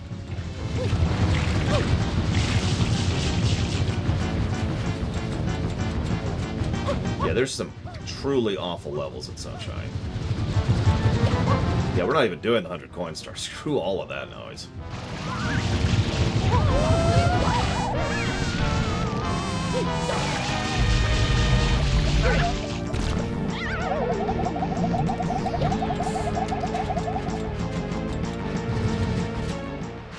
Wiggler is a train.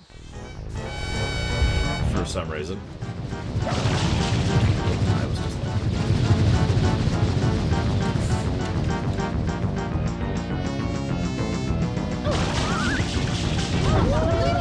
way too early.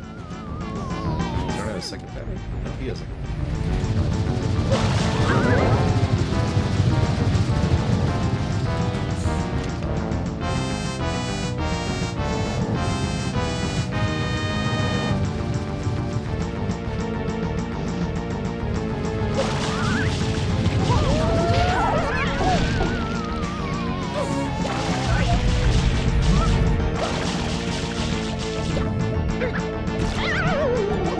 This is, in fact, a boss. You can tell because we have to hit him 3 times. And he sounds like this.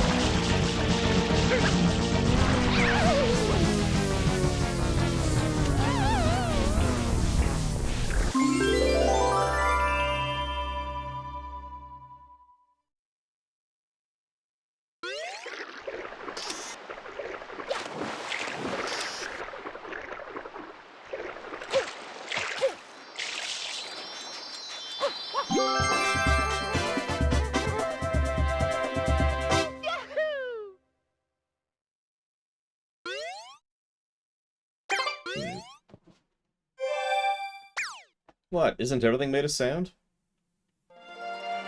Haven't you read that one Choose Your Own Adventure book based on Mario 3 where a bunch of clones were made out of sand?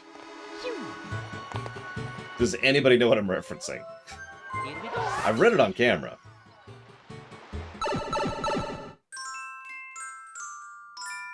So, the Sandbird is a mandatory stage. How many of you remember the Sandbird level?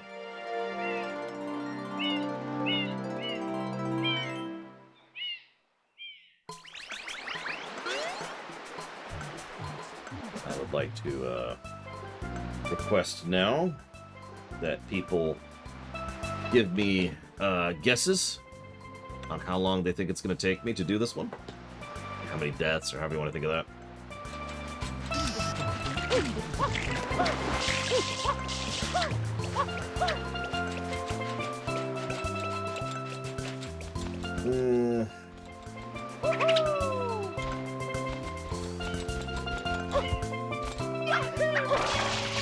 How about the fact that when Ludwig von Koopa is actually defeated, something rattles around in his ears and allows him to hear properly for the first time. And thus he becomes a much better musical composer. Oh, there's no way I'm first trying it. There's no way.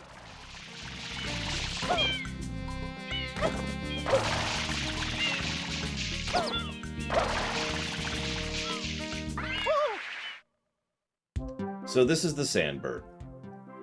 The way this works is it's made of sand, And so it's falling apart all the time.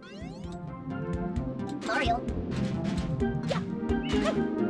And it's moving the whole way through. Like, it's constantly moving up. And so the physics are having issues. Constantly. And I do mean constantly. Because the physics don't quite know what to do with something that's moving as a platform. So it's just kind of making it up as it goes, pretty much the entire time.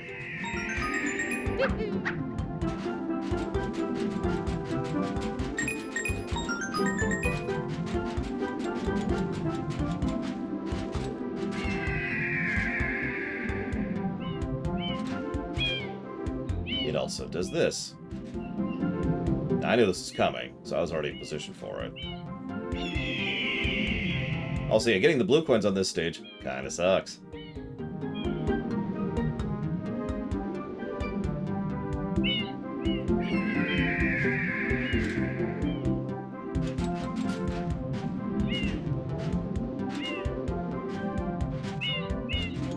Yeah, Mario's jump doesn't actually follow the platform. I'm not showing that off because I don't want to die. But, yeah. You remember how one of Rainbow Ride's biggest sins was the fact that it was kind of boring because you're just sort of standing there waiting for stuff to happen. But if you screw up, you die and have to start all over again. Sound familiar?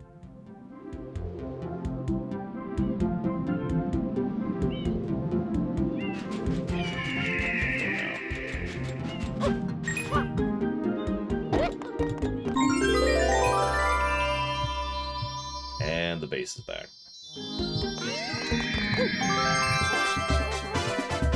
I guess that is on brand.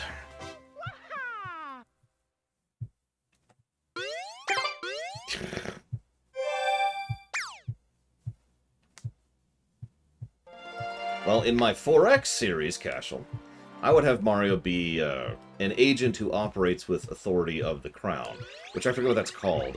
Plenipotentiary, I think? Yeah, no, knowing exactly what I was getting into probably helped me though. You notice, again, I was in exactly the right spot to dodge the hard part, which is when he spins completely 90 degrees in one direction. Because that's when you die. It's so easy to die on that, both when he's tilting and when he comes back. But you notice that one section right behind his wings. It's a little bit wider, or excuse me, longer than usual. And it's just the one block. So all you have to worry about is the one block tilting left or right. And I knew that walking into it. But in the interest of honesty, even though I just one-shot that, we should probably give that one a negative. Because everything else is wrong with it. Again, your jump doesn't move with it. Your jump moves regardless of it. So if the platform's going and you jump, this is what happens. Which completely screws with your ability to do anything. And there's also the fact that it's, and I got lucky on this because it's pretty much RNG, the way it acknowledges the physics of the wings and how they slide can go in all sorts of different directions, and you could just kind of fly through, or yeah, you could be physicsed to death, to put it simply. It's very easy for that to happen. So that is a badly designed level, regardless of the fact that I just one-shot it. I just did that because I'm good at video games, but regardless.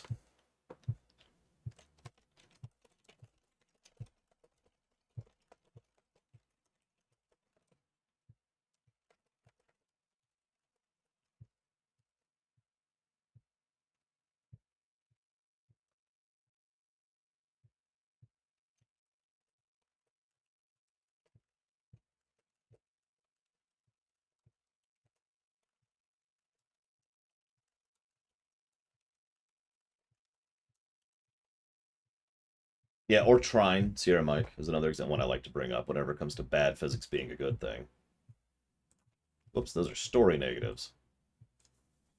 There we go. Okay. Listen, Oculus, it's very simple.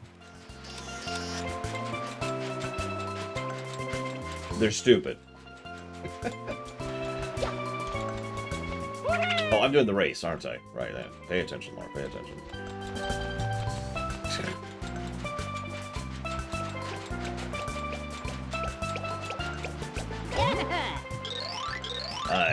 It is I, Piantissimo, and now we shall race to the flag. For some reason.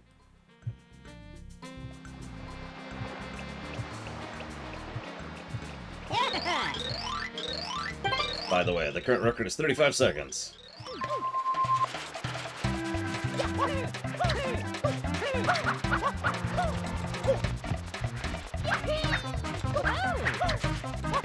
No, you don't understand. That's clearly a genuine, bona fide person of Pianta nature.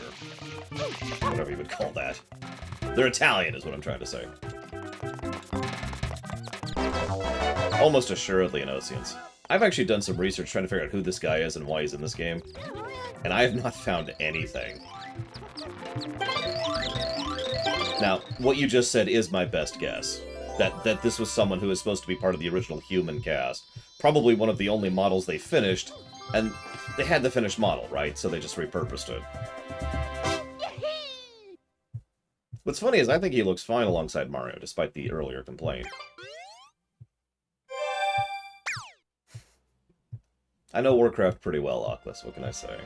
Most things I can tell you off the top of my head. Not everything. Just most things. Here we go.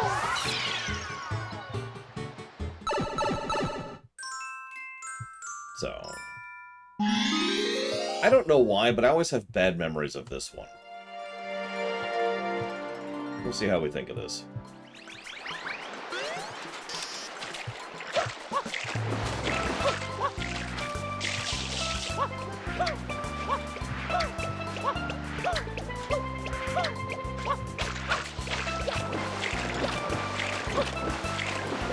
Maybe it's because of the fact that one of them follows the fish and can dip into the terrain, and therefore cannot be collected until it dips back out.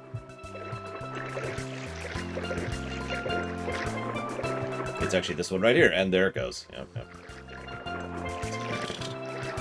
Thank you for demonstrating.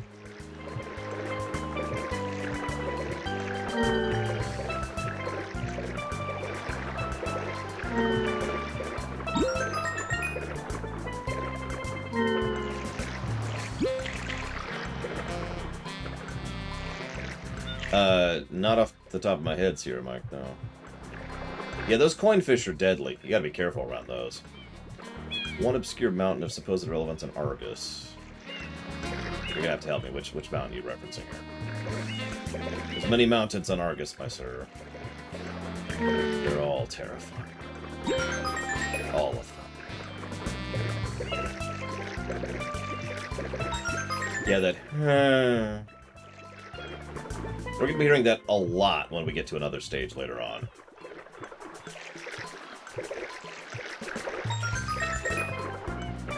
Like, a lot. Yet the spike is there just to make sure that Mario really does his job.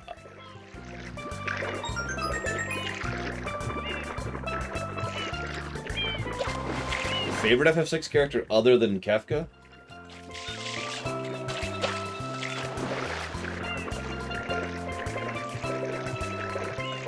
That's a tough one, but I'm probably going to go with Terra. Pick the obvious choice.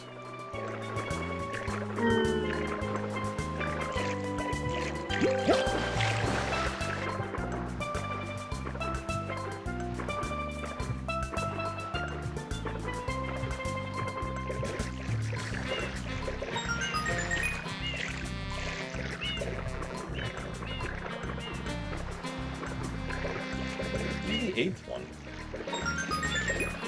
Missing one. Is there another fish one? I guess we'll find out in a moment. So, you remember how okay, I figured out why I remember this one so badly. Can anyone guess before I tell you?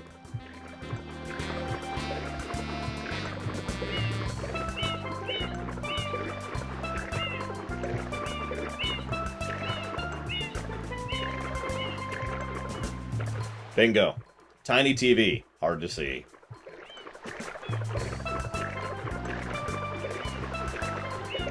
And, I mean, I can see now just fine. I'm on a giant high-quality definition TV with 720p and blah, blah, blah. So, yeah, no, I can see just fine. But back in the day, I'm squinting at a screen that's this big. This is not an exaggeration. This big. Just kind of trying to figure out where the hell that frickin' last red coin is. Oh my gosh.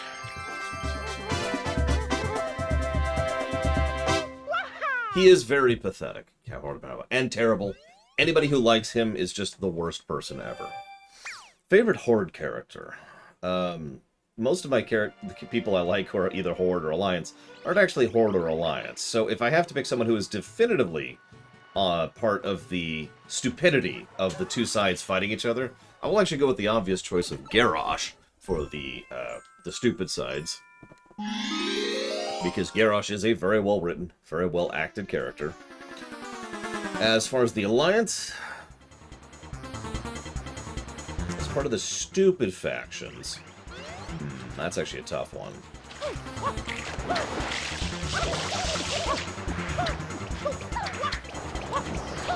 What do you think about that for a minute?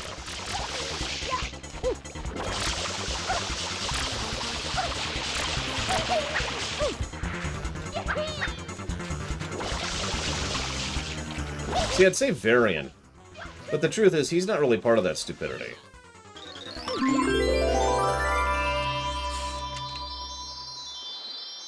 Yeah, I was actually leaning towards Greymane. They've done some decent things to make him a less irritating character. If I woke up on Azeroth tomorrow, I would be a Draenei, because Draenei live for tens of thousands of years, in addition to being innately connected to magic and the light. That's a gimme.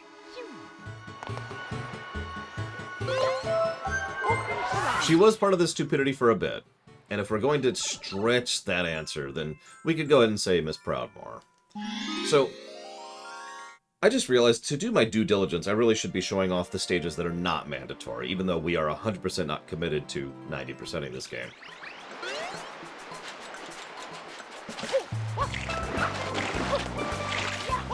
Look, it's not my fault that the writers are really stupid, okay?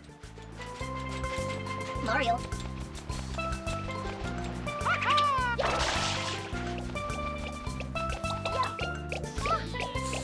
So, the way this stage works... This is the watermelon stage. We actually referenced this earlier. What you have to do is you have to find a watermelon and bring it down there. And it has to be a specific watermelon. It is this watermelon. This is the watermelon you need to do. This stage sucks. Now, the reason why is because this is a physics-based puzzle platformer. We need to go ahead and push this watermelon down there. There are so many different tricks, tips, and strategies I have heard and seen over the years for making this happen, including just skipping it entirely. That's actually not a bad idea in Oceans. So we're going to try this particular strategy, which is... Let's see if I get the angle right here. Whoop!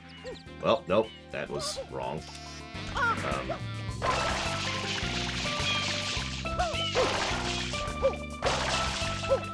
Yeah, you can just kill all the creatures down there, and then do it.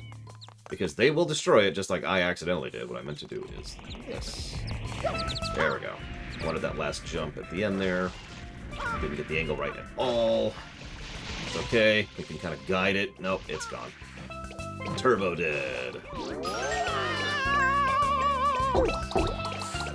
But again, part of the problem here isn't just the waves of obstacles that are trying to prevent you from getting, through it. No, I have not. I don't watch TV in general unless it's for the show, and nobody's suggested it or donated for it for the show, so.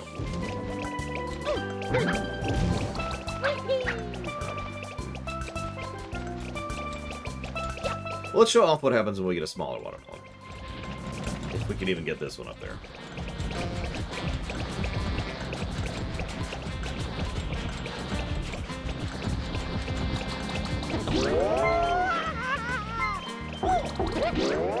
By the way, these can stun lock you. Because you have a moment before you can react. And... well, that's the thing that just happened. But yeah, to be simple, it's not like I'm like, oh, I'll never watch Arcane. It's more like I don't watch TV in general. Anyways, I like Innocent's idea. So let's do that. Let's mandatory, and then we'll consider showing off the many other shines. And by consider, I mean we will show off the other ones.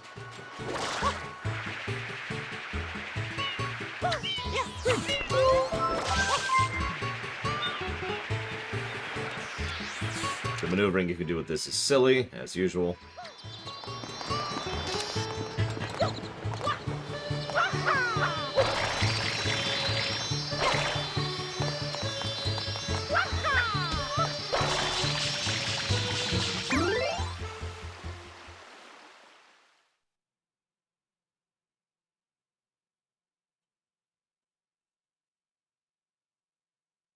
I don't think I could give a plus to the beach. Gelato Beach. What are we thinking on that? None of the shines are really super interesting. There's a couple of pretty frustrating ones. And it doesn't do anything really engaging as a level, like was pointed out earlier. It's just a beach. Hi, Peach. Don't resist or anything.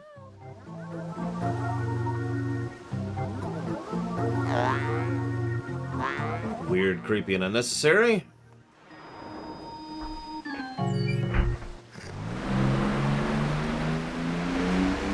Trout, NTC. That is Pinna Island. The villain's secret hideout must be there. That's true, Rex. Yeah, no, I think we should just give that one a wash, other than the negatives we've already given. Hey, look, we've already unlocked the next area. And yeah, there's no sense of progression through it, like you say. So yeah, let's just call that a wash, other than the negative we've already given. So, Pinna Island. I mean, what would a resort be without something fun to do, right? I mean, hanging out on the beach and reading books is nice, but you gotta have some fun, right?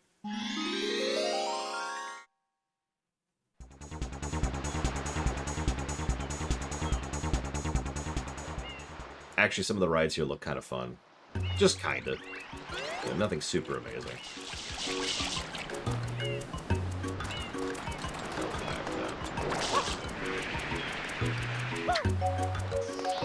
So, you ready for the other big plot twist of this game?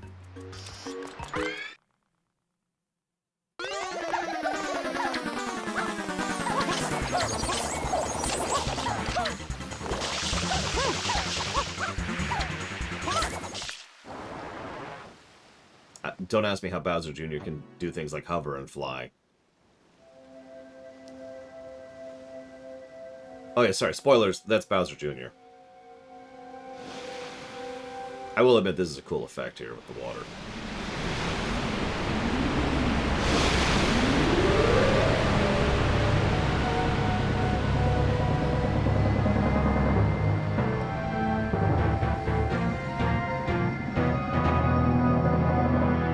What happened? Did the perpetrator get away? But this fight kind of sucks. You'll see why in a moment.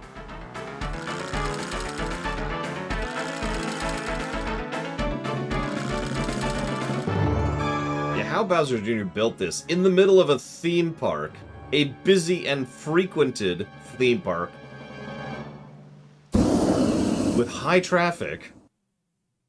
So naturally, rather than just fight the thing, what happens is we talk to this guy and he says, "Hey, what a spectacle. Is this a new show of ours? You guys are great. Whoever hired you needs a raise. I love how you play the fearless hero and he's like a bad version of you and you both look the same and stuff.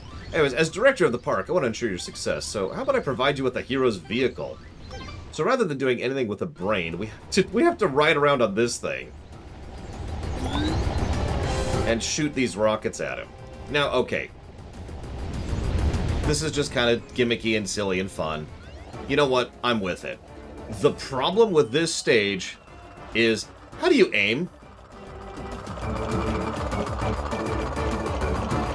While moving at this speed, by the way. I cannot believe that hit.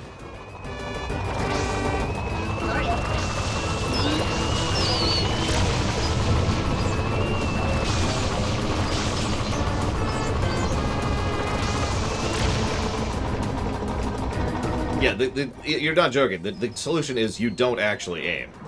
Now, in the interest of fairness, he has a gargantuan hitbox. It is very easy to hit him, relative to what it should be. I'm willing to let this go. It's just... This is such a weird stage.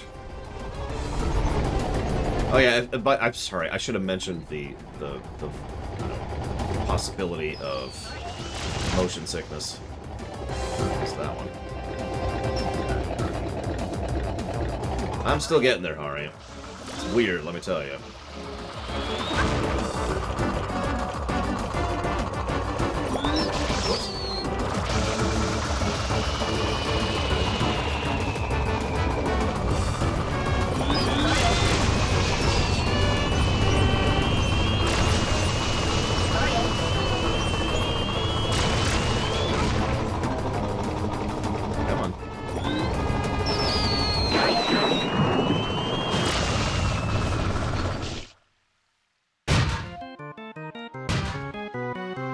Wait for it. It's plot twist time.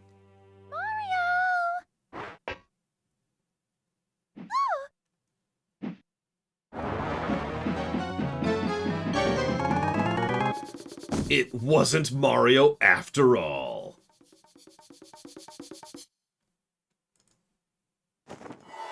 It's weird to think about nowadays. My mama alone, you bad man. I won't let you take Mama Peach away. Mama? Mama Peach? I'm your mama? Yeah, Papa told me all about it. He told me my mama got kidnapped by a bad man named Mario. So you're Bowser's son? So I came here to rescue her. So the graffiti, that was you? This is my magic brush. When I draw with this, all my wishes come true. A strange old man in a white coat gave it to me. A strange old man Oh yeah, thanks for that, EGAD. For just giving that to Bowser Jr. Mario. Papa told me everything. He said, Mario's a bully, he never fights fair. he said, Junior, you gotta try to outsmart Mario. so I tried to get Mario sent to prison. But they didn't lock him up, and now he came to steal Mama Peach again. You pest, stop following us.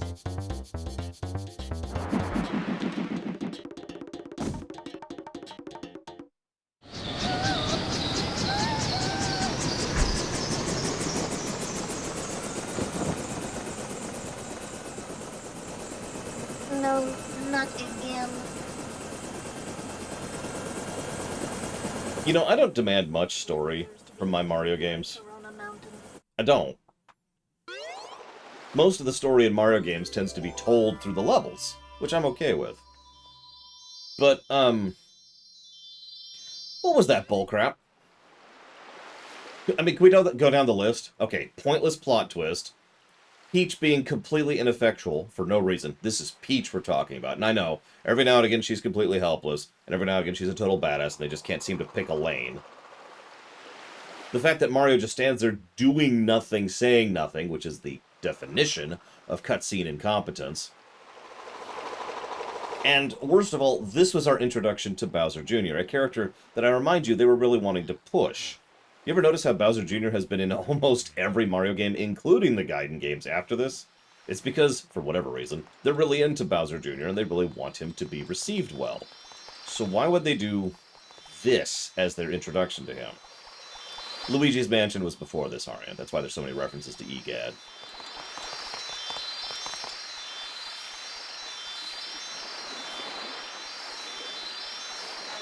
By the way, so there's the town. There's the docks, there's the beach, and over there is someplace we haven't been to. That's the hotel. We'll go there in a bit.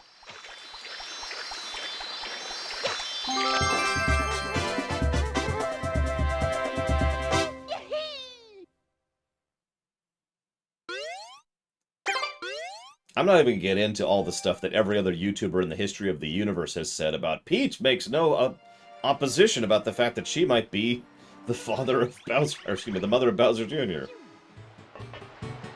I don't even know what else to add to that. Yeah, no, I'm sorry. That scene sucks.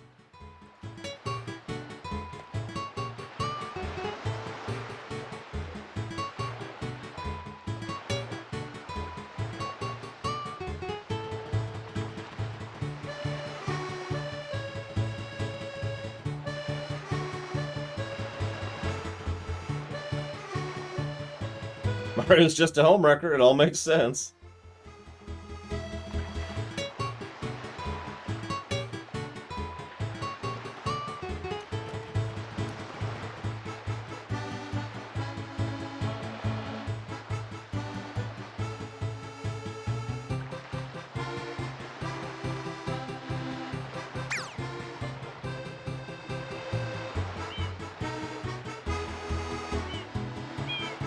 Negative to story. That scene. Let's go and do the rest of the park's shines, because there's some other interesting ones we gotta get through here. I mean, that's a good question, Disco. So you like secret stages, right?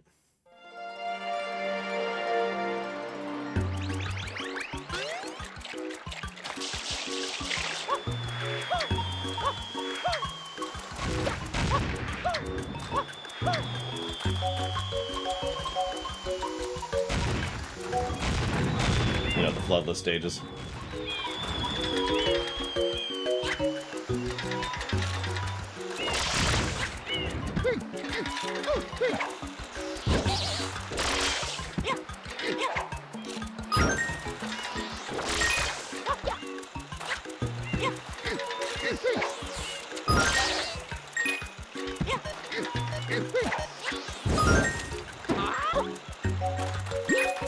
What?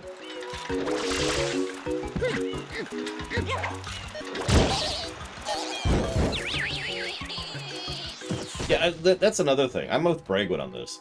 As with so many other things about this game, it would be relatively easy and simple to fix that. Just like the intro cutscene would be fixed.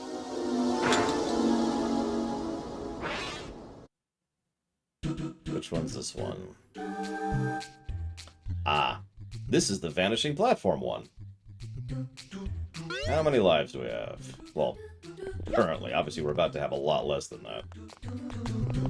Nope, too slow. Can't believe I recovered that.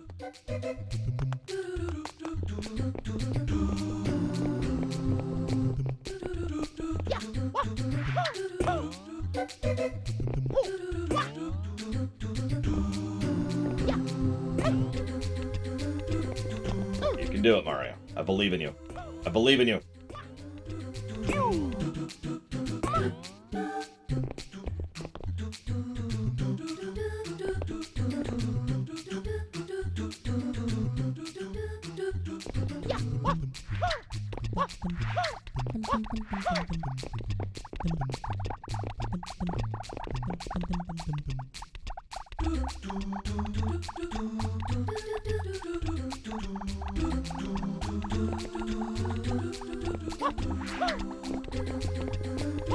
By the way, speaking of traps, see that one up there?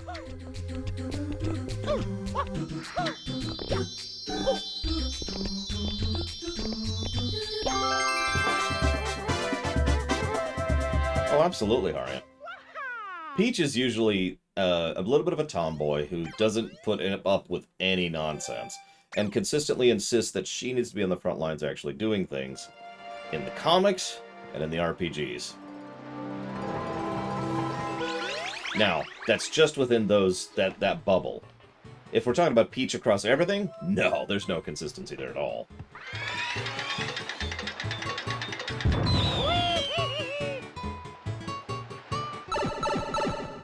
I mean, we literally have the Peach we just saw who was just like, I'm just gonna sit here when I'm completely uncontained and unrestrained and can beat the snot out of someone. This is a proven fact. And have the hover ability, and we're just gonna sit here and stare. And we have that alongside the Peach who is in, again, all of the RPGs. I don't even have to pick one, just look at all of them. Yeah, I hate to say it, but Peach could... I agree with that. Peach could literally be replaced with an object, a poster of Peach, and it wouldn't really change anything in most of the mainline games. Yeah, one of my favorite... Actually, no. My favorite scene in Smash Bros. Brawl is a scene with Peach, where Fox and Sheik are doing this awesome, incredible, super anime fight against each other, and Peach is just like, hey, it's tea time. And Fox is like, what? But it's tea time, so they have tea.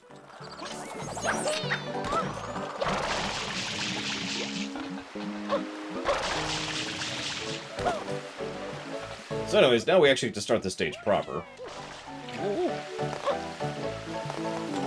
This is also pretty much the Yoshi stage of the game. We're not there yet, but that is what it is.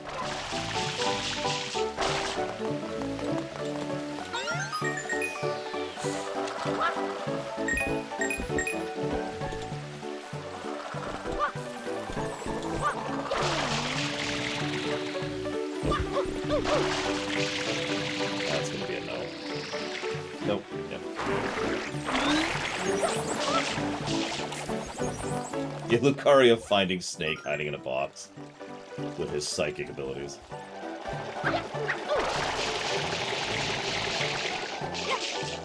That's an interesting question, Rex. So let's think about how many times Peach has been awesome. Let's actually enumerate this. So we've got Super Mario RPG, Paper Mario 1, Paper Mario 2, Super Paper Mario, the comic. We'll just use this singular for now. So that's 1, 2, 3, 4, 5. And then we have the Mario and Luigi series, which is another 5. So that's 10 depictions of Peach as being awesome. Now, how many times has Zelda been awesome? I guess we could count Mario 2. I wasn't going to count that because she has no character or personality. She's just the best character in the game to play as. If we want to add Mario 2, we can, which brings us up to 11. How many Zeldas have been good? Well, there's the Twilight Princess one, there's the Wind Waker one. I would say there's the Breath of the Wild one. I know that's kind of a contentious thing, and some people don't agree with me on that, but I do think that the one in Breath of the Wild is a pretty legit Zelda.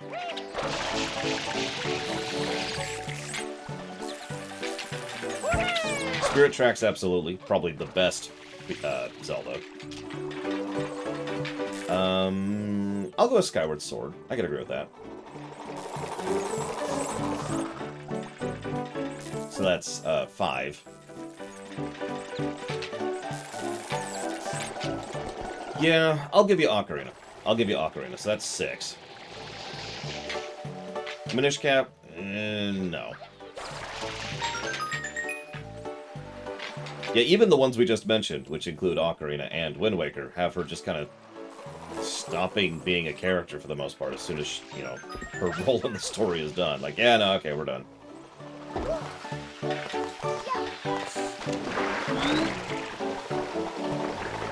Now, we could also take into account density, because Peach obviously wins in terms of sheer quantity.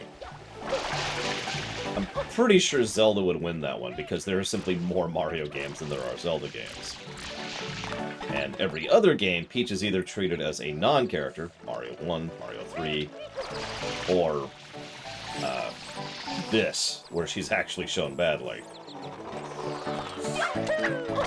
Although, if we're including Mario 2, it occurs to me we should probably include Mario World as well.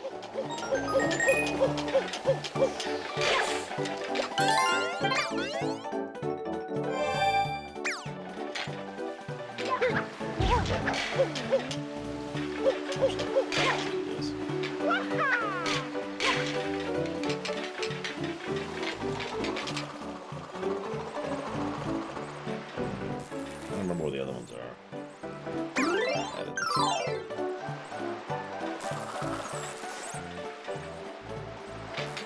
I'm not sure if we'll give a negative to Peach in specific, since we've given a negative to, you know, the scenes in which she's not good in. And plus, if we're doing that, we're establishing a dangerous precedent in reviews. We're probably going to have to go back and give negatives to many, many, many other games if we do that. That being said, it's not off the table. Because, again, it's not just the fact that she's a non-character here. She's actually stupid in this one. I mean, Odyssey, right? Mario Odyssey. Peach is fine there. I mean, yeah, sure, she's the victim. But every time she actually has a cutscene, she's either doing something, or she's actually not an idiot. For lack of a better way to put it. In fact, no, I'm not gonna say that. She's not an idiot. She's an airhead. That's a much better word for what she is in this game. I'm not gonna make that.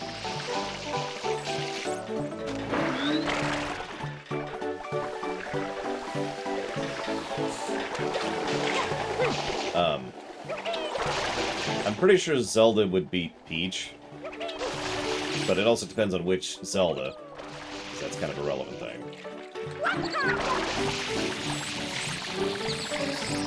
Ah, almost made that. As far as kingdoms, yeah, no, that probably also goes to the Hyrule Kingdom. Even though they're kind of known for being pathetic and terrible. Okay, that's not happening either. I know you guys keep memeing about the CDI games, and I'm just going to keep ignoring that if that's okay with you. I acknowledge that the CDI games don't technically exist. That's as far as I'm willing to go with that. Yeah, exactly. In Twilight Princess, the kingdom is literally terrible. Although that is kind of a plot point, but still.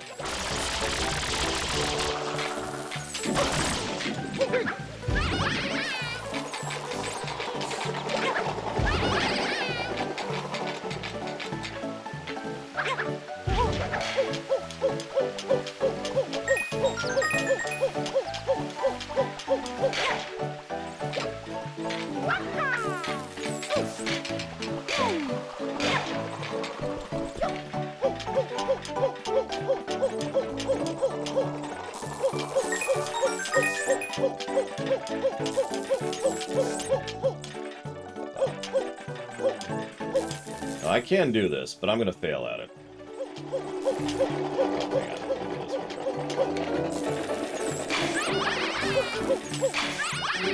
I actually agree with that Goofy movie. His movement is simultaneously better and worse than in 64. Better because what's there is more refined, and worse because it's literally less. There we go.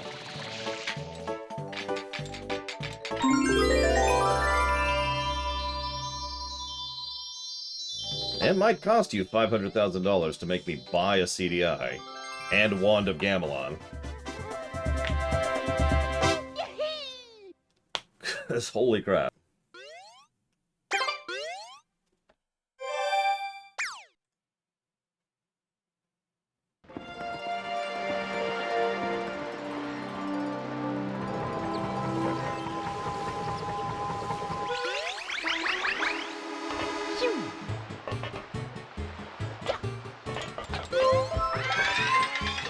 $1 million for Hotel Mario. Yeah, I'd probably swing that.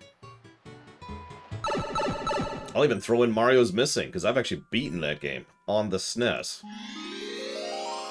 Because I'm terrible. How the hell is that even possible, Goofy Movie? Hey, here's a CDI game. It's exactly like the original, but it's actually good.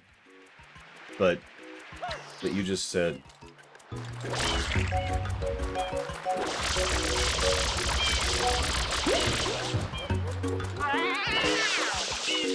Actually, I have told that story, Gorgoth. But if you want me to retell it, I can. But only because you asked so nicely.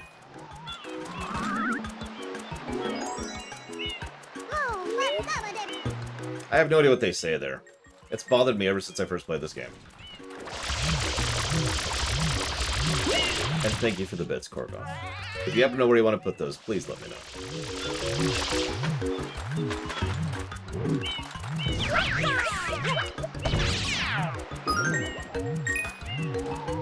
Oh, Lost Summer Day?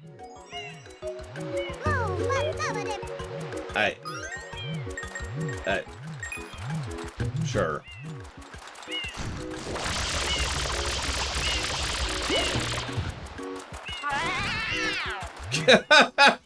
I'm not gonna question it. I'm not gonna question it.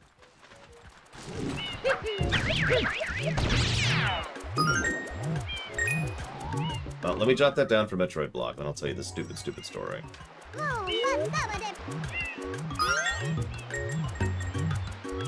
Yeah, it's probably Japanese, let's just be honest, even though there is English voice acting in this game.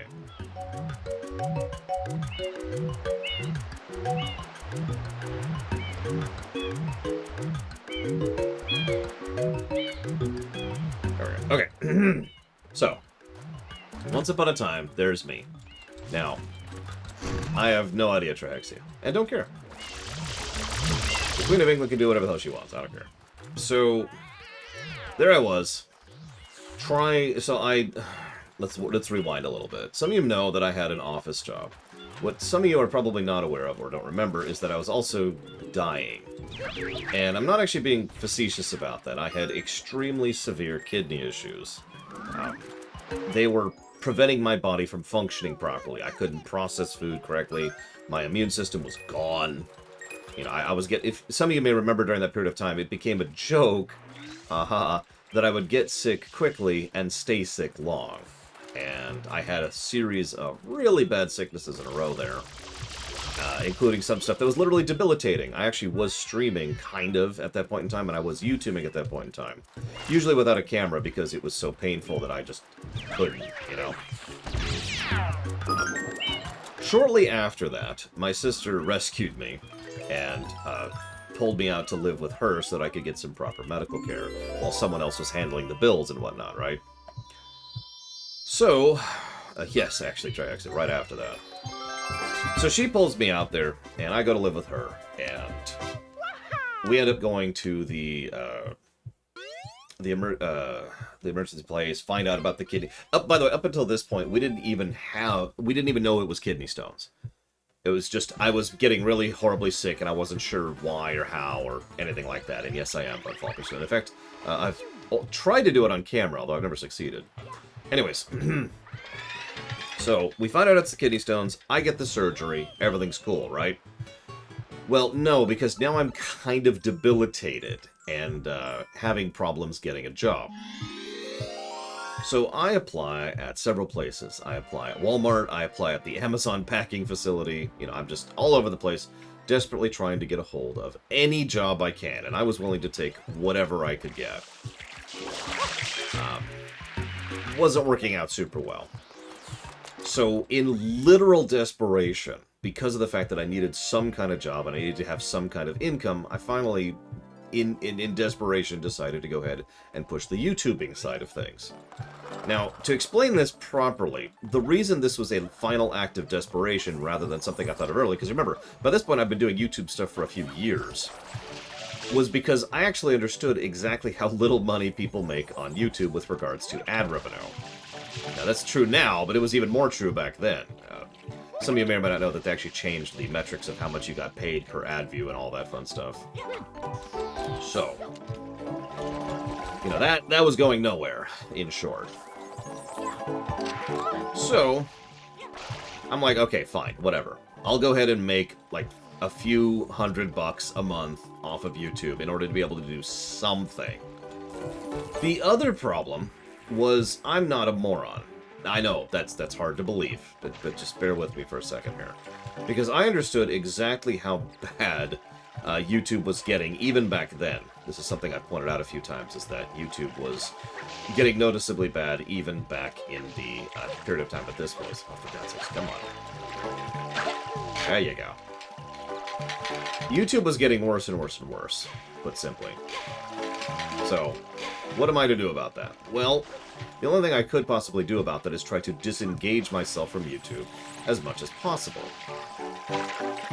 I know it's shocking, Oculus.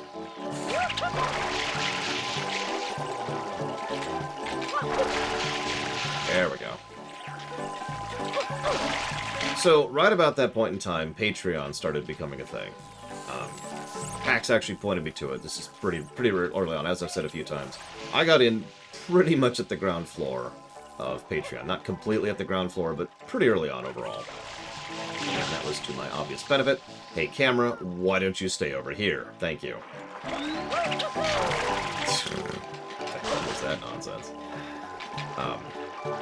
Because I wanted to be able to do, you know, the entertainer kind of a thing, but YouTube just was not going to be able to provide a working range. It wasn't happening, right? There was no way that was ever going to become a thing. So, I set up a few test streams, pretty much just to try and see how it worked, and to see what I could do with it, and blah, blah, blah, blah. Just testing it out. It was terrible. All of my early streams were awful. It was very stressful and very time-consuming and very taxing to do, but it's very enjoyable to do. I liked the interaction, I liked the interplay, and because Patreon existed, well, I had the possibility of actually making money off of that. Now, if you don't understand the point of that, let me be clear. I don't really make that much money on Twitch directly. If we were to discount subs, which is an easy thing to discount, I make about $30 a month on Twitch. The subscriptions, which weren't allowed to me at the time, and the direct donations and the patronage, that's actually how I'm able to do things like pay the bills. So even this was something of an act of desperation. I didn't even become a affiliate or partner until they loosened the requirements for what that took in order to be able to actually apply for that. That's strange. Somewhere in the middle there, though, something else happened. I realized that it wasn't just the fact that I liked streaming, but it was that I really liked streaming. But the things I liked about streaming, I didn't think anybody was willing to buy. So I was kind of thinking, well, I don't think this is going to work out, but why don't we go ahead and try it and just see what happens. What are you doing, Mario? There you go. Now I'm on camera. Work with me here. Because one of the things I really wanted to do was reviews. Some of you may remember there's actually an old YouTube video that was specifically called I Am Not a Game Reviewer. And it's because a lot of people tend to incorrectly label my ruminations as reviews. They are not. There is no mentality going into that that is of the mentality of a review. And I'm not trying to be persnickety about that, it's a completely different mindset. But I figured there's no way anyone would ever go for that. Nobody would ever want to watch that or be a part of that. So some of you may remember we started doing this concept with Dragon Age Inquisition and Super Metroid. Were the two things we specifically decided to try that out on and just kind of see how that ended up working. People really responded well to that, especially since we were actually using the system Y that we're currently using. A very early, bare-bones version of the system, but the current system nevertheless. So with the system proven, and with the ability to go ahead and actually make money doing so, I decided to go ahead and full tilt it. I didn't really full tilt this as a job, though, until probably about...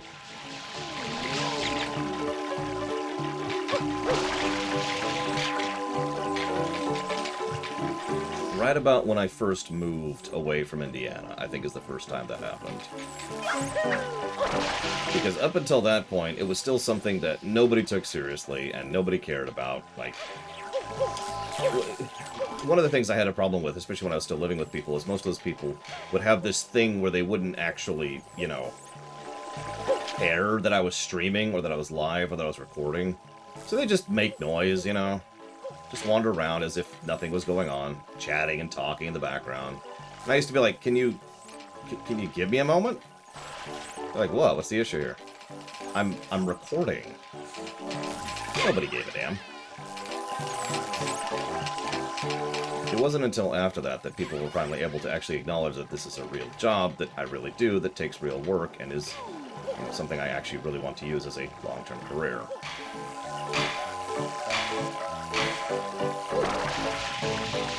Yeah. Nope, that didn't work, and I'm not sure why. Well, I don't anymore, Korgoth. I haven't for a while. Long time, like 7-8 years at this point. And I guess that's kind of the end of the story. It's kind of been a slowly evolving thing. However, I will admit there's one last little niggle. I already mentioned how YouTube has been getting worse and worse, and I've seen that coming for years. YouTube has never stopped getting worse, which has not helped anything. And so nowadays I am even more of a streamer than a YouTuber than I ever was before, you know what I mean? Hopefully Twitch will not follow a similar path, as they are already on course to do so. Jesus Christ, Mario, would you do this jump? Okay, whatever. Anyway, so... when was the Mass Effect 3 video in relation to the decision to make money? So the Mass Effect 3 video was way before any of that. The Mass Effect 3 video was so far ago that was before I was even really noticing my health issues. Yeah, I know I need to go in the cage. I'm well aware of the fact that I need to go in the cage. What I'm not really sure of is how to get into that cage area. I'm still trying to piece that one together, because I can't do it there and I can't do it there, so I guess I could try it here. Let's try it here. There we go. Ah! And then I could hit the wrong button. That's extremely important. One of the key elements of any Mario platformer is hitting the wrong button.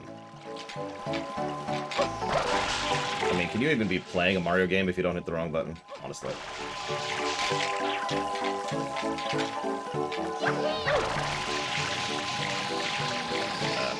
No. That was weird.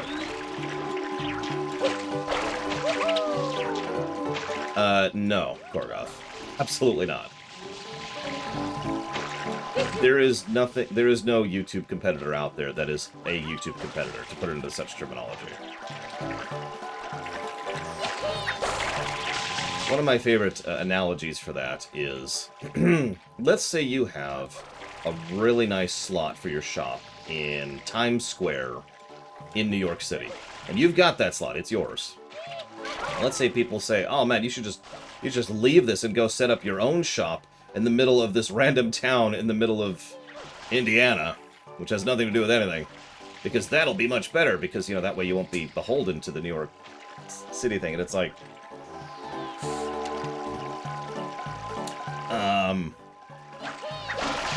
it doesn't really work that way. There is no competitor to YouTube right now.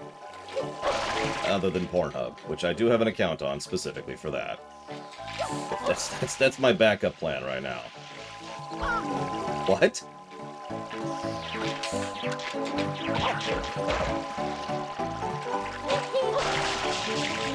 $33 million, Trihexian. I'll do that. Now, someone asked if I've considered going back into IT. Honestly, no. I don't enjoy IT work. Not really. And given the choice between doing this and doing IT work, I would do IT work if I could, if I had to. Let me walk that back a little bit a second. But at the same time, I don't have to. So I'm not going to. Okay, so it's the A button. Actually, it's the B button, not the Y button. I gotta remember this. Hello. Well, first thing, Shishki, is it has to be YouTube 2. Very important. It has to be YouTube.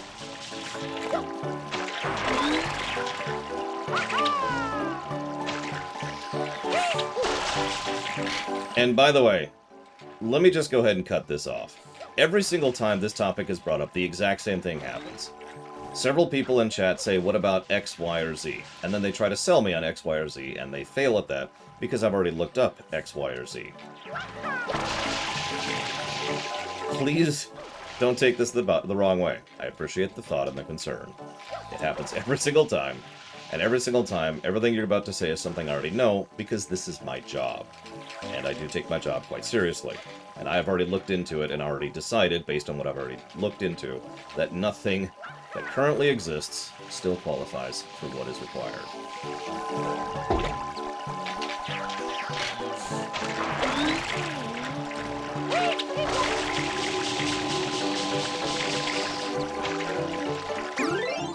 I might actually try that, Andrew the Goose, because this is getting really, really, really frustrating. I'm very leaning towards another negative for this level. God, I'm getting so many negatives to this game. Pornhub does, in fact, have a non-pornographic category. What I do not know is if there's no porn ads on that. I've never tested that, for obvious reasons. That would be kind of the relevant thing to do there in order to see if that's actually worth doing. Okay. Just seeing how high up we are here.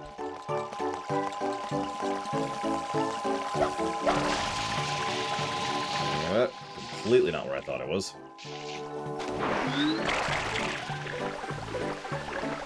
Well, Pornhub is YouTube for porn, Vicinius.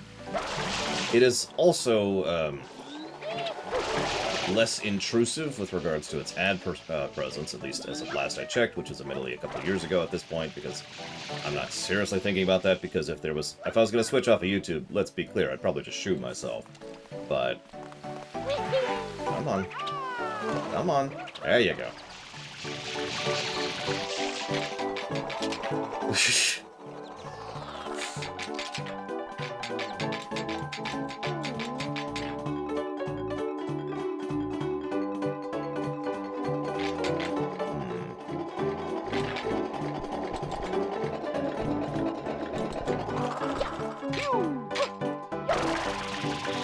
Gamble on this one.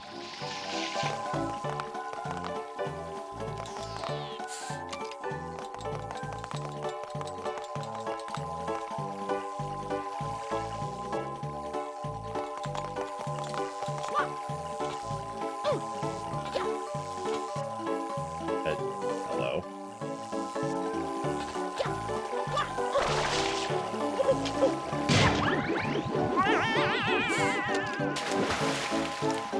Do I think a YouTube competitor will ever exist? Let me ask you something. Do you think Disney has a competitor when it comes to filmmaking?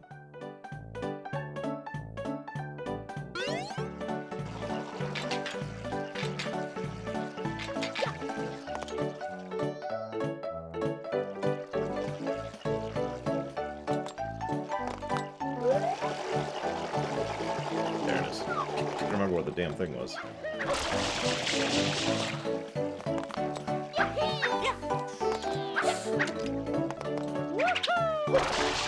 Excuse me, that's fair, Laren. Do you think Disney has a competitor in movies in the United States?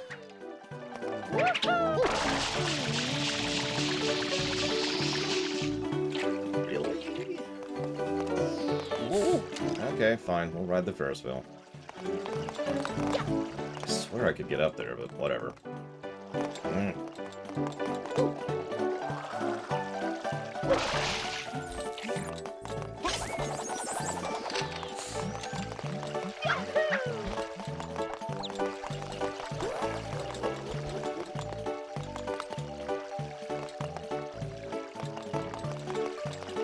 Part of the problem is,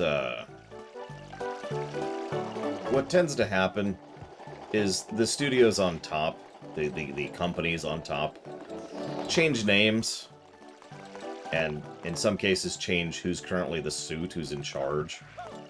But the money people of these companies tends to stay the same, and the actual functional companies tend to stay the same too. All I need to do is look at CBS and Paramount for a prime example of this. How am I supposed to ride this stupid thing?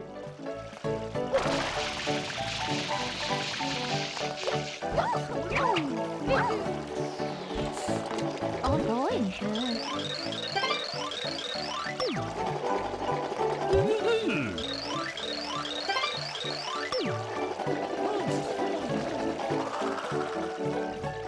You can tell I've never actually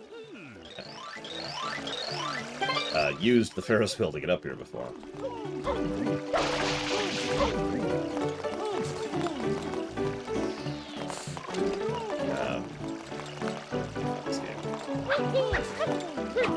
There we go. I'm just gonna pretend that this makes sense.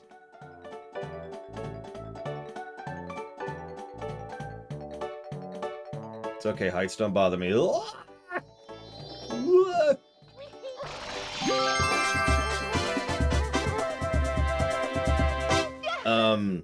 I don't know, probably about never Trihexia. No, seriously, I don't think it's going to be fixed. And thank you for the bits again, by the way, Corco.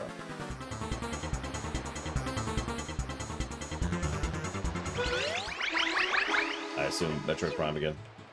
Oh, someone asked me to take a drink. Taking a drink, Mega Man. I mean, yes, King of Man Prime. If you trace... I only know about this one specifically because of my studies into Star Trek. But if you trace it back, It's pretty much been the same company, even when it was forced to split up. Didn't I say the Metroid block? Oh no, I was talking to Giga Man Prime. That's why I said Prime. It was forced to break up, and then it got back together again. And then it was forced to break up, and it got back together again just last year, I think. It's the most recent one. It's been the same company this whole time. It's never really stopped. Several of the people who are the people and actually make decisions, aka the money people, are still the money people and have been for 30, 40 years.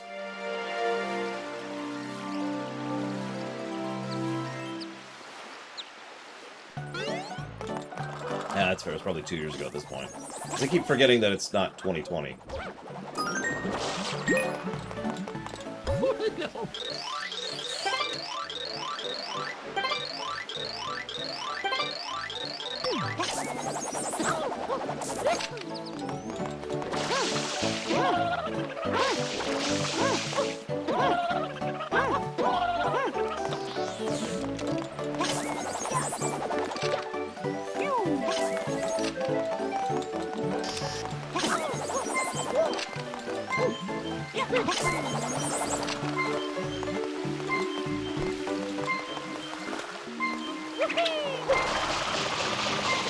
"2020 Part 2. I mean, it only feels that way.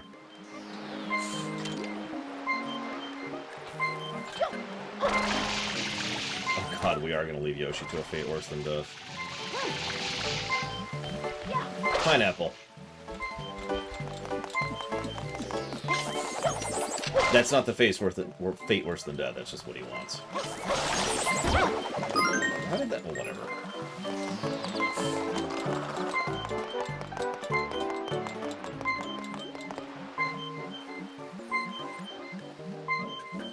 Probably an OC disco.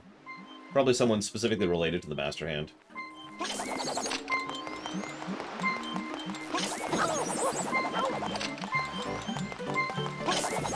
I don't remember where the pineapple is. Does anyone remember where the pineapple is? Is that it? No, that's a durian or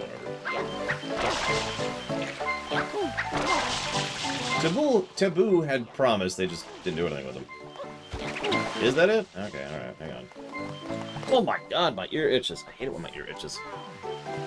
Dress spheres are awesome. Garment grids. Okay. I think we should have more Final Fantasies with job systems. I like the ability to change your job in mid-combat. That's kind of a cool thing. Well, we can try it. What's the worst that can happen?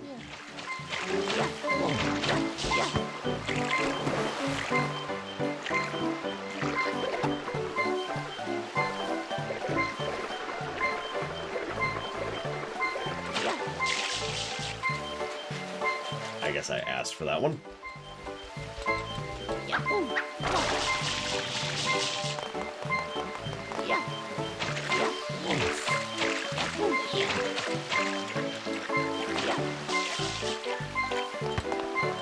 Okay, no, I don't think that's it.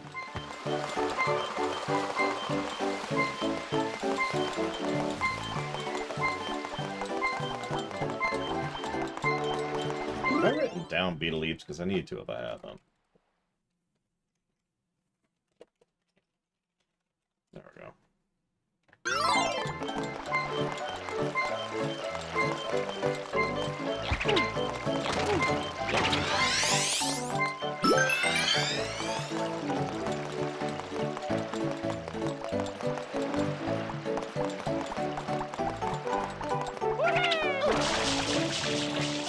That's true. Bowser's a hot tub streamer.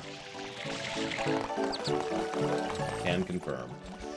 Okay, no, it is clearly a pineapple, not the other thing. Okay, just making sure. Oh, yeah.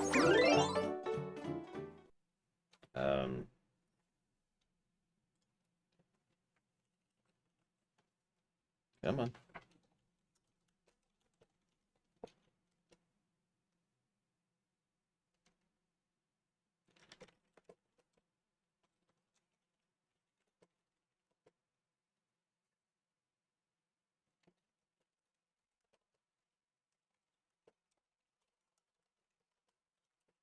Hey, Walker.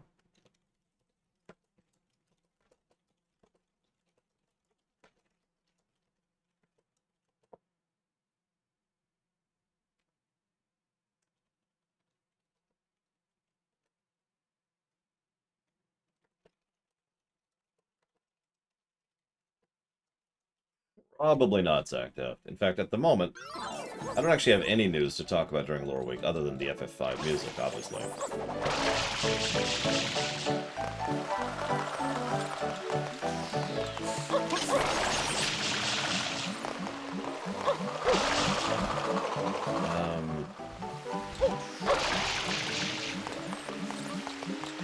Honestly, it might be Mr. Red. I don't think it's going to, though. You have to understand that there's several positives we haven't given out yet. And we're going to. Ah, there it is. It really is right there. God dang it.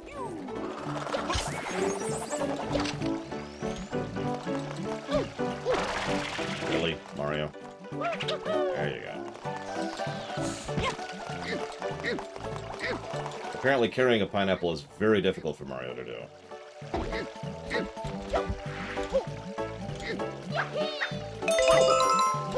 Yoshi! The tongue is weird in this one, by the way. Look at that. Look at that.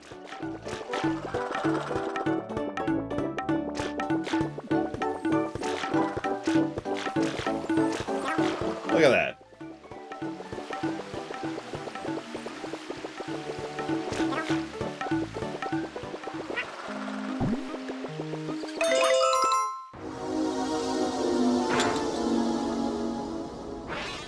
No, Super Mario World originated Yoshi drums. About 8 years before this.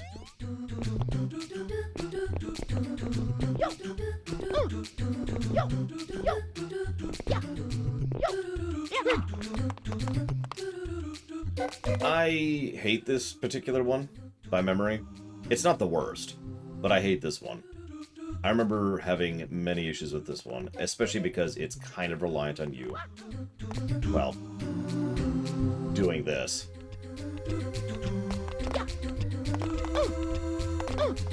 Nope. Yeah, a long jump would really go a long way, no pun intended, for this particular stage.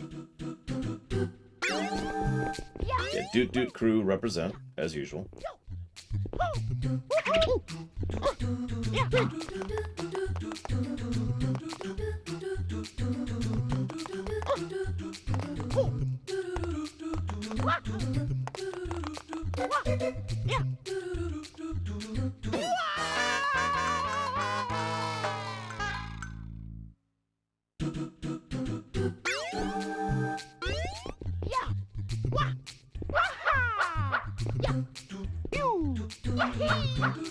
Yeah, I might have to do that, because I really don't want to do that Yoshi thing again.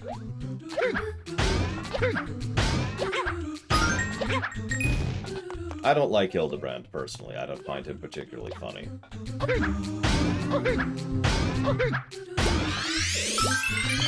That being said, I haven't done any of the quests past ARR, so grain of salt.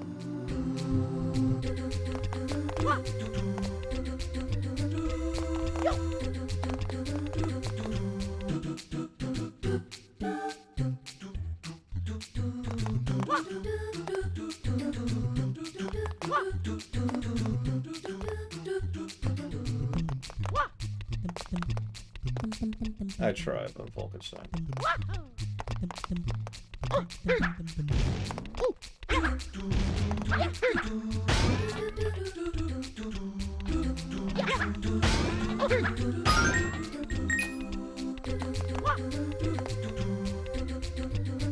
So, what I remember most... You remember that checkpoint thing I just mentioned? What I remember most is dying here, basically.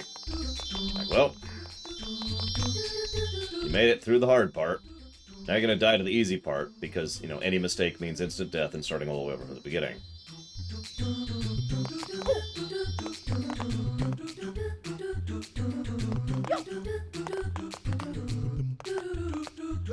Hey, okay.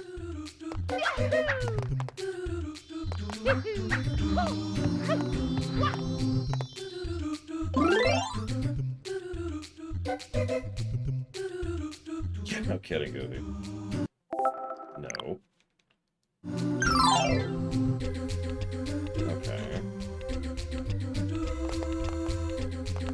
You know what? I'll agree with that. Hildebrand himself is mostly annoying. I tend to not enjoy the I'm an idiot, haha character archetype. That's just not really my thing.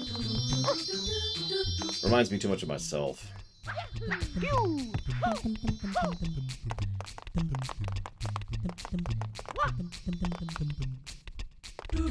See, this would be a perfect spot for a long jump right here. I can't believe I made that.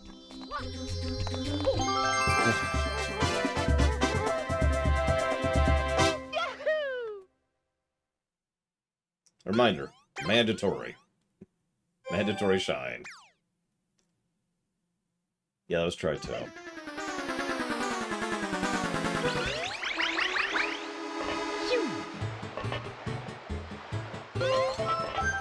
Whoa.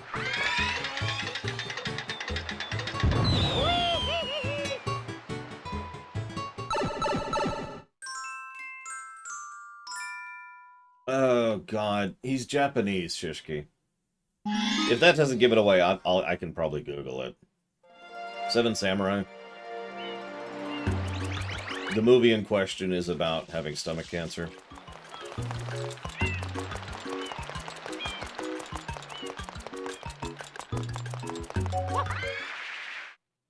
Thank you, Faded Kirby.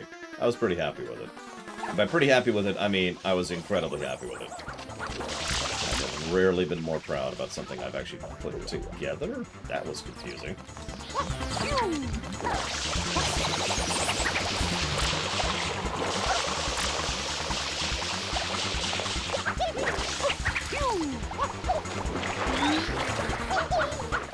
Maybe Bregman? I don't know.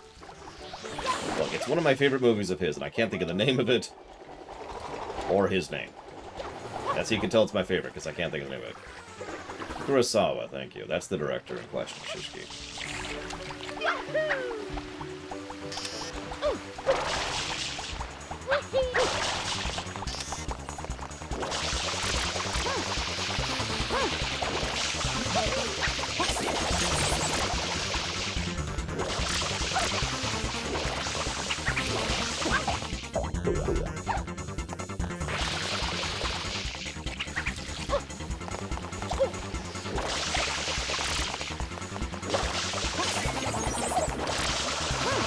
Alex on the bot is like, oh my god, I hate these sections so much.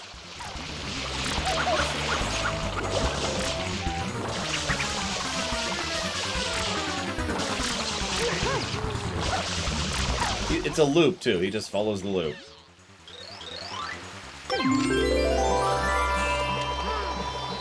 Yeah, Kurosawa started a lot. There's a reason I consider him the best director ever. And I stand by that.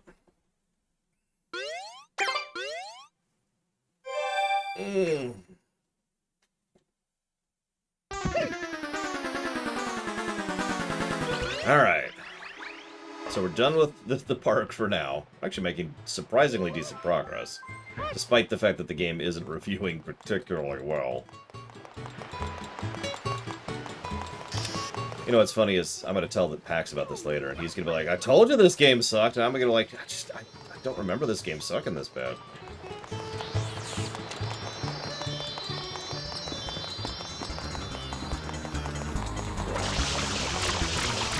I'll knock Yoshi really quick here, while we're at it.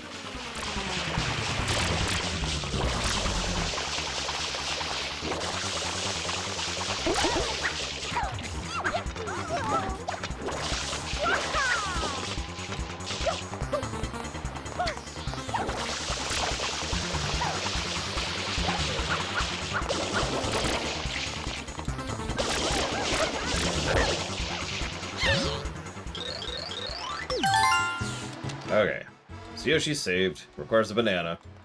Which, I mean, we could do, but eh. I guess we'll do it. Fine, but just for Sierra Mike, we'll do it.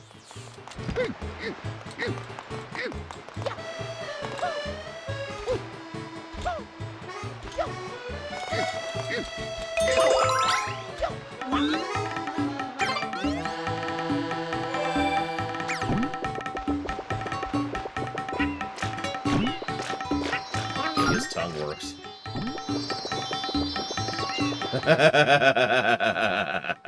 We had a whole discussion earlier about why I don't do that, Trihexia. To answer your question in full, yes, I have thought about it, and no, I'm not going to.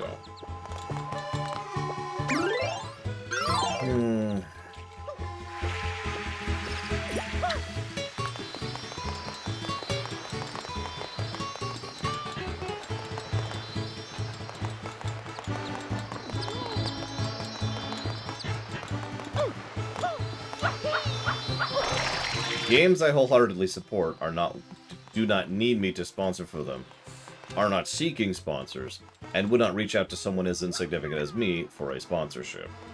I am too small scale in terms of views, which is the only thing they care about, even though that's even not an even valid metric compared to their own personality or words. The only thing they care about is views, even though that's not a valid metric, even by their own flawed marketing data. There we go. Whoops. Here on Mr. Red. And yes, Zektaft. But, so the only people who are ever coming after me, the only people who would ever actually wanted to get a thing from me, are the people who are not picky or desperate. AKA people who do not need or want a sponsorship, AKA the people I would be willing to sponsor. So, it's not happening.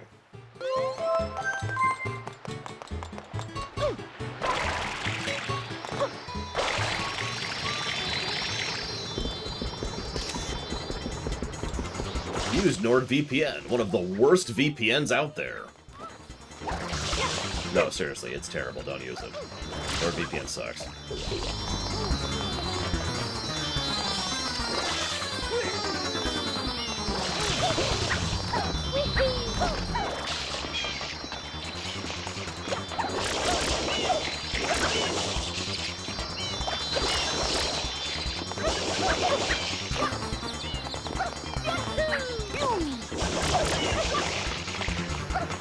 There's a few better alternatives, but I'd have to actually look it up to find better ones. And even then, it kind of depends on what you want, because, like, for example, me, the requirements I have for a VPN are pretty strict, because I need to make sure that I have a high upload as well as a high download, because I stream and upload for a living. So, you know, that's different than what a company would need, which is different from than a person who's just watching stuff on YouTube or whatever would need. Etc., etc. So it depends. Just don't go with NordVPN. They are garbage.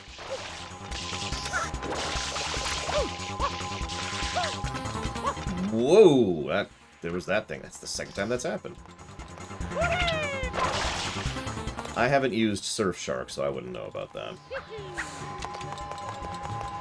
I haven't even looked into Surfshark. Surfshark is garbage! I can tell you that, because I know nothing about them, and I don't think I ever even heard about them until 5 seconds ago when Arspruce told me about them. But I can tell you, they hate you and everything you stand for. And they said you look like jerks.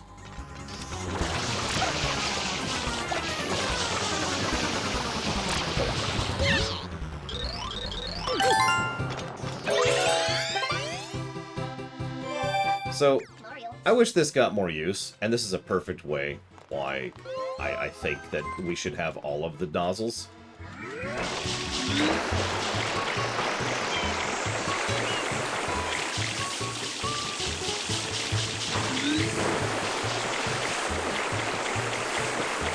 It's like the blooper, but you're completely in control the whole time, and it's not terrible.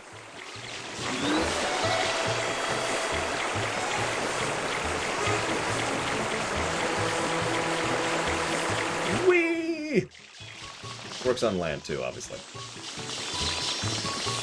Whee!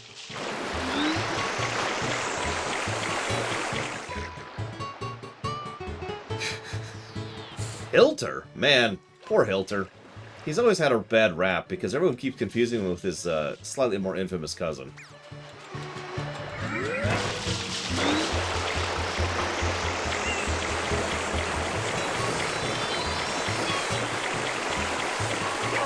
Our next actual stage is this one. No, unfortunately you can't. You have to go through the load screens to get to the other stages, which kinda sucks, but whatever.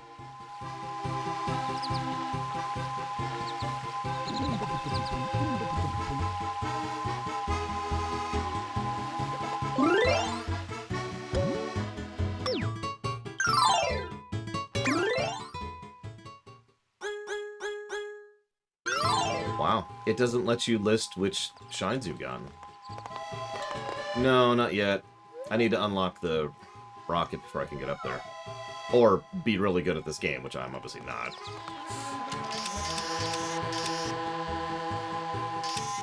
God, that spike is actually clipping into her hat, for God's sakes. Ugh.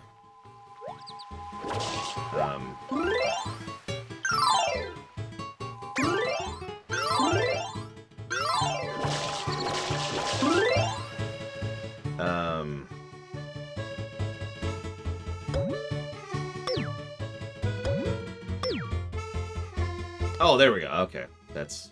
I mean, that doesn't actually tell me what I wanted to know. You know, but it's whatever, I guess.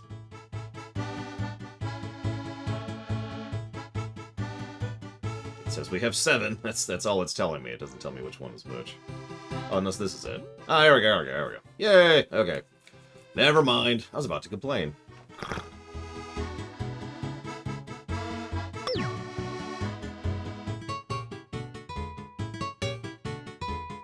Let's codify really quick. Let's look at our notes. What do we feel about Pinna Park? Not counting the terrible shine.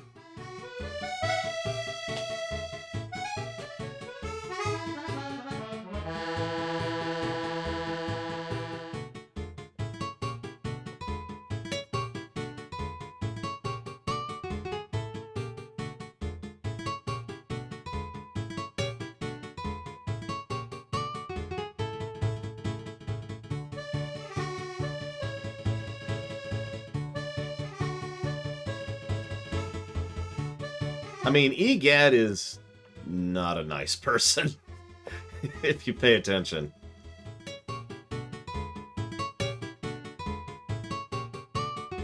I have no idea, Korgoth. I mean, I'm a very big believer in the concept of what you are when you're alone in the dark. So, no external anything makes me do anything, if that makes any sense. I'm pretty pragmatic, but at the same time, I do something because I choose to. So, does that make any sense? I don't sell out because I don't want to. I mean, I could, and I could get away with it. But, you know?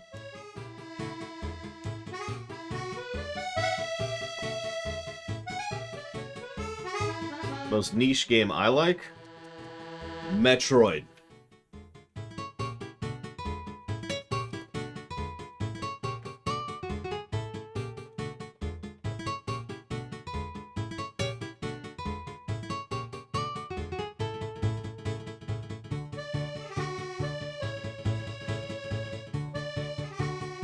I mean, if that's your answer, Disco, that's perfectly fine, but, you know. By the way, that's not actually a joke. Metroid is a niche game. It's not the most niche. It's just, Metroid is a niche category. We all need to be honest about that. However much we love the Metroid games, they're niche games. I would say, you know, racing simulators are pretty niche, and I'm pretty into that. I really like good 4X games. I really like good grand strategy games. I really like the XCOM styles. I enjoy a good management simulator. I'm not sure which of those is more niche than the others, but all of those are niche games. Even RTSs are niche. The most unknown game I like? Non-applicable. So this is the age of the internet and Google. There's not really much of a thing as, oh man, I played this one game. You ever heard of those? It used to be like that. I know what you're talking about. Back in the day, you used to be able to say, oh man, there's this one game I've played. Oh, I've never even heard of that game. You know, and that was just a thing. It doesn't really work that way anymore. Not really. So, the most unknown game I've ever liked is Earthbound. And you're thinking, that's a really well-known game. Exactly.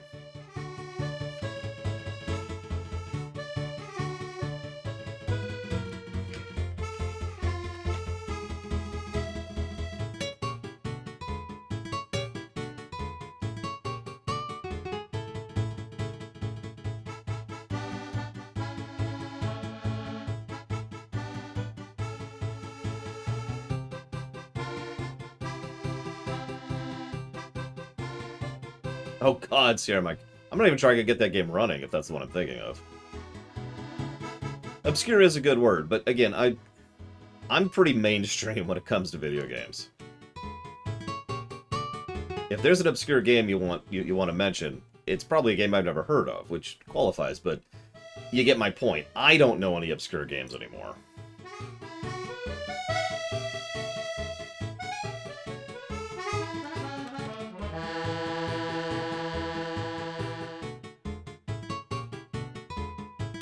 Favorite game that sold like garbage? Oh, there's so many. There's so many. I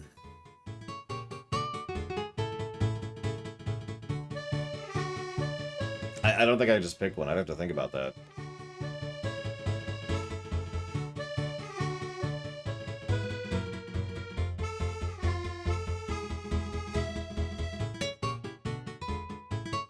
Yeah, no, you're right. I'd never heard of Albion before it was put on the list. Or the Theas. Several games I've played on camera.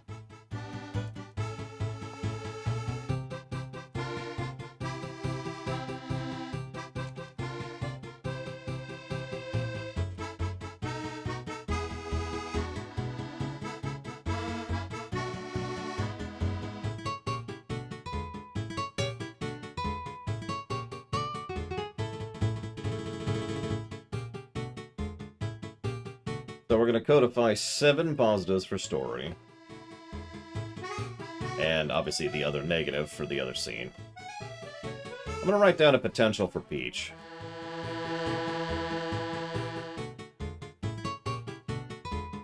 We'll kind of put that in a... we're debating that one. Here, hang on. Let's switch songs. Probably tired of this song. Come on, there you go. Noki Bay. She's an airhead in this one, Von Falkenstein. It's not good. Even for Peach, who usually doesn't have much in the way of characterization, it's not good. This is probably the worst Peach we've seen in the whole series. It's kind of insulting. Especially given how awesome Peach is whenever she's given actual character, usually in the RPGs.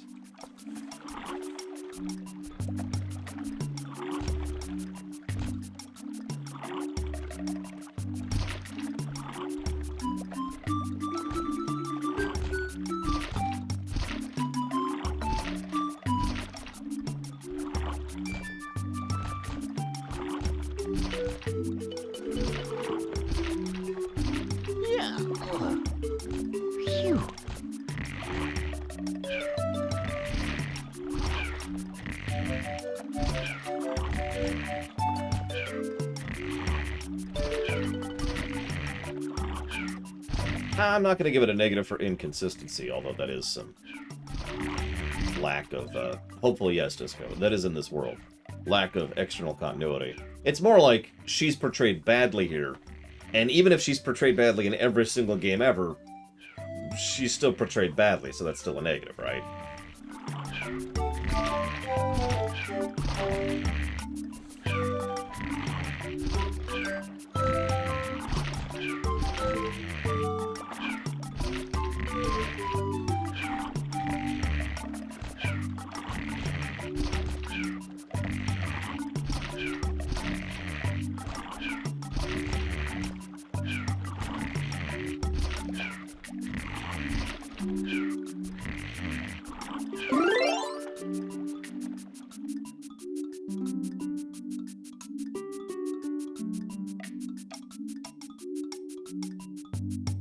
No, I feel you, Von Falkenstein. I am very, very, very hesitant to add a negative quantifier for external continuity in something that doesn't directly connect. As always, I try to leave stuff out of the game as out of the game as possible, you know what I mean?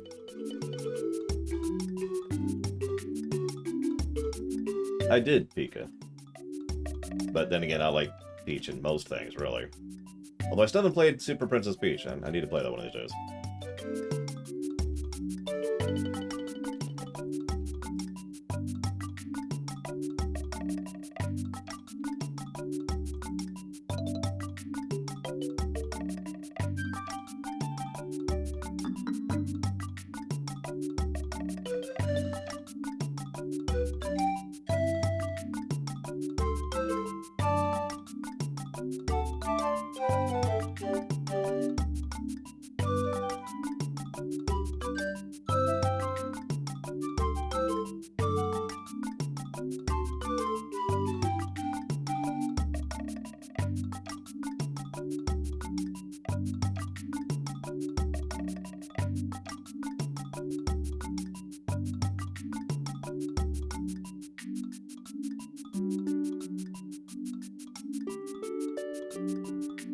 Okay.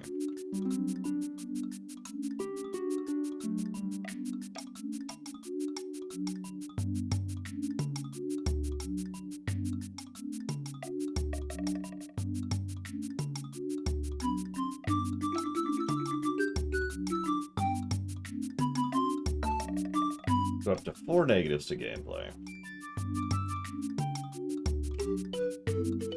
And 12 pluses. There we go. We're now caught up, codified, and ready to progress.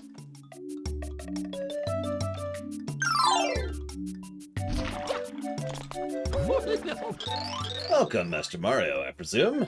I have heard much about you, yes, and all of it's good. As for me, I'm just an old man who loves nothing but fishing. But lately I've had a terrible problem. Please look up there.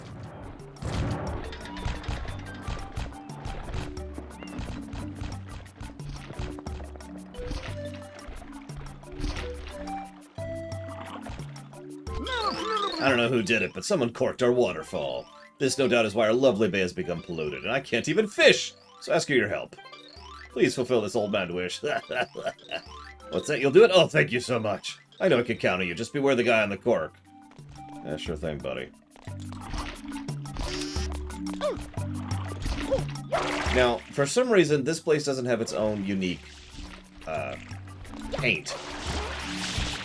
This and the mountain town, whose name I can't remember right now, share the same paint, which is lava. It's this magma-y kind of paint. Although I guess it isn't, is it? It's just neon. So never mind, it's just this neon paint that has nothing to do with anything. That's weird. Whatever.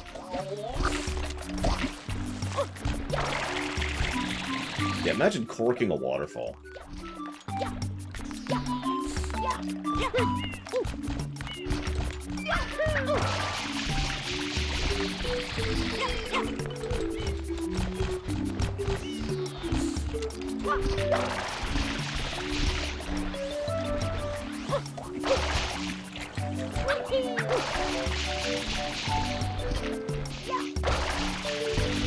I think you're right. I think it's the landing strip. Paint. Which is just paint. Well, I guess they're all technically paint, but you know, most of them are something else other than just being paint.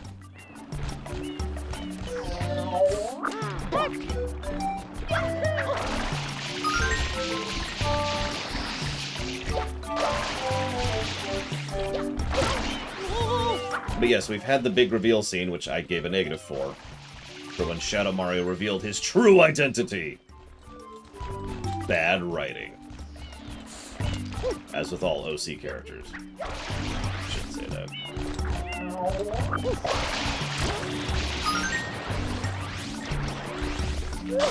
Oh, hello. Come on. Get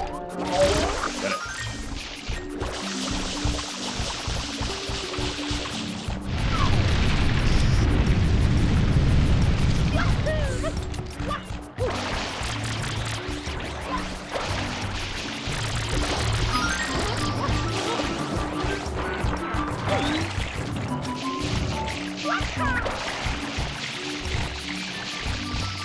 Really? Pretty sure I can make that jump. I guess I shouldn't be going for it, because they clearly don't want me to. So how do you want me to get up there, game?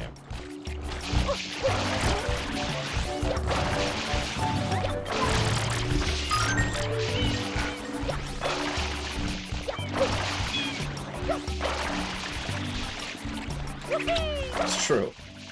Bowser Jr., I don't like Bowser Jr. as a character. Not because he's a character I dislike so much as I don't think they've ever used him properly.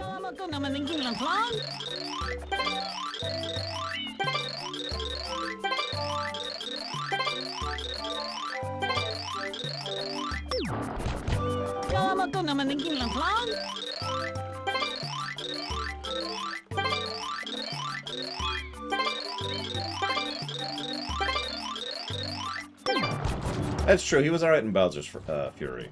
He was okay in the Mario plus Rabbids one too, now I'm thinking about it.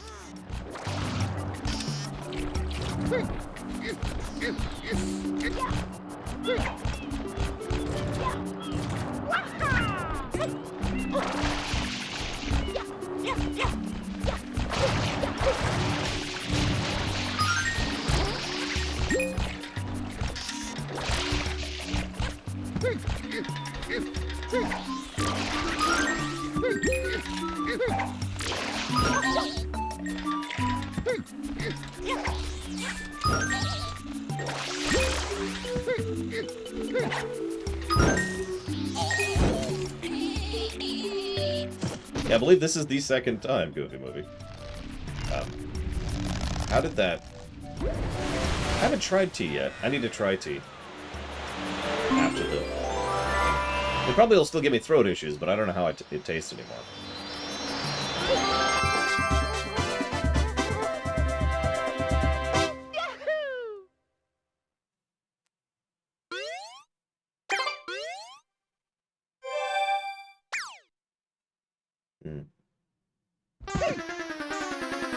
There's the rocket.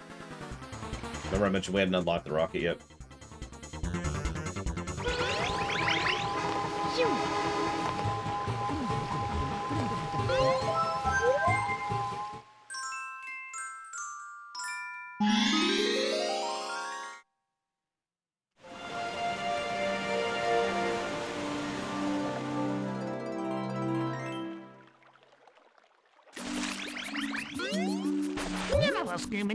Mario, thanks for all your help earlier. It really was spectacular. Would you mind being my new teacher? I mean, never mind. My grandpa's up ahead. He wants to tell you something. Okay.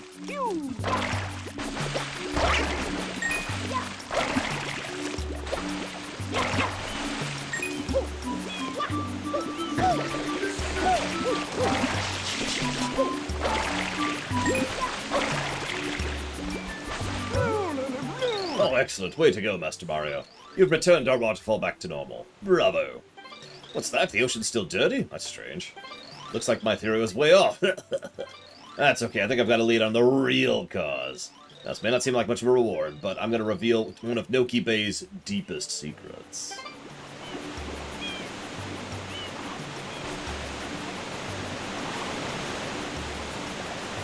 What's a slade? Oh, salad.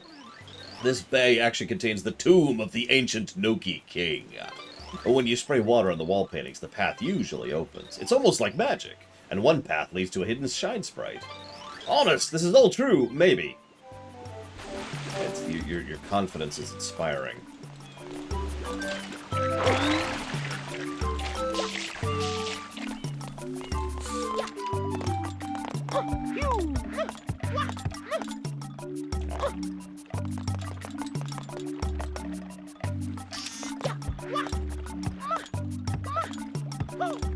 Double aw.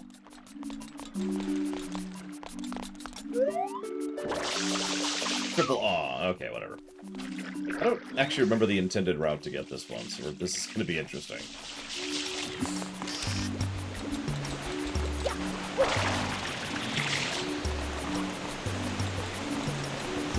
I mean, Bowser isn't even in this game, really, except for one scene.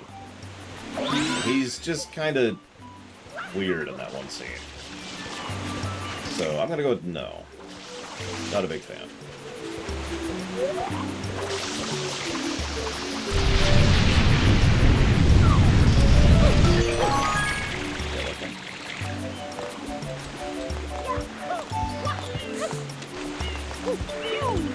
Yeah, one scene and the epilogue, where he's just kind of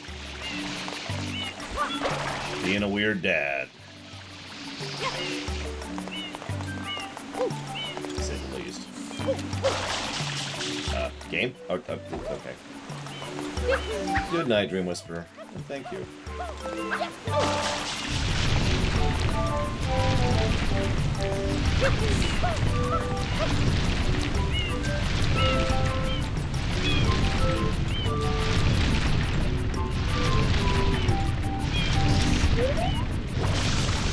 I hope you're liking Odyssey still.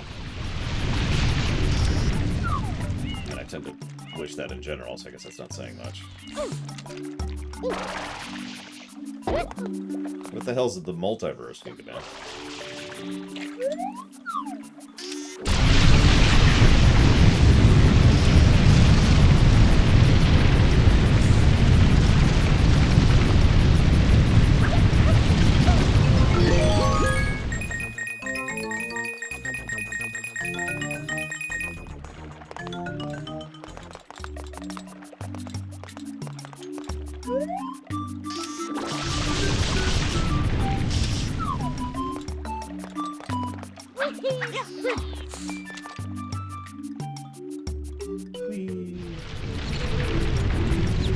Oh, that thing. I mean, I'm not interested in Smash, so I'm not super interested in that, no.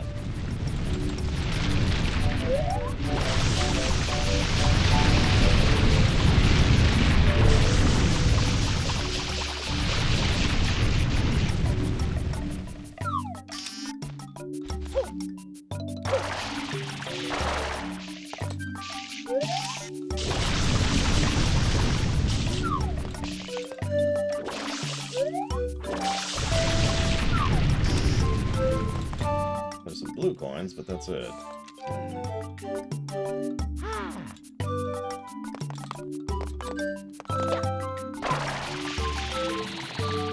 That's bad.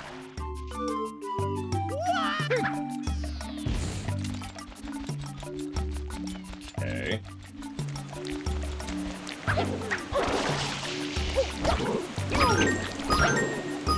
Me.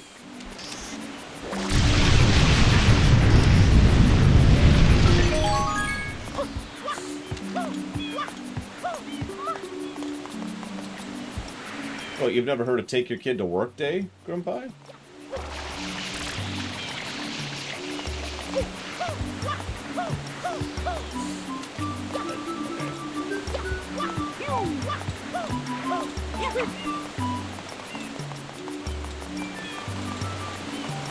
Bowser's just trying to give his kid a proper education and good work and values and hello.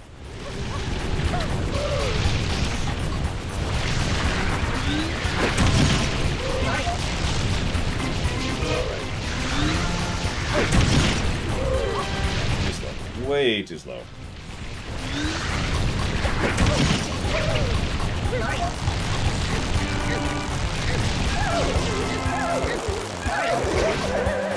Exactly, Von Falkenstein.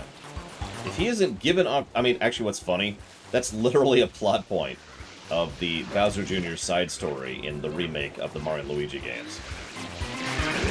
I'm not even making that up. Bowser Jr. learning to be a good ruler is the plot point of that. It's the plot. It's not even a plot point, it's the plot. No, not really, Rex. I mean, it's not a positive, certainly, but it's whatever.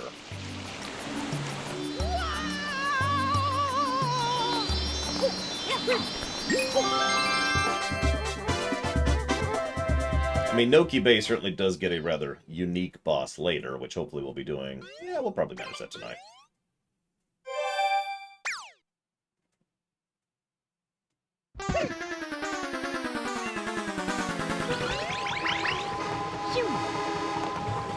Honestly, we're still in the good levels, by my memory. You know, the levels that are still actually fun and interesting. The two stages I remember most negatively, we haven't even gotten into yet.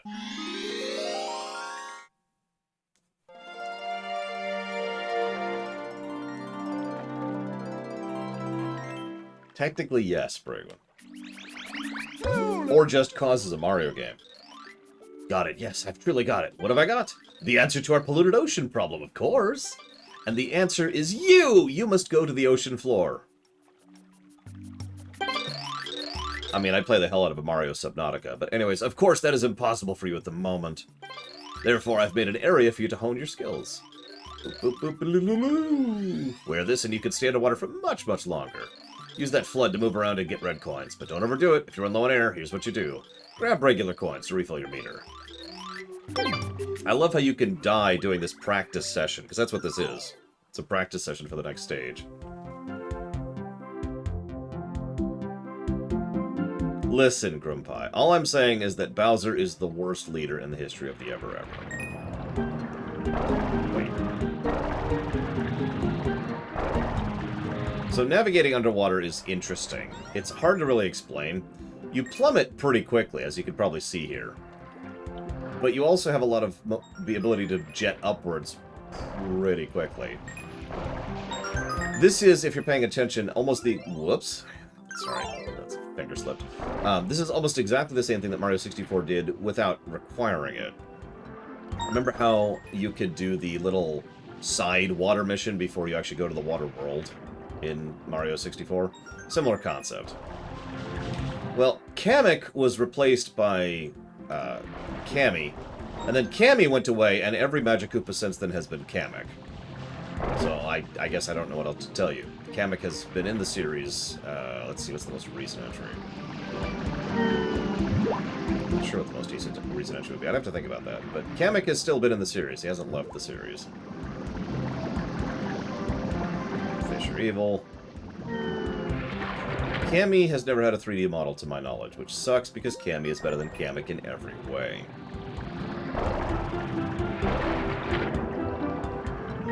What? Alright, what are you doing?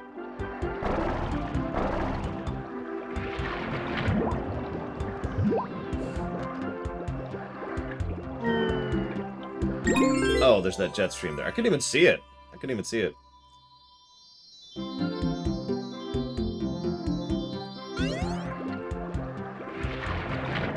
See? Yeah, there's a jet stream under those coins.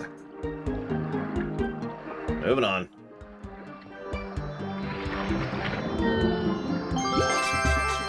Like I said, I hope you get used to that sound, because you're going to hear it a lot in the next stage. Hey, Delfino. Oh, it is always good to seize. I do hope the construction project's been going well. I don't remember Rex. I don't even remember if they gave her a name. I know it's not Cammy. So, time to be a dentist. It's okay. We've got a doctorate. Oh, Mario, you're finally setting out for the ocean's bottom. Grandpa's waiting for you up top. Oh, don't forget to wear this. You can use the rope as a shortcut. Thanks, kid.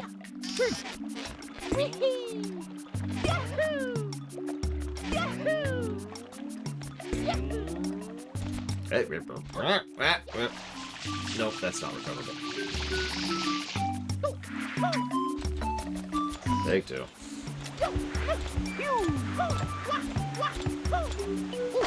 Come on. There we go. I will admit, I have a fondness for this stage. And a vitriolic hatred of it. It would be pretty easy to convince me to give this stage a positive for the stage as a whole. And then maybe a negative for the one thing I hate. Which we're not at yet.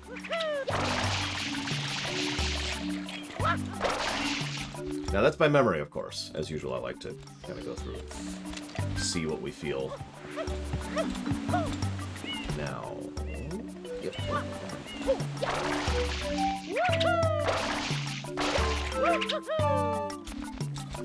Eyes are burning. Oh, I'm tired. So, dental work, right? Look like you're ready. The gunk in the ocean's caused by a giant eel. It's moved into our ancestral home at the sea floor, and it's nursing some nasty cavities. Let's take a look.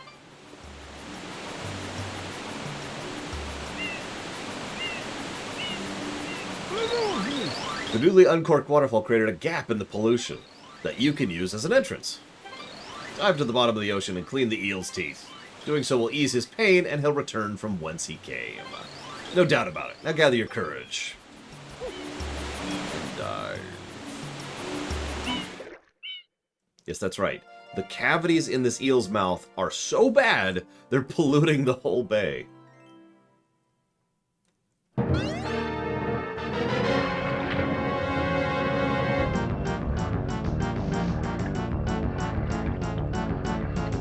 In all seriousness, this fight kind of freaked me out when I was playing this on the tiny TV.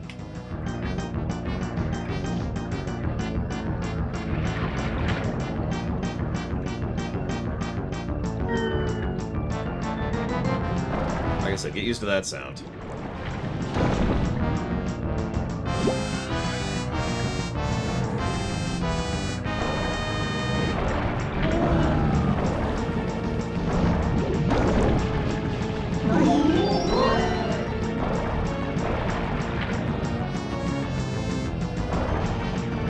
It's a unique idea for a boss fight, I'll give him that.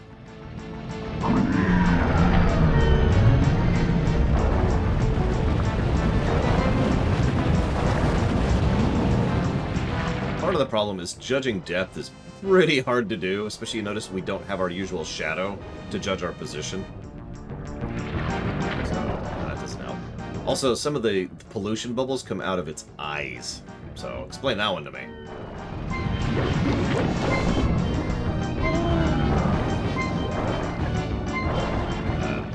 That's bad.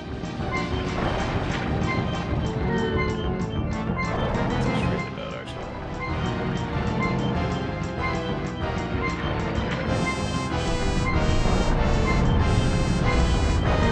Yeah, no, we're dead.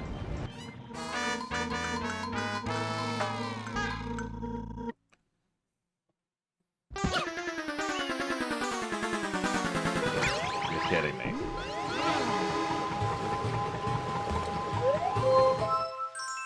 Oh my god.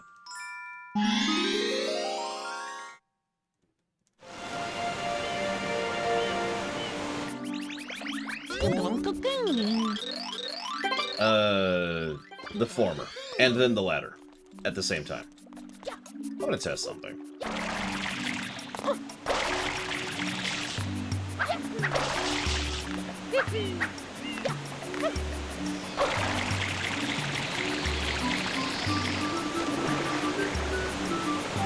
Okay, good.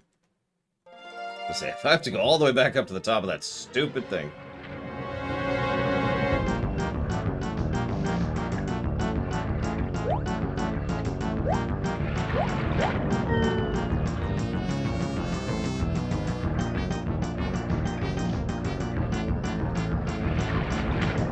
Mario.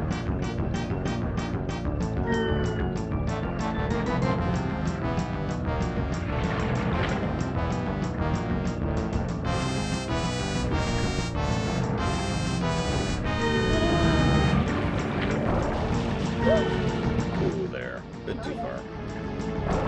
Come on.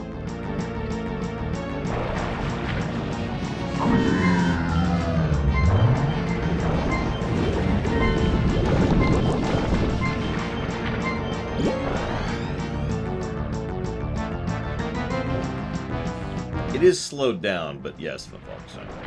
I think it's slowed down. We'll walk that back. I think it's slowed down. I'm not sure if it is or not.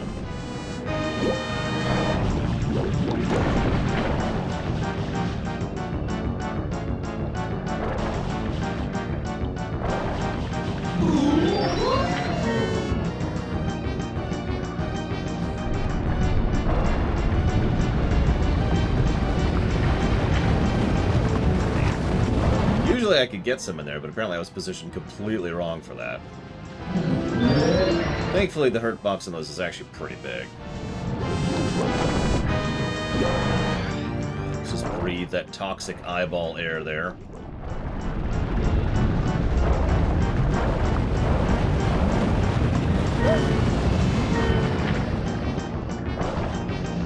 This is always the hard one right here. Yep, the golden one.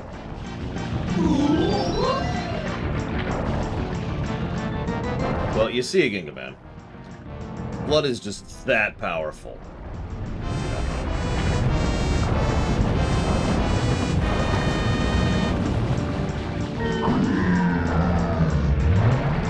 What's funny is, I don't remember ever actually dying to this boss fight before, believe it or not. So that's fun. Now that said that, I'm about to die a second time, because that would be on brand for me. Gotta keep that brand going. Come on, refill, refill, refill. Refill, please, thank you.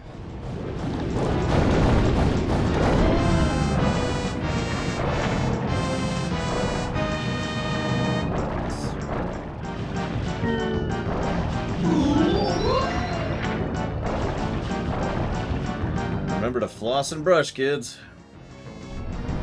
I kind of wish I could go down a little bit faster than just by falling, you know? Might help a little bit with the maneuverability here.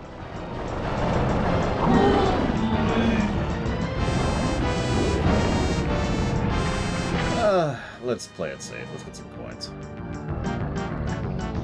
No, right, Gildy? It's like, hey, you're polluting an entire bay.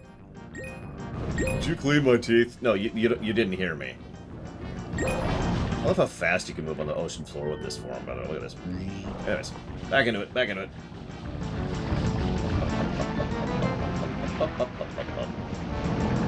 Still up. There we go. Hey, buddy. There we go. Yes, this is the Marlboros all over again.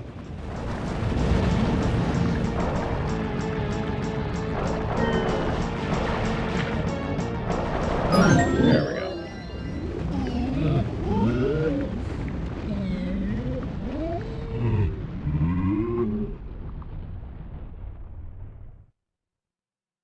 Little heart coins. Now, how many of you have died here? Now, I've only done that once, and it was because I decided to poke around a little bit and see if I could find any secrets here. And I'm just going to tell you, there aren't any.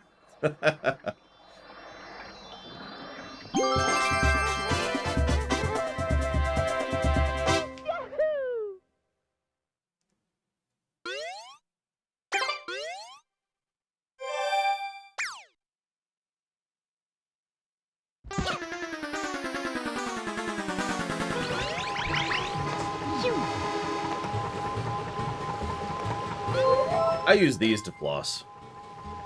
These little things. And that's how I floss. And it works great.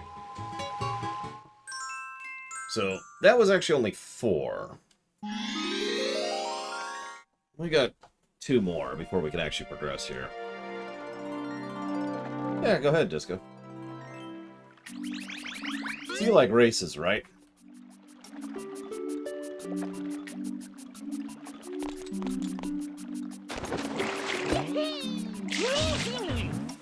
I do like how the bay is actually clear now, so we can boom around and not die. Also, you can see in it. It looks pretty cool, too. Thanks to you, our bay is clean again. Thank you.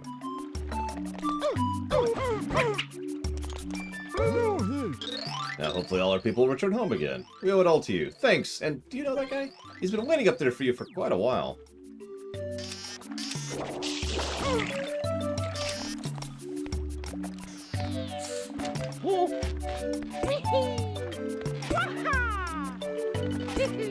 Here's my tip for playing FF14. Don't play a black mage, and play a tank. Foolish man, it is I, Piantissimo. That's me, yes. And now I shall challenge you to a race of the flag.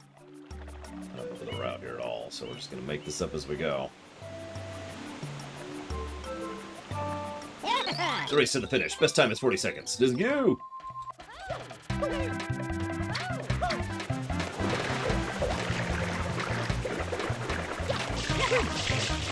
Well, I don't want to say black mages suck, but black mages turbo suck. Mega suck.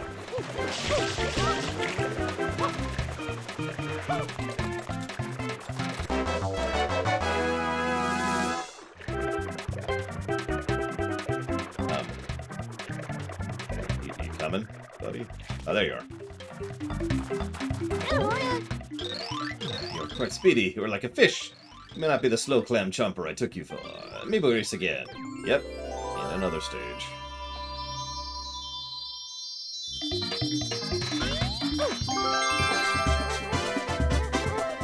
Tanks in general, Asinius. Which tank depends on which category. If you're talking, you know, the wolf stuff, or if you're talking actual raiding, or extremes, or whatever, kind of depends. Tanks are always in high demand, though, followed by healers, followed by utility DPS.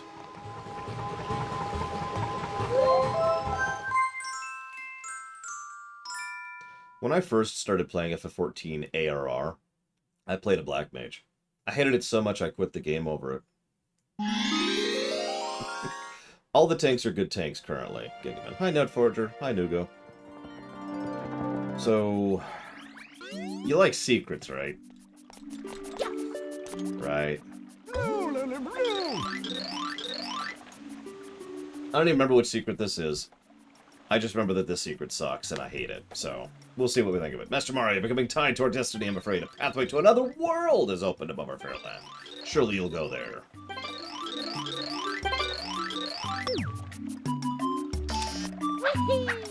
Ironically, I actually don't enjoy playing DPS for the most part. In any game, not in FF14.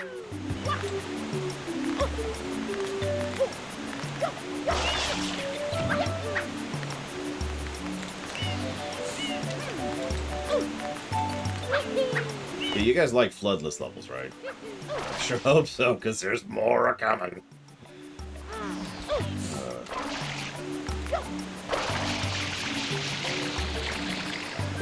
I think you're right, Rex, but we'll see which one it is. I just have really bad memories of this one. I don't remember why.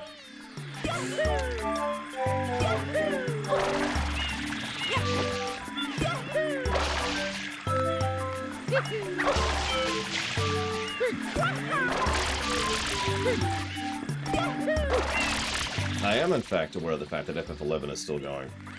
Which boggles my mind, if I'm being honest.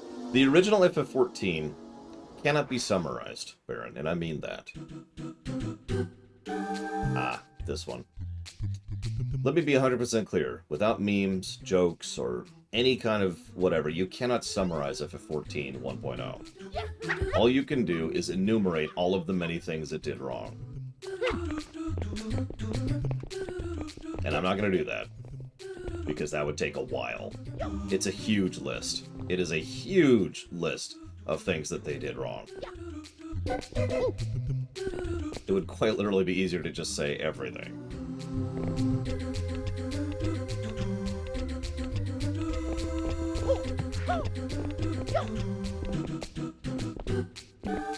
And those people are wrong.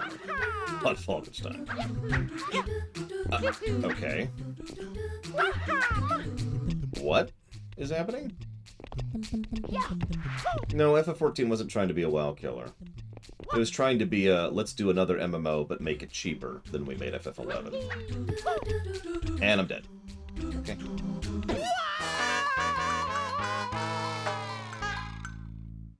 Yes, it would be easier to list what they did right.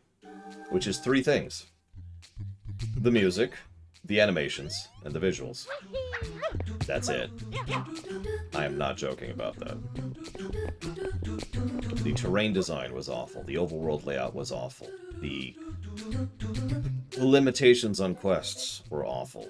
The fact that you couldn't carry certain types of items was awful. The fact that there were no rewards for doing certain types of quests was awful. The fact that there was actually no story in the initial patch was awful. The fact there were no dungeons initially was awful. There's just, it's such a gargantuan list of everything they did wrong. It's hard to summarize, it really is. I'm gonna go this way instead. I don't feel like I'm gonna go for that. Yes, vanilla FF14, let me be very clear about this. FF14 1.0 is garbage. No jokes, no memes, no laughs. It's garbage. If I were to ever somehow review it, it would, guaranteed, be the worst game I've ever reviewed.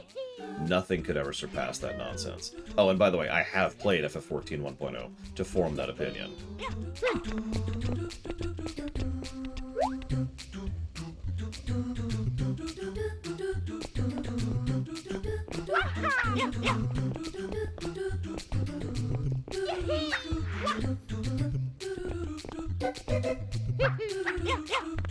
It is not hard to try and convince me that vanilla FF14 1.0 is the worst game ever made. Ever. Vanilla FF11 is just old MMO.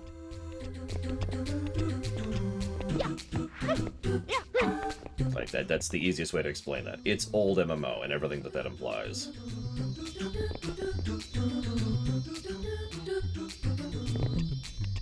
Yes, worse than Ride to Hell Retribution by a mile. So much worse than Ride to Hell Retribution. How much for an FF14 1.0 review run? You will have to set me up for life to do that. Because that will be an arduous task of ridiculous proportions of slogging through the worst game ever made. Worse than E.T. on the Atari. I want to be clear about this. I am not speaking facetiously or memeingly. FF14 1.0 is the worst game I have ever played. Well, then we're just gonna have to disagree on that one, Von Falkenstein. I don't know how to make this jump. I don't know how to make this jump. I guess I could try that. Yeah, sure, let's try that. This is gonna result in me dying. Nip, nip, nip, nip, nip.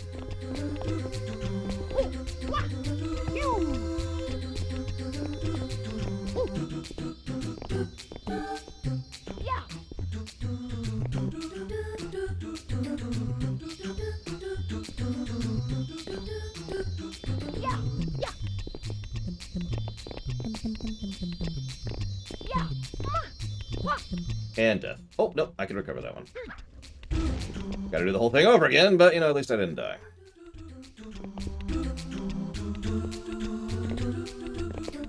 Doot Doot crew represent, Night Forwarder.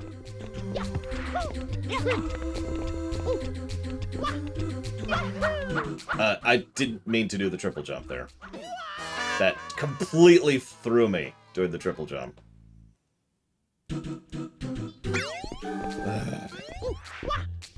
I'm trying to remember why I hated this one.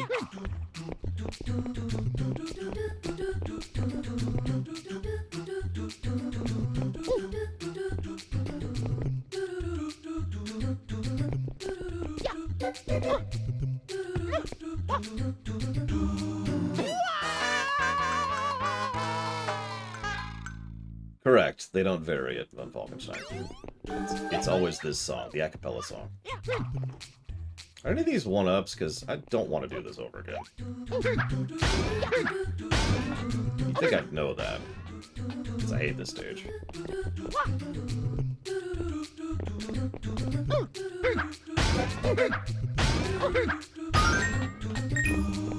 Thanks, game. Thanks.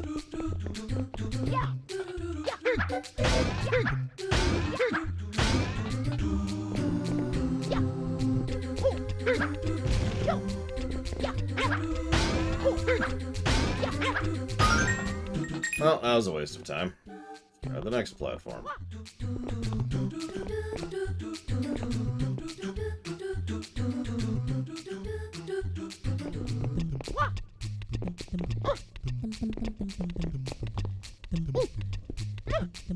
Listen, just because I hoard coins like a greedy dragon in real life, doesn't mean I need them in the game. Just because I sleep on a bed of gems... You didn't hear the last part.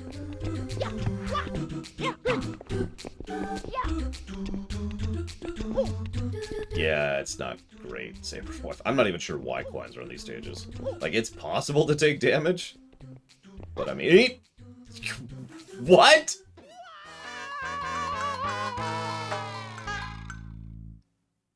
Only in video game, probably. You ever have those? Those kind of things that only happen in video games?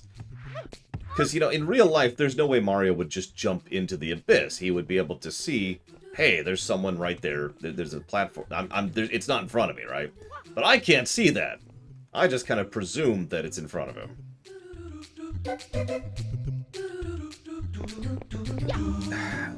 I didn't like FF11, Gingaman, at all. In fact, I hated it.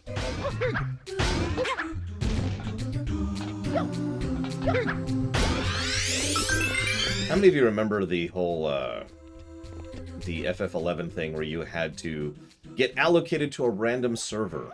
And if you wanted to play with your friends, whichever friend has the core server had to spend a lot of money paying for a one-time use consumable to invite one friend to start over again on your server. That's FF11. I could talk more about FF11. I could talk about its boss design. I could talk about its approach to encounters. I could talk about how ridiculously grindy it is. I could talk about the fact that you literally lose levels and experience in it, just like in old MMOs, like EverQuest. But really, no, that is the singular thing I can tell you about to explain what FF11 is as an MMO. Everything else is just building onto that pattern. In fact, FF11 actually gave me a term, group wall. The group wall, if you're wondering, is a point in which a game, pretty much entirely a multiplayer game like an MMO, which is designed that you're not supposed to be able to get past this point without being in a group. The group wall is real in FF11.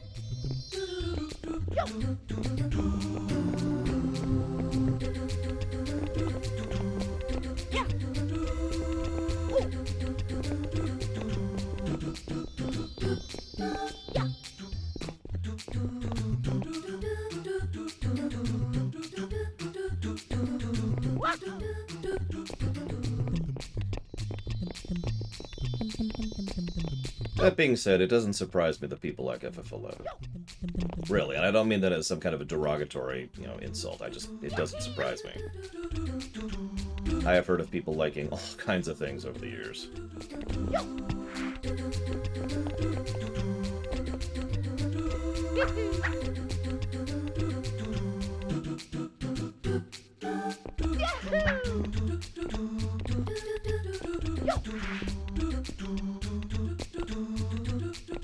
FF11 is absolutely better than FF14 1.0. By a mile.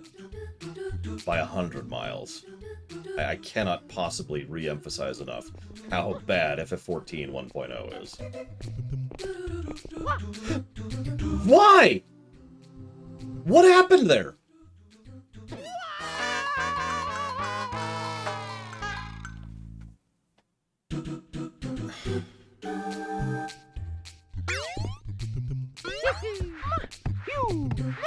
I mean, in fairness, there are people who like vanilla WoW, so the idea that someone likes FF11 doesn't really surprise me. I have no idea what happened there. I really don't. That wasn't a partial jump, that wasn't a half jump, I just jumped forwards and ran into the collision, somehow. And yeah, by the way, that was the last platform. That swirling one, that was the last platform before I would have the star.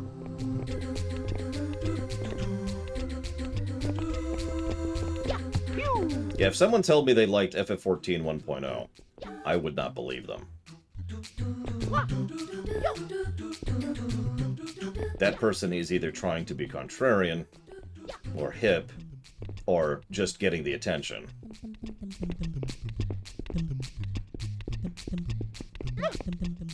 You know how that is.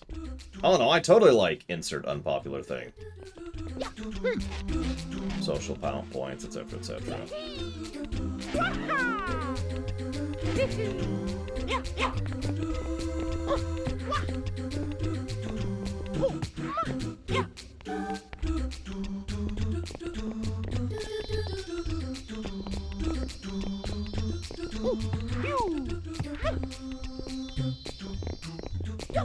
I mean, that is the archetypal definition of the hipster. So yes, I agree with that sentence. Damn hipsters.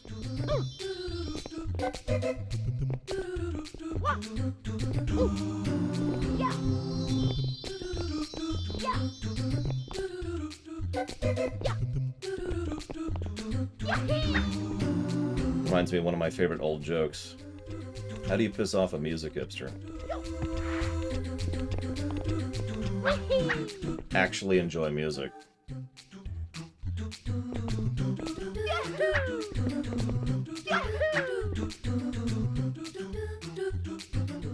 You're fine, Baron. I appreciate it.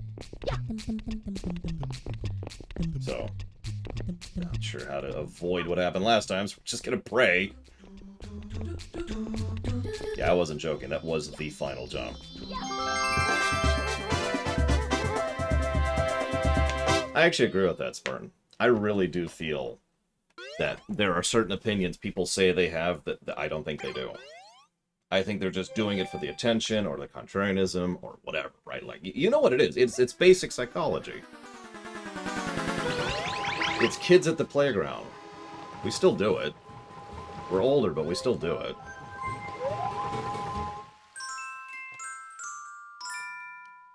Okay. Yeah, exactly, Nugo. You know why flat earthers say they're flat earthers? It's because they get a lot of attention and drama for it. It's because they get hosted on news shows. And they get interviews. And websites and all this attention.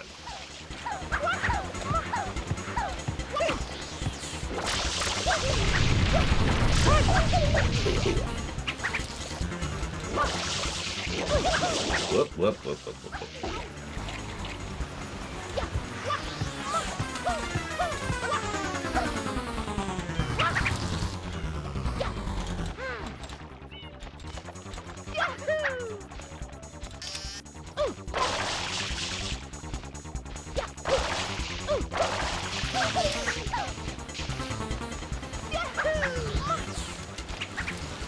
I have to fight the urge myself, Borgoff. I do.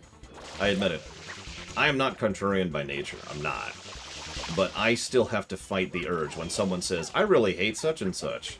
When I don't hate such and such. I don't lie about it. But when I don't hate it, to immediately be like, well, I love such and such. And be more exaggerative about it than I should be. Like, for example, let me use a direct example that's relevant to this case at hand here. One of the things I have heard many times over the years is that Mario Sunshine sucks. And so one of the things I've said several times is that I love Mario Sunshine. Now, that's not accurate. I enjoyed Mario Sunshine. But I over-exaggerated and overcompensated because of that contrast, right? That kind of, hey, you said this, so I've got to disagree with it. I still fight that to this day. I have issues with that. I admit it. And yeah, Baron is right. It is a variant of pendulum effect. Get up, Mario. Can't aim that for beans.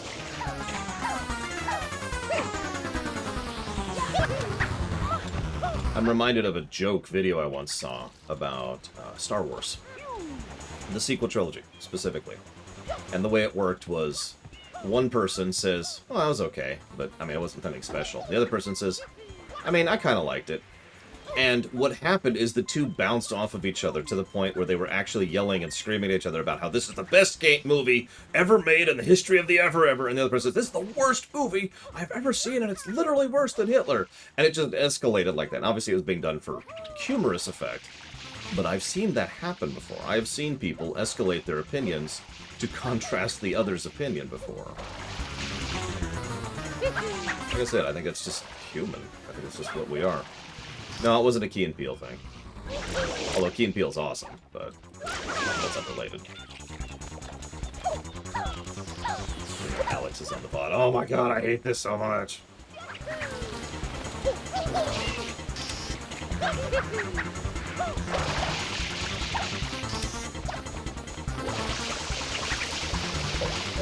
Thank god. I don't want to do a third loop. Key and Peele is a humorous duo. It's a comedy duo, comedy troupe, whatever you want to call that. I forget their full names. I'm very hit or miss on them, personally. Some of their skits have me just absolutely dying. And some of their skits, I'm just staring at it like, okay.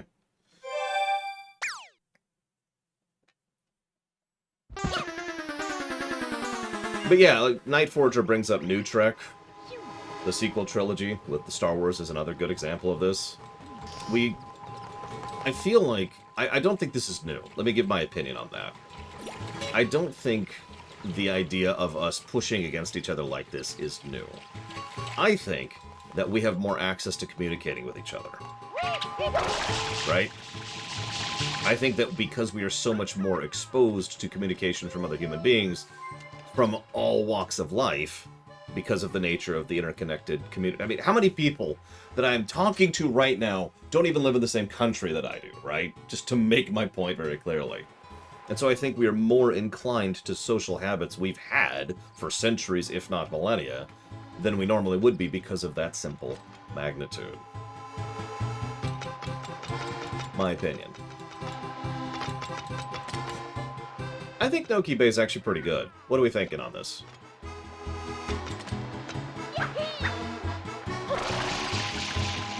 Yeah, you don't have, I'm not asking anyone to dox themselves. I know with total certainty I have viewers who do not live in the United States.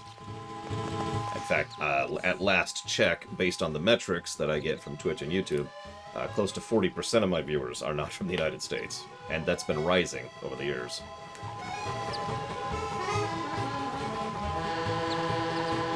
Yeah, I like Noki Bay. I like Noki Bay. It had...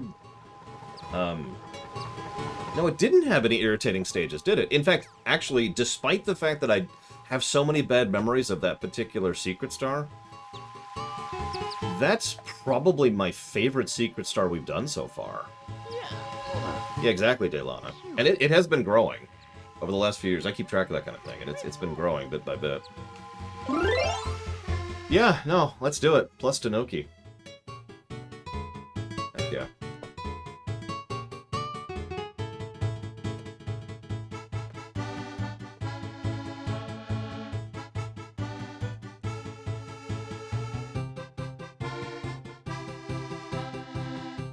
So, to my knowledge, both YouTube and Twitch either use where you have your account set or IP tracking. So, yeah, there's certainly ways to get around it, and it's not 100% accurate.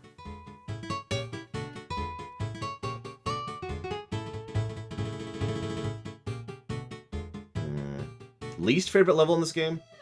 So, objectively, the worst level in this game is the Pachinko. Let's just get that out there. However, that being stated, I have a specific stage that I dislike a lot. We're not there yet. I will point it out when we get there.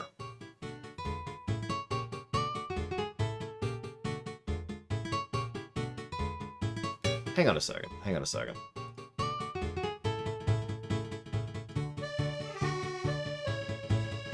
The lava boat. I was stuck on Corona Mountain for so long because of the lava boat.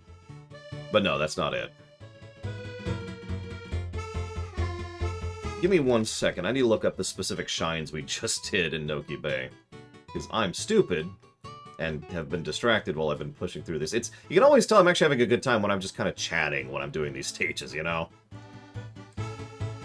For good or for bad.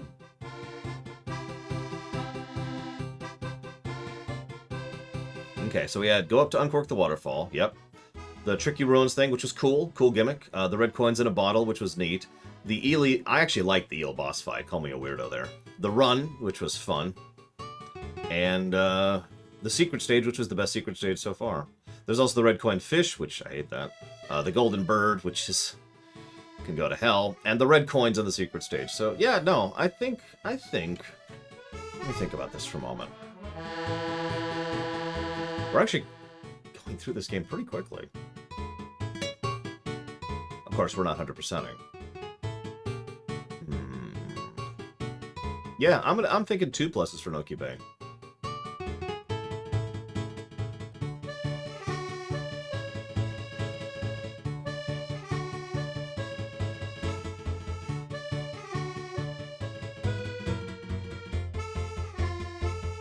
I don't think I could stretch that beyond 2. I don't think any individual shines shine out, haha, enough to really justify that. But I think I could give 2 pluses to Noki Bay in general. Yeah, no, that was legit. Even the Secret Stage was fun. Now, the only thing I died to was some weird clipping issue, which I need to watch that clip at some point to figure out what the heck happened there. Alright, so, let's go get the rocket really quick. I've been holding off on that.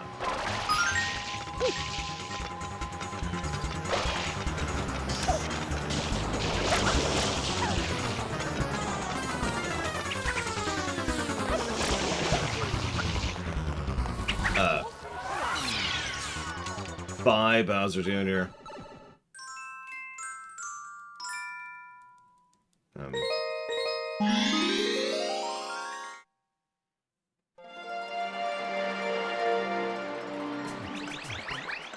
I'm super not doing this stupid waterfalls or watermelon thing. So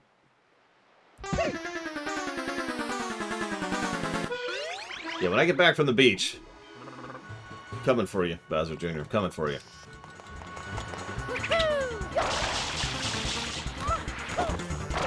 See what I mean by they actually designed the terrain around encouraging you to always be able to get around it, by the way?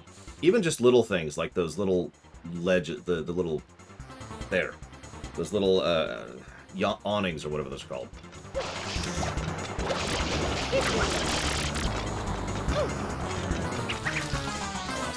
Where'd you go? I literally can't find it. Where'd you go? Yeah, it's not slippery. I have played Black Mage most recently as of last night. It is certainly better than it used to be, but I stand by my statement. I don't think it's a particularly good class to start on. It is very immobile, which I think is to the game's detriment overall. And it's kind of a you'll be casting while other people are killing kind of a class. Which can lead to several long sections of, alright, we're fighting trash, let me just fight the... Oh, it's already dead. Well, let me just... Oh, that's already dead. Now, I don't know what kind of utility Black Mages bring off the top of my head. Oh yeah, that's the other thing. Black Mages are kind of glass cannons, but that doesn't actually matter in 14. Overworld leveling in FF14 isn't really an issue like it is in most MMOs, which I think was a correct decision on their part.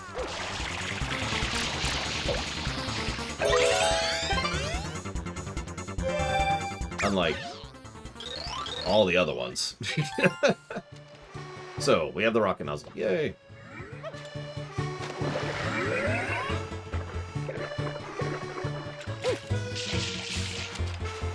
Oh, I'm so sorry, Spartan. I apologize. I didn't mean to take your fiancé away from you. It's just forbidden love. I'm sorry. I shouldn't even joke. I'm sorry. I'm sorry. Let's do that one. I think that's the hotel. So the way leveling works in most MMOs is leveling is main content. Now I know you're thinking, Lord, leveling is main content in FF14. Not really. So the way FF14 does things is there's lots of meat to the story of the main story quest. The MSQ, as it's called. But there's not a whole lot of meat to the gameplay of it. The overwhelming majority of the gameplay quests boil down to go talk to someone, go gather something here, or go to this one spot to kill one thing, right? You know what I'm talking about. Like, you go to, there's this little circle. There's a purple circle that you're supposed to go to, and as soon as you enter it, it spawns the mob you're supposed to kill. And then you kill that mob, and then you go back, right? Now, that's not a complaint. I know that sounds strange, but it's fine, because again, they're focusing entirely on the story axis of things.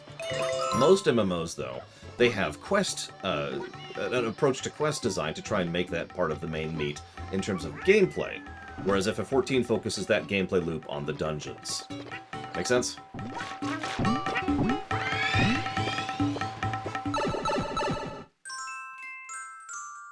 So, Serena Beach. Serena frickin' Beach. I hate this beach so goddamn much.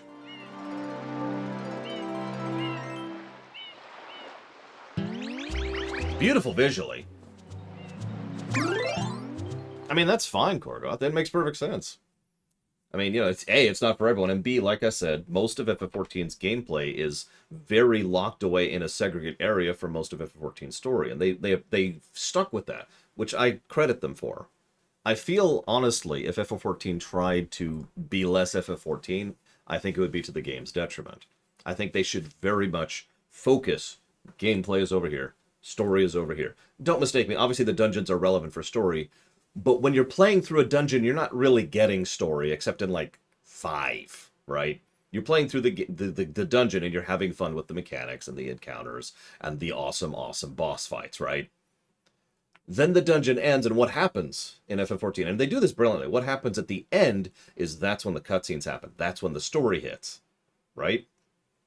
And again, I'm with this, because this actually makes the flow of doing a dungeon brilliant for people who want the story and people who don't. For people who don't want the story, who are just there to do a dungeon, or it's the 15th time they've done this dungeon, what happens is you load in, the person who's doing it for the first time, they get a very brief cutscene, usually just a panning shot throughout the dungeon.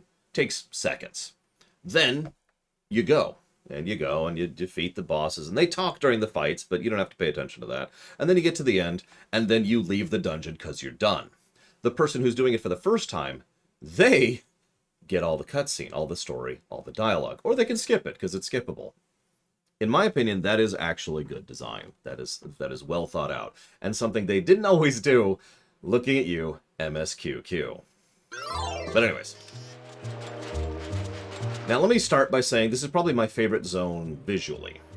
In fact, I need to give more positives to story here really quick.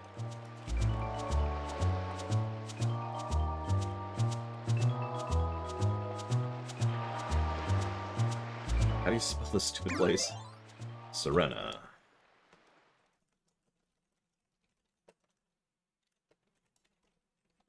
There we go. Plus. Pluses to story.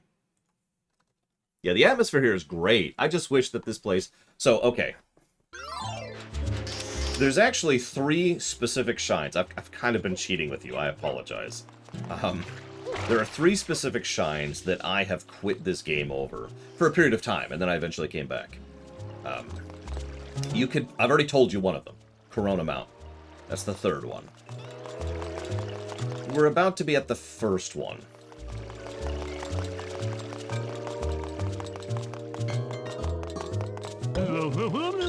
Please tell me my nightmare's over. You can save me. I don't know why, but you just look very capable to me. Listen, it all started around noon. This giant manta-shaped thing... Oh yeah, electric goop, by the way. Keeping the trend going. Showed up. It was this paper-thin floating silhouette. It came and covered the hotel grounds in this electric goop. And then, oh, the horror, my beautiful hotel, my poor building. It sank in the middle of that awful ooze. Why me? Why? Now I've got the staff cleaning up, but where's my hotel? What am I supposed to do? I can't just sit back and... Oh, it's back! It's back!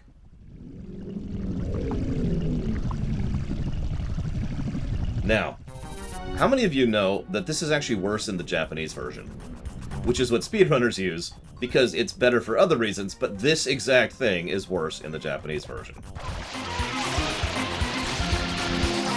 There's another one that's actually worse in the Japanese version, which is also on this stage, by the way.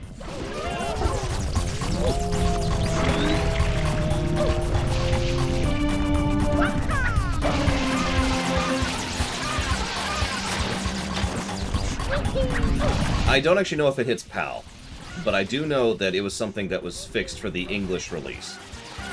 But yeah, they had to patch it. So, put simply, the boxes of how they work are different in the Japanese version, and so it's harder to hit them, put simply. You remember how I was talking about assists and how Sunshine does a lot of those? Well, some of those were added for the English version of this game. And yeah, then there's the slime thing. That's the other one. When you're cleaning up the beach, which is the really irritating one on this one, you need to clean up almost all of it. Now, hang on. It's actually worse than that. So, one of the things that can happen in this game is if you successfully have a chunk sprayed, like you see how I've got most of the ink cleared where I'm standing, that may not actually all be there. It may not be rendering the spec that it counts in code, because the render is done kind of live, on the fly. That's how they manage that. And here's the easy part of the level now. Whoop, as I immediately backflipped into my death. Oh, I'm out of water. Holy crap.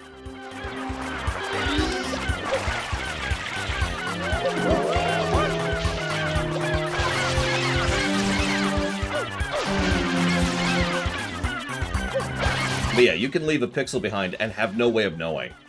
So I want you to imagine that you've cleared the beach, and it's all cleared, and you can't see any pixels, but there is a pixel that the game technically counts, that it's just not rendering because of how it renders the ink.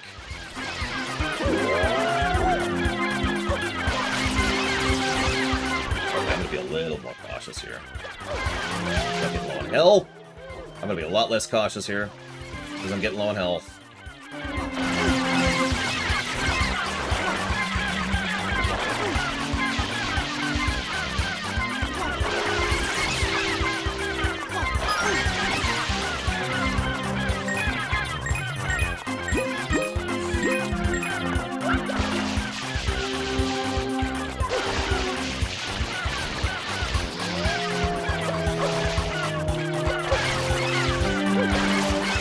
The good part of this is they actually aggro you when they're pink.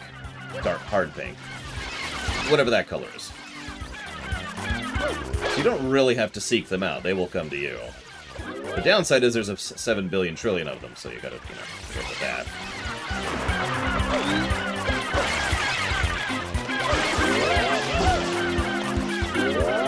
It's a pretty cool boss concept, I agree. Takes way too long. I've actually been doing better than I thought I would this time, and it's still taking me forever to get through this. I'm also being a little cautious, admittedly. Because you can do stuff like that, which goes a little bit faster because shotgun. Why I call that the shotgun.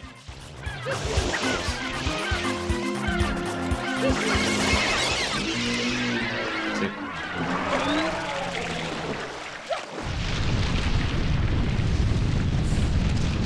First try.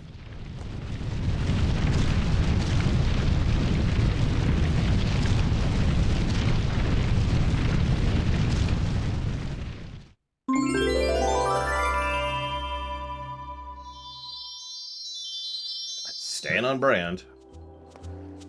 The hotel's back? This is just crazy. Hey, what is this? This is a prank? Don't try to fool me. I can never fool you, ma'am. Oh yes, I'll have one, please. But yeah, that was the first shine I walked away from the game on. There's still another one. There's one other one that I walked away from the game on. You probably can guess it, in all honesty. It's not in this beach, I'll give that away. Which doesn't leave many options, admittedly.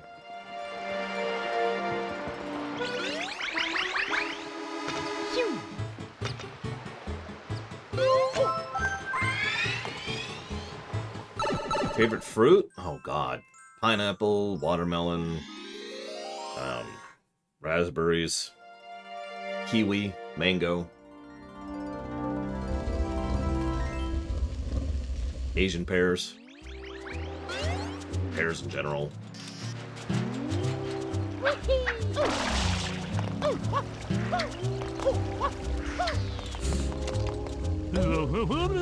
Apologies, but the hotel is currently still being prepared. We'll let you in as soon as we're able. Please be patient.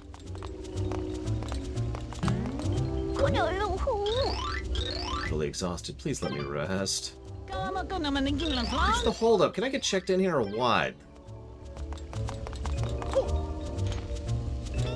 You still can't go in? What's going on? Listen to me. We're not going to stand for this. No, no, no. Look, I'm sorry. I'm really, really awfully sorry. I just work here. I don't know anything. Please don't yell. Hashtag relatable. Hey, it's Mario, right? Yeah, Mario. Listen, I have a feeling you can help me out again. See, the hotel is full of ghosts. Luigi's Mansion reference. So, well, could you maybe just go inside, please? I can tell you're a miracle. Don't be modest. Yeah, it's a little ghost-infused. Okay, let me go ahead and admit, while I do enjoy this game overall, and I think it's going to be a net positive, the boos look so stupid in this. First of all, their eyes look like they're stoned.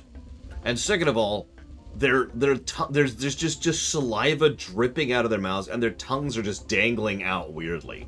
Who designed this?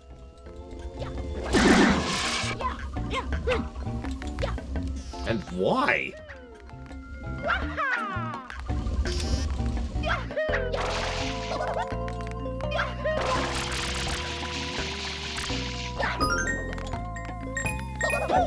Maybe they've been having one too many pina coladas? I don't friggin' know.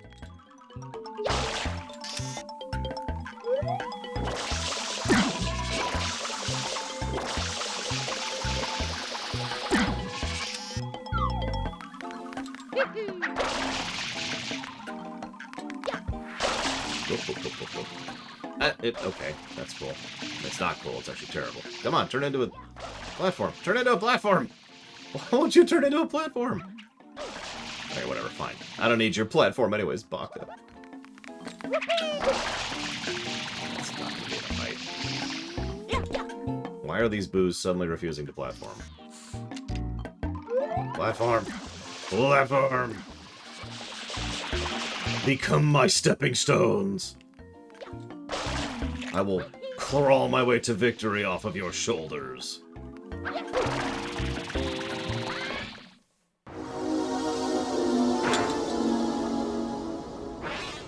Oh god, you're right, Lord Aramont. So, welcome to hell. Notice they give you a nice, long, panning shot of exactly what you're in for on this one. They make sure you know. There is no hope here.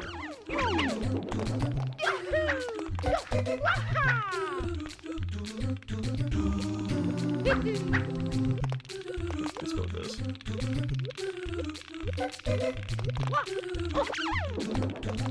Now do the same trick, but harder.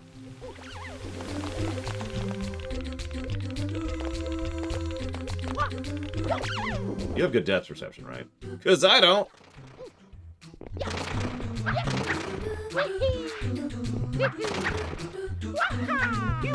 That would be funny, though, Asinius. That's exactly why all the boos come to this island. I think you're right, Triaxia. Just wants me to suffer. I actually have much better depth perception in real life than in games. But then again, I have the same thing with navigation, so what the hell do I know? Nope.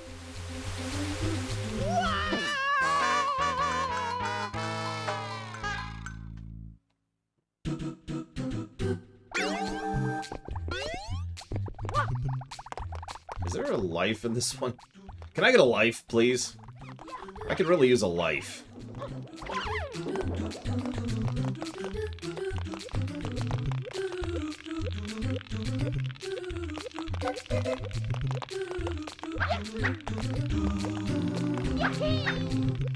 I mean, honestly, silly idea. If these stages had checkpoints, I feel like most of my problems with them would be gone. I really do. I know I keep banging on about that point, but I mean it. The more I think about it, the more I think that one change would fix so many of my problems with these.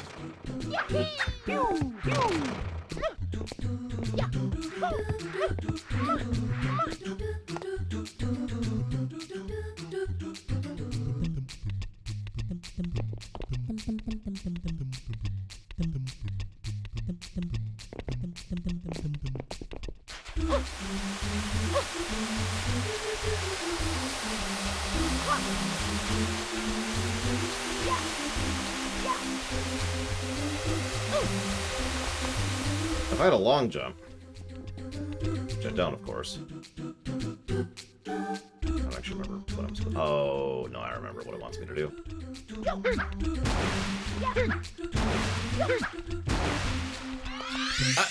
Well, you know what? I'll take it. I'll take it. Oh my god, are you frilling kidding me?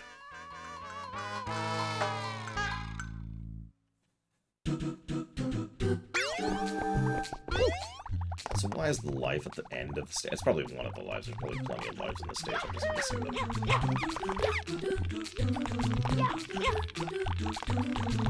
I mean, square watermelon. I'm with it, you know.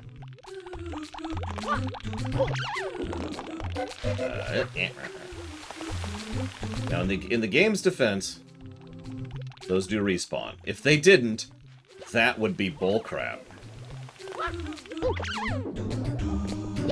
In fact, that would be Mario 64's Rainbow Ride at that point. Damn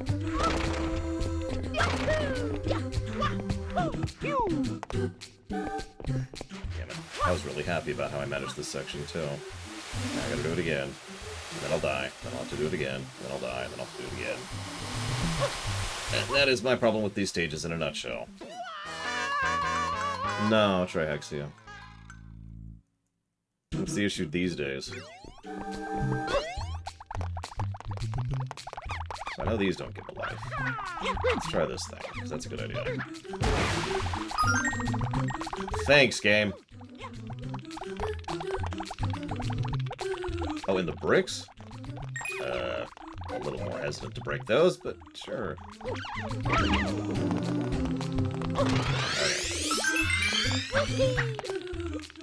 Okay.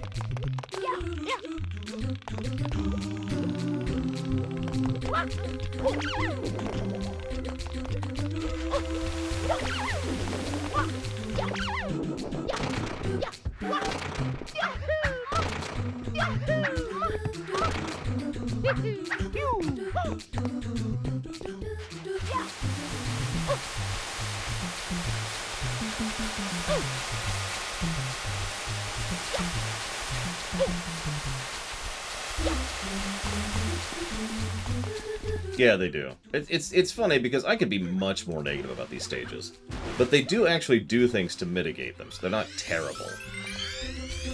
I don't think they do enough, as I've previously indicated, but still. These stages could be so much worse.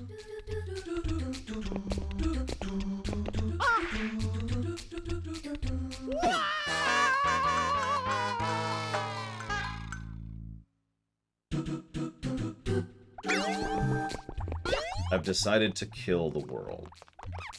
I was originally going to conquer the world, try to make it a better place, but this level has actually convinced me that instead, I'm just going to kill everything.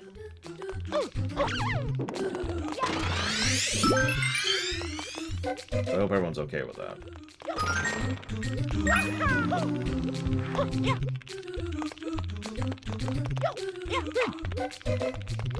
Reminded that this is a mandatory stage.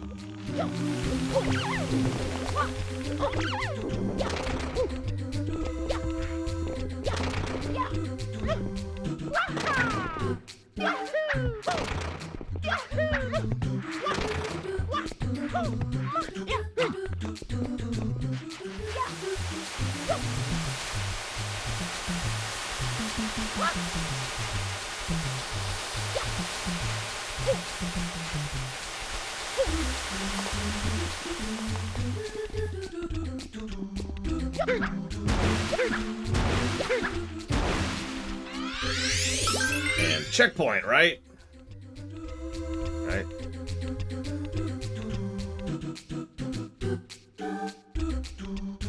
Wait, you didn't like the Galaxy games? I mean, the Galaxy games reviewed really well, but I mean, yeah, that's valid. I wouldn't mind another excuse to play the Galaxies. Because let's be honest, that's what it would be. It would be an excuse to replay the Galaxies.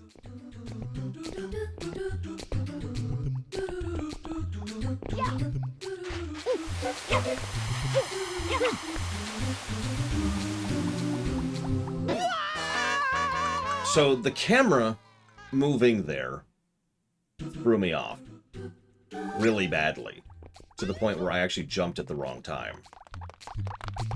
You notice how each time I hopped up, the camera was trying to reset itself? Yeah, that really threw me.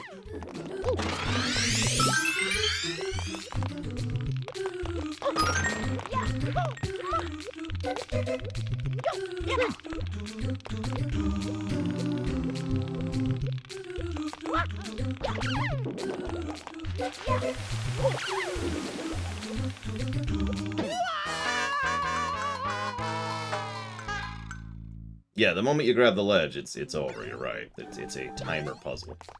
Or a timer platform, or what do you want to call that.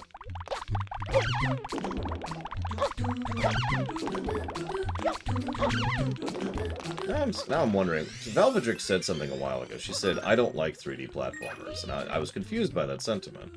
And she explained that it was because all the 3D platformers I'd reviewed didn't review well.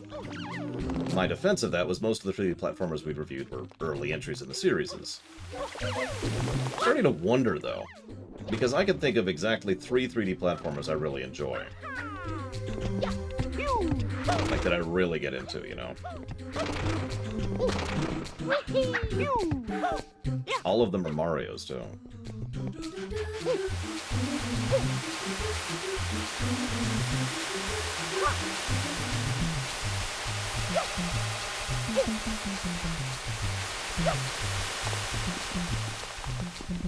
Yeah, the 2 Galaxies and Odyssey, you're absolutely right. Unless we count 3D World, but honestly, 3D World isn't really a 3D platformer, despite the name. So I don't think that actually counts. If we want to stretch the definition, then sure. Also, 3D World.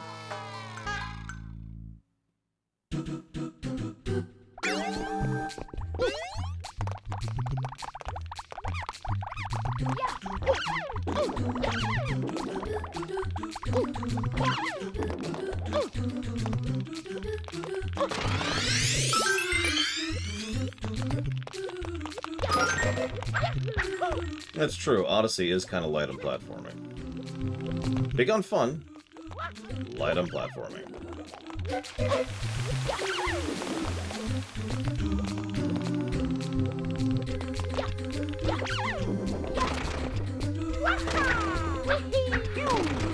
Do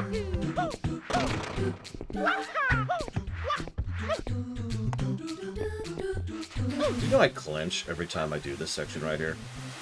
I was just thinking about that. I was like, okay, Lord, don't clench this time. And I did, without even meaning to, without wanting to. Just, I clench every time I do that section. Just, oh my god.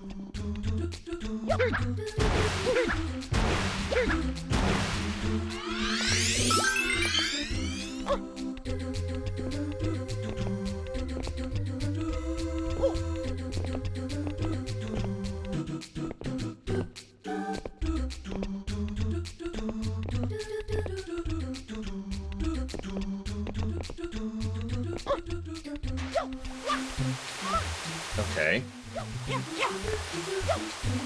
God, the camera! Ugh.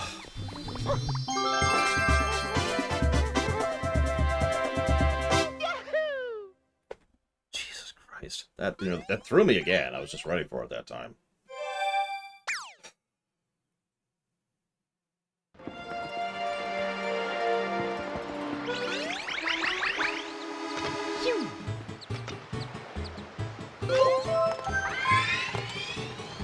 You like that one last enemy who can bump into you and knock you over the edge, by the way.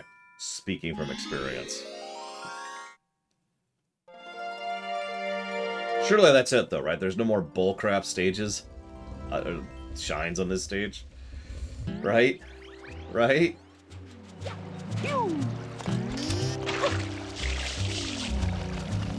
least we get some good... It's funny how much this game does better on the story axis than the gameplay one. Soak this in for a second. Take it in. This is excellent doodad placement. This is nice visual design. We've got the ambiance. We've got the tone. We've got these little fish fountains. We've got people out here. We've got NPCs. Yeah, there's just flavor oozing from every pore of this game. There's the kid playing. Enjoying the music, you know? Just...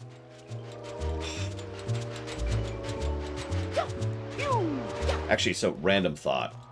This is a hotel, right? So, of all of the places on this island, this is the most likely to be a, you know, a tourist spot. Why is it all Piantas and Nokis here? Now, the answer is because they didn't really add any other sprites to this, but they have toads they could use. If you don't want to add other models, you've got the toads. Why don't you? Okay, whatever. I'm sorry. Yeah. Well, honestly, so, okay. Can I admit something? Rax just kind of said this, and I think he was joking, but I think the Galaxies and Odyssey should get an audit run someday. Now, part of that is because they're not super long. You know, any game that's not super long is something I'm going to be more inclined to do an audit run. Part of it is because I want to play those games again because they're awesome. But the final... And I don't mean now. I don't mean now. We've already pushed the schedule back way too much. But the final reason is I feel like going through those in the style of manner that we do right now would be interesting to compare and contrast them directly to Sunshine and 64. So, especially since we've kind of been making a run of the Marios, right? Anyways. Dear Mario, please come right in. Do I sense some reluctance? Come now, don't dawdle. So which one's this one? I think I know this one. Yeah, exactly. We could have had, like, Koopas and Goombas and stuff just chilling. Bowser could have brought his minions, and they're just relaxing here, right? No, Von Falkenstein, no. I really do want to get through the queue some more. I really do. I absolutely would like to shrink that stupid queue. It is too big, and it bothers me.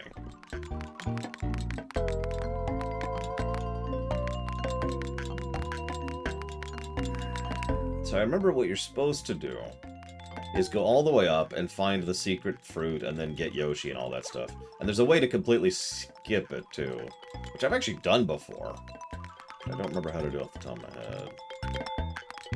And yeah, there's like a room where Bowser's waiting for a massage. Like, there's so much... I mean, don't mistake me. This game does a lot, flavor-wise and lore-wise. But it could do even more.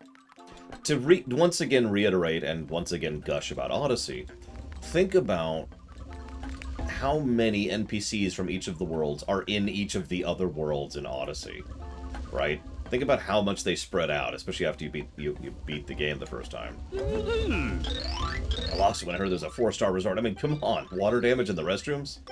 There's water damage in the restrooms? That's strange. I wonder what this could possibly mean.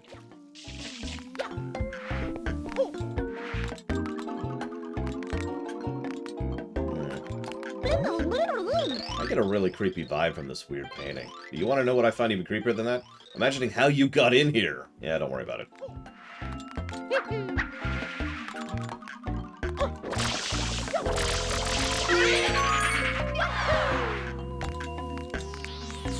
This is how you're supposed to navigate this stage. Suddenly a ghost came out of the closet. I'm not a ghost. Oh. Hello, Mr. Ghost.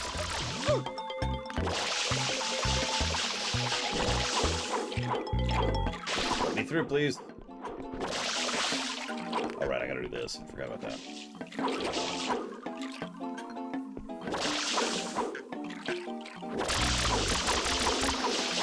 Actually, I like that idea, Sierra Mike.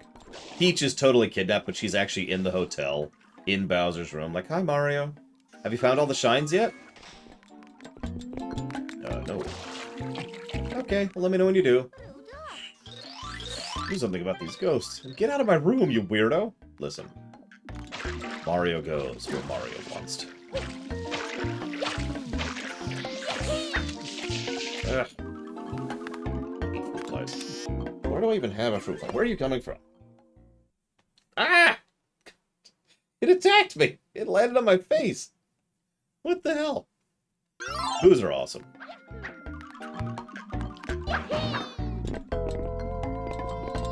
I mean, it would make sense. Yeah, it would track. Peach is just chilling. I mean, I hate to point this out, but remember, we're not actually here to beat Bowser. We're here to fix the shine problem.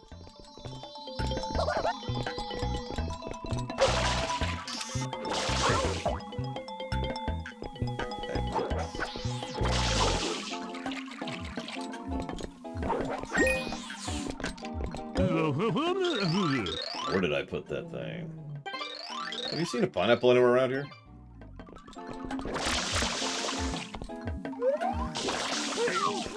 Excuse me, dude.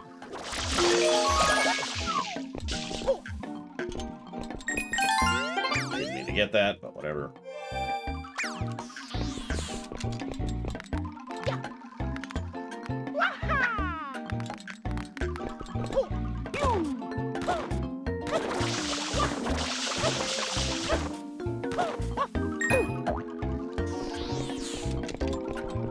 That would be awful. But imagine, see, that's how you make blue coins even worse.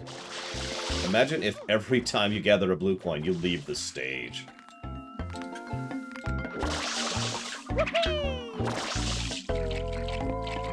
Oh yeah, the other Koopalings are here, just chilling, you know, relaxing.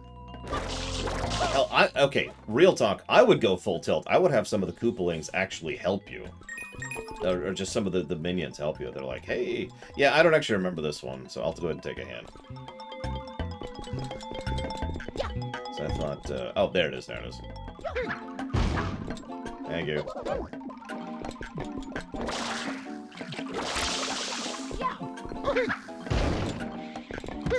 There's the pineapple.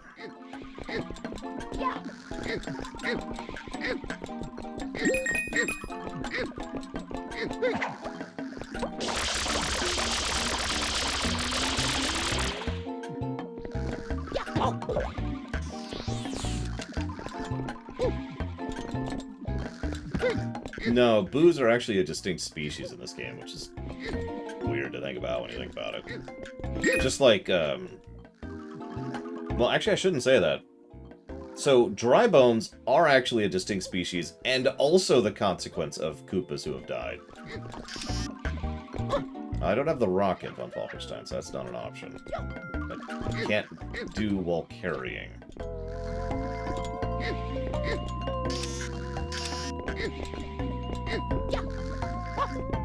Oh, so I can. Alright, Yoshi. I got what you wanted.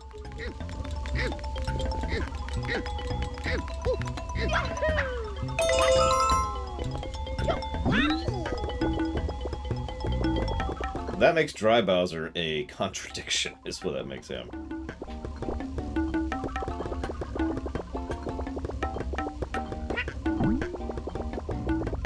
I'm kind of being serious. Dry Bowser only shows up in things that don't really have a lot of lore relevance or significance. Like the new series.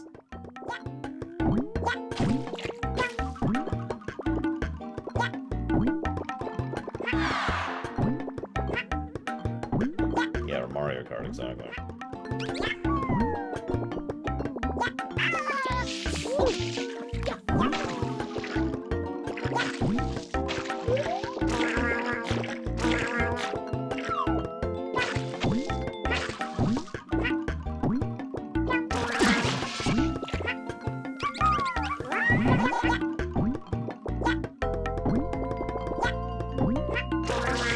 Yeah, I agree. They could have done something with Dry Bowser. They didn't, of course.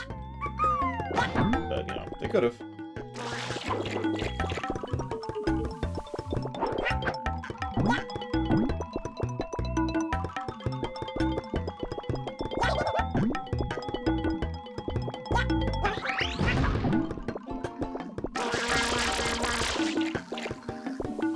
Yeah, this game has nice Yoshi drums. Might actually give it a positive for it.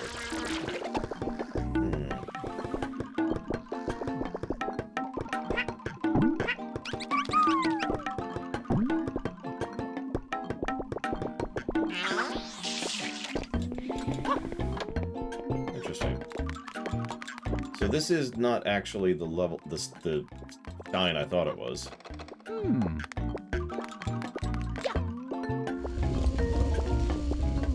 So yeah, that sucks.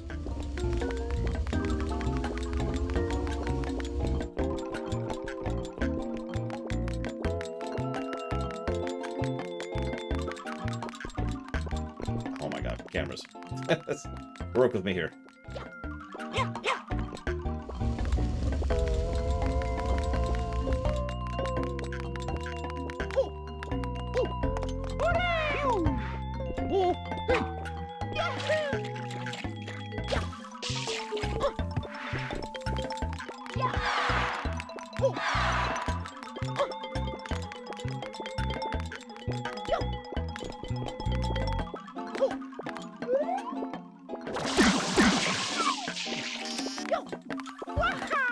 Yeah, I'm a little weirded out that the doors relock behind you.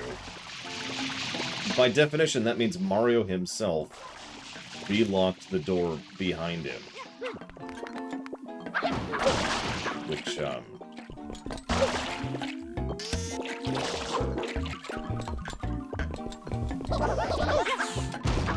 yeah, or they're auto-locking.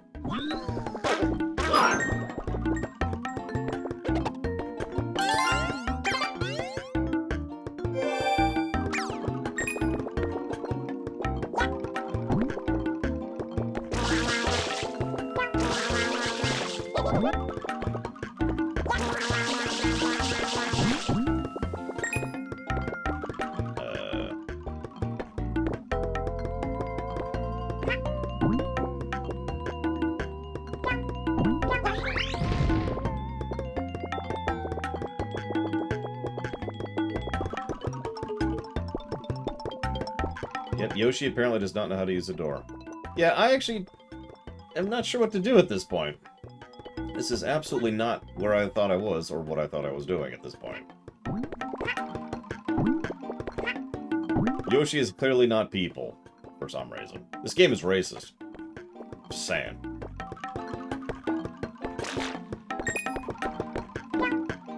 Yeah, Yoshi literally has hands with digits. 3 fingers and a thumb. Yeah, this Yoshi also can't swim, which is very bull. I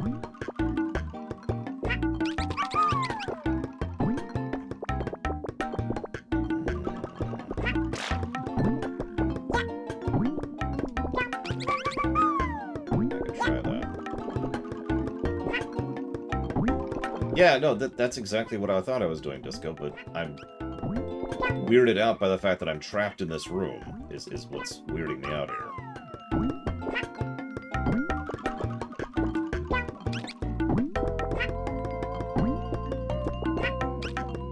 Hey, Direct D. God's sakes, come on, Yoshi.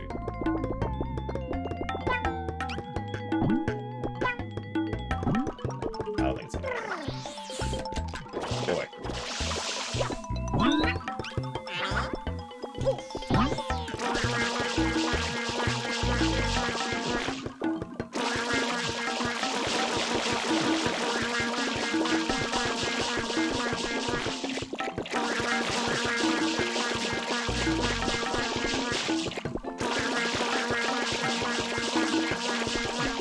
He's just vomiting. Just everywhere. He's just...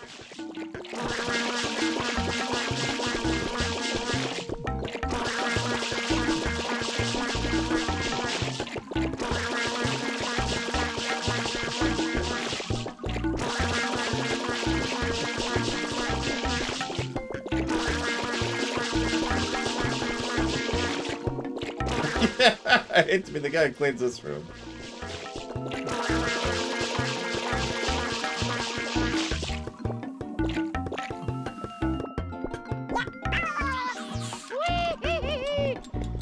Okay, we did it. We starved Yoshi. Oh, you've got to be kidding me.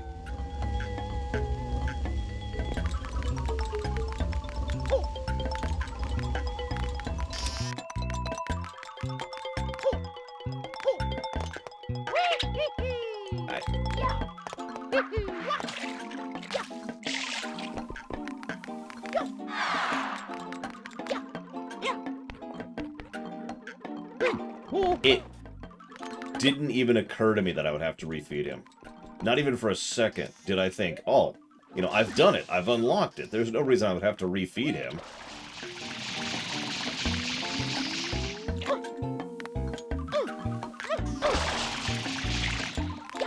I mean, that's not how that works. Oh, for God's sakes.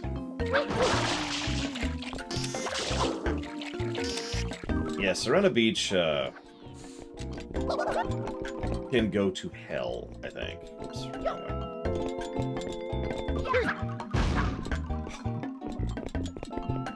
Grab the pineapple. Shove it down Yoshi's throat until he dies. Wouldn't be hard. We didn't even open up the pineapple. We just gave it to him whole. That's just really mean if you think about it.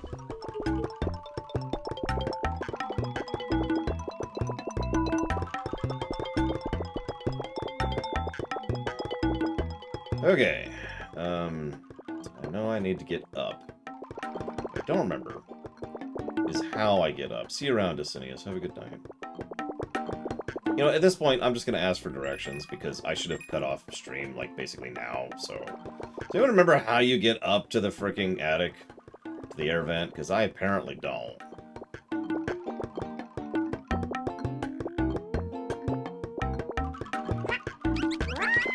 That's actually a pretty good point, Sierra Mike. I didn't even think about that. Never mind, I see it. Bounce bed. And the whole reason you need the Yoshi is because the boos are in the way. And they have a really creepy death sound if you think about it. Listen to that. Just listen to that.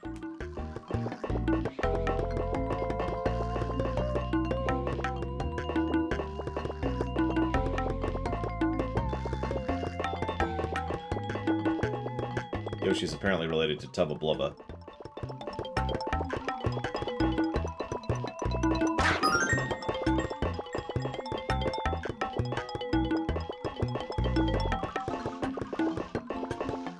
How did you get up here? All these ghosts are causing such trouble. They're everywhere. Why can't someone come along and suck them up with a vacuum? Why are you looking at me like that?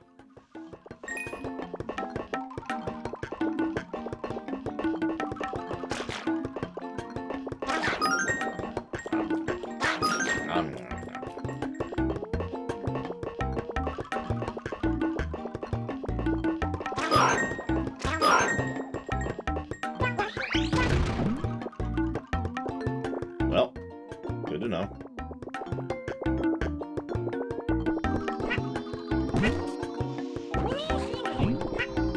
Yeah, where's Luigi's vacation? I mean, Peach is just chilling. Was just chilling. Until she got kidnapped again. Right now, she's chilling on the hot tub with Bowser.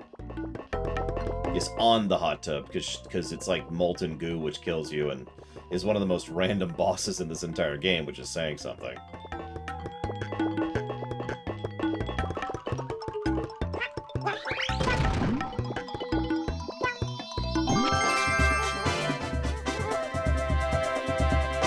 Shine get. Oh my gosh.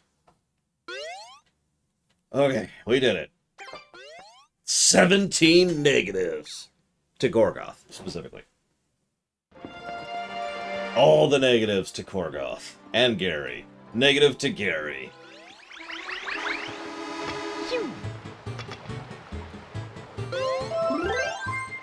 Hang on a second. Where are we at? Okay, that's what yeah, we've barely even started Serena Beach, too. That's the worst thing. Let me guess. Cthulhu's... I don't remember the name of the game. What's the full name of the game so I can write it down and not forget it later? Like, I own the game. I just can't think of the name of it right now.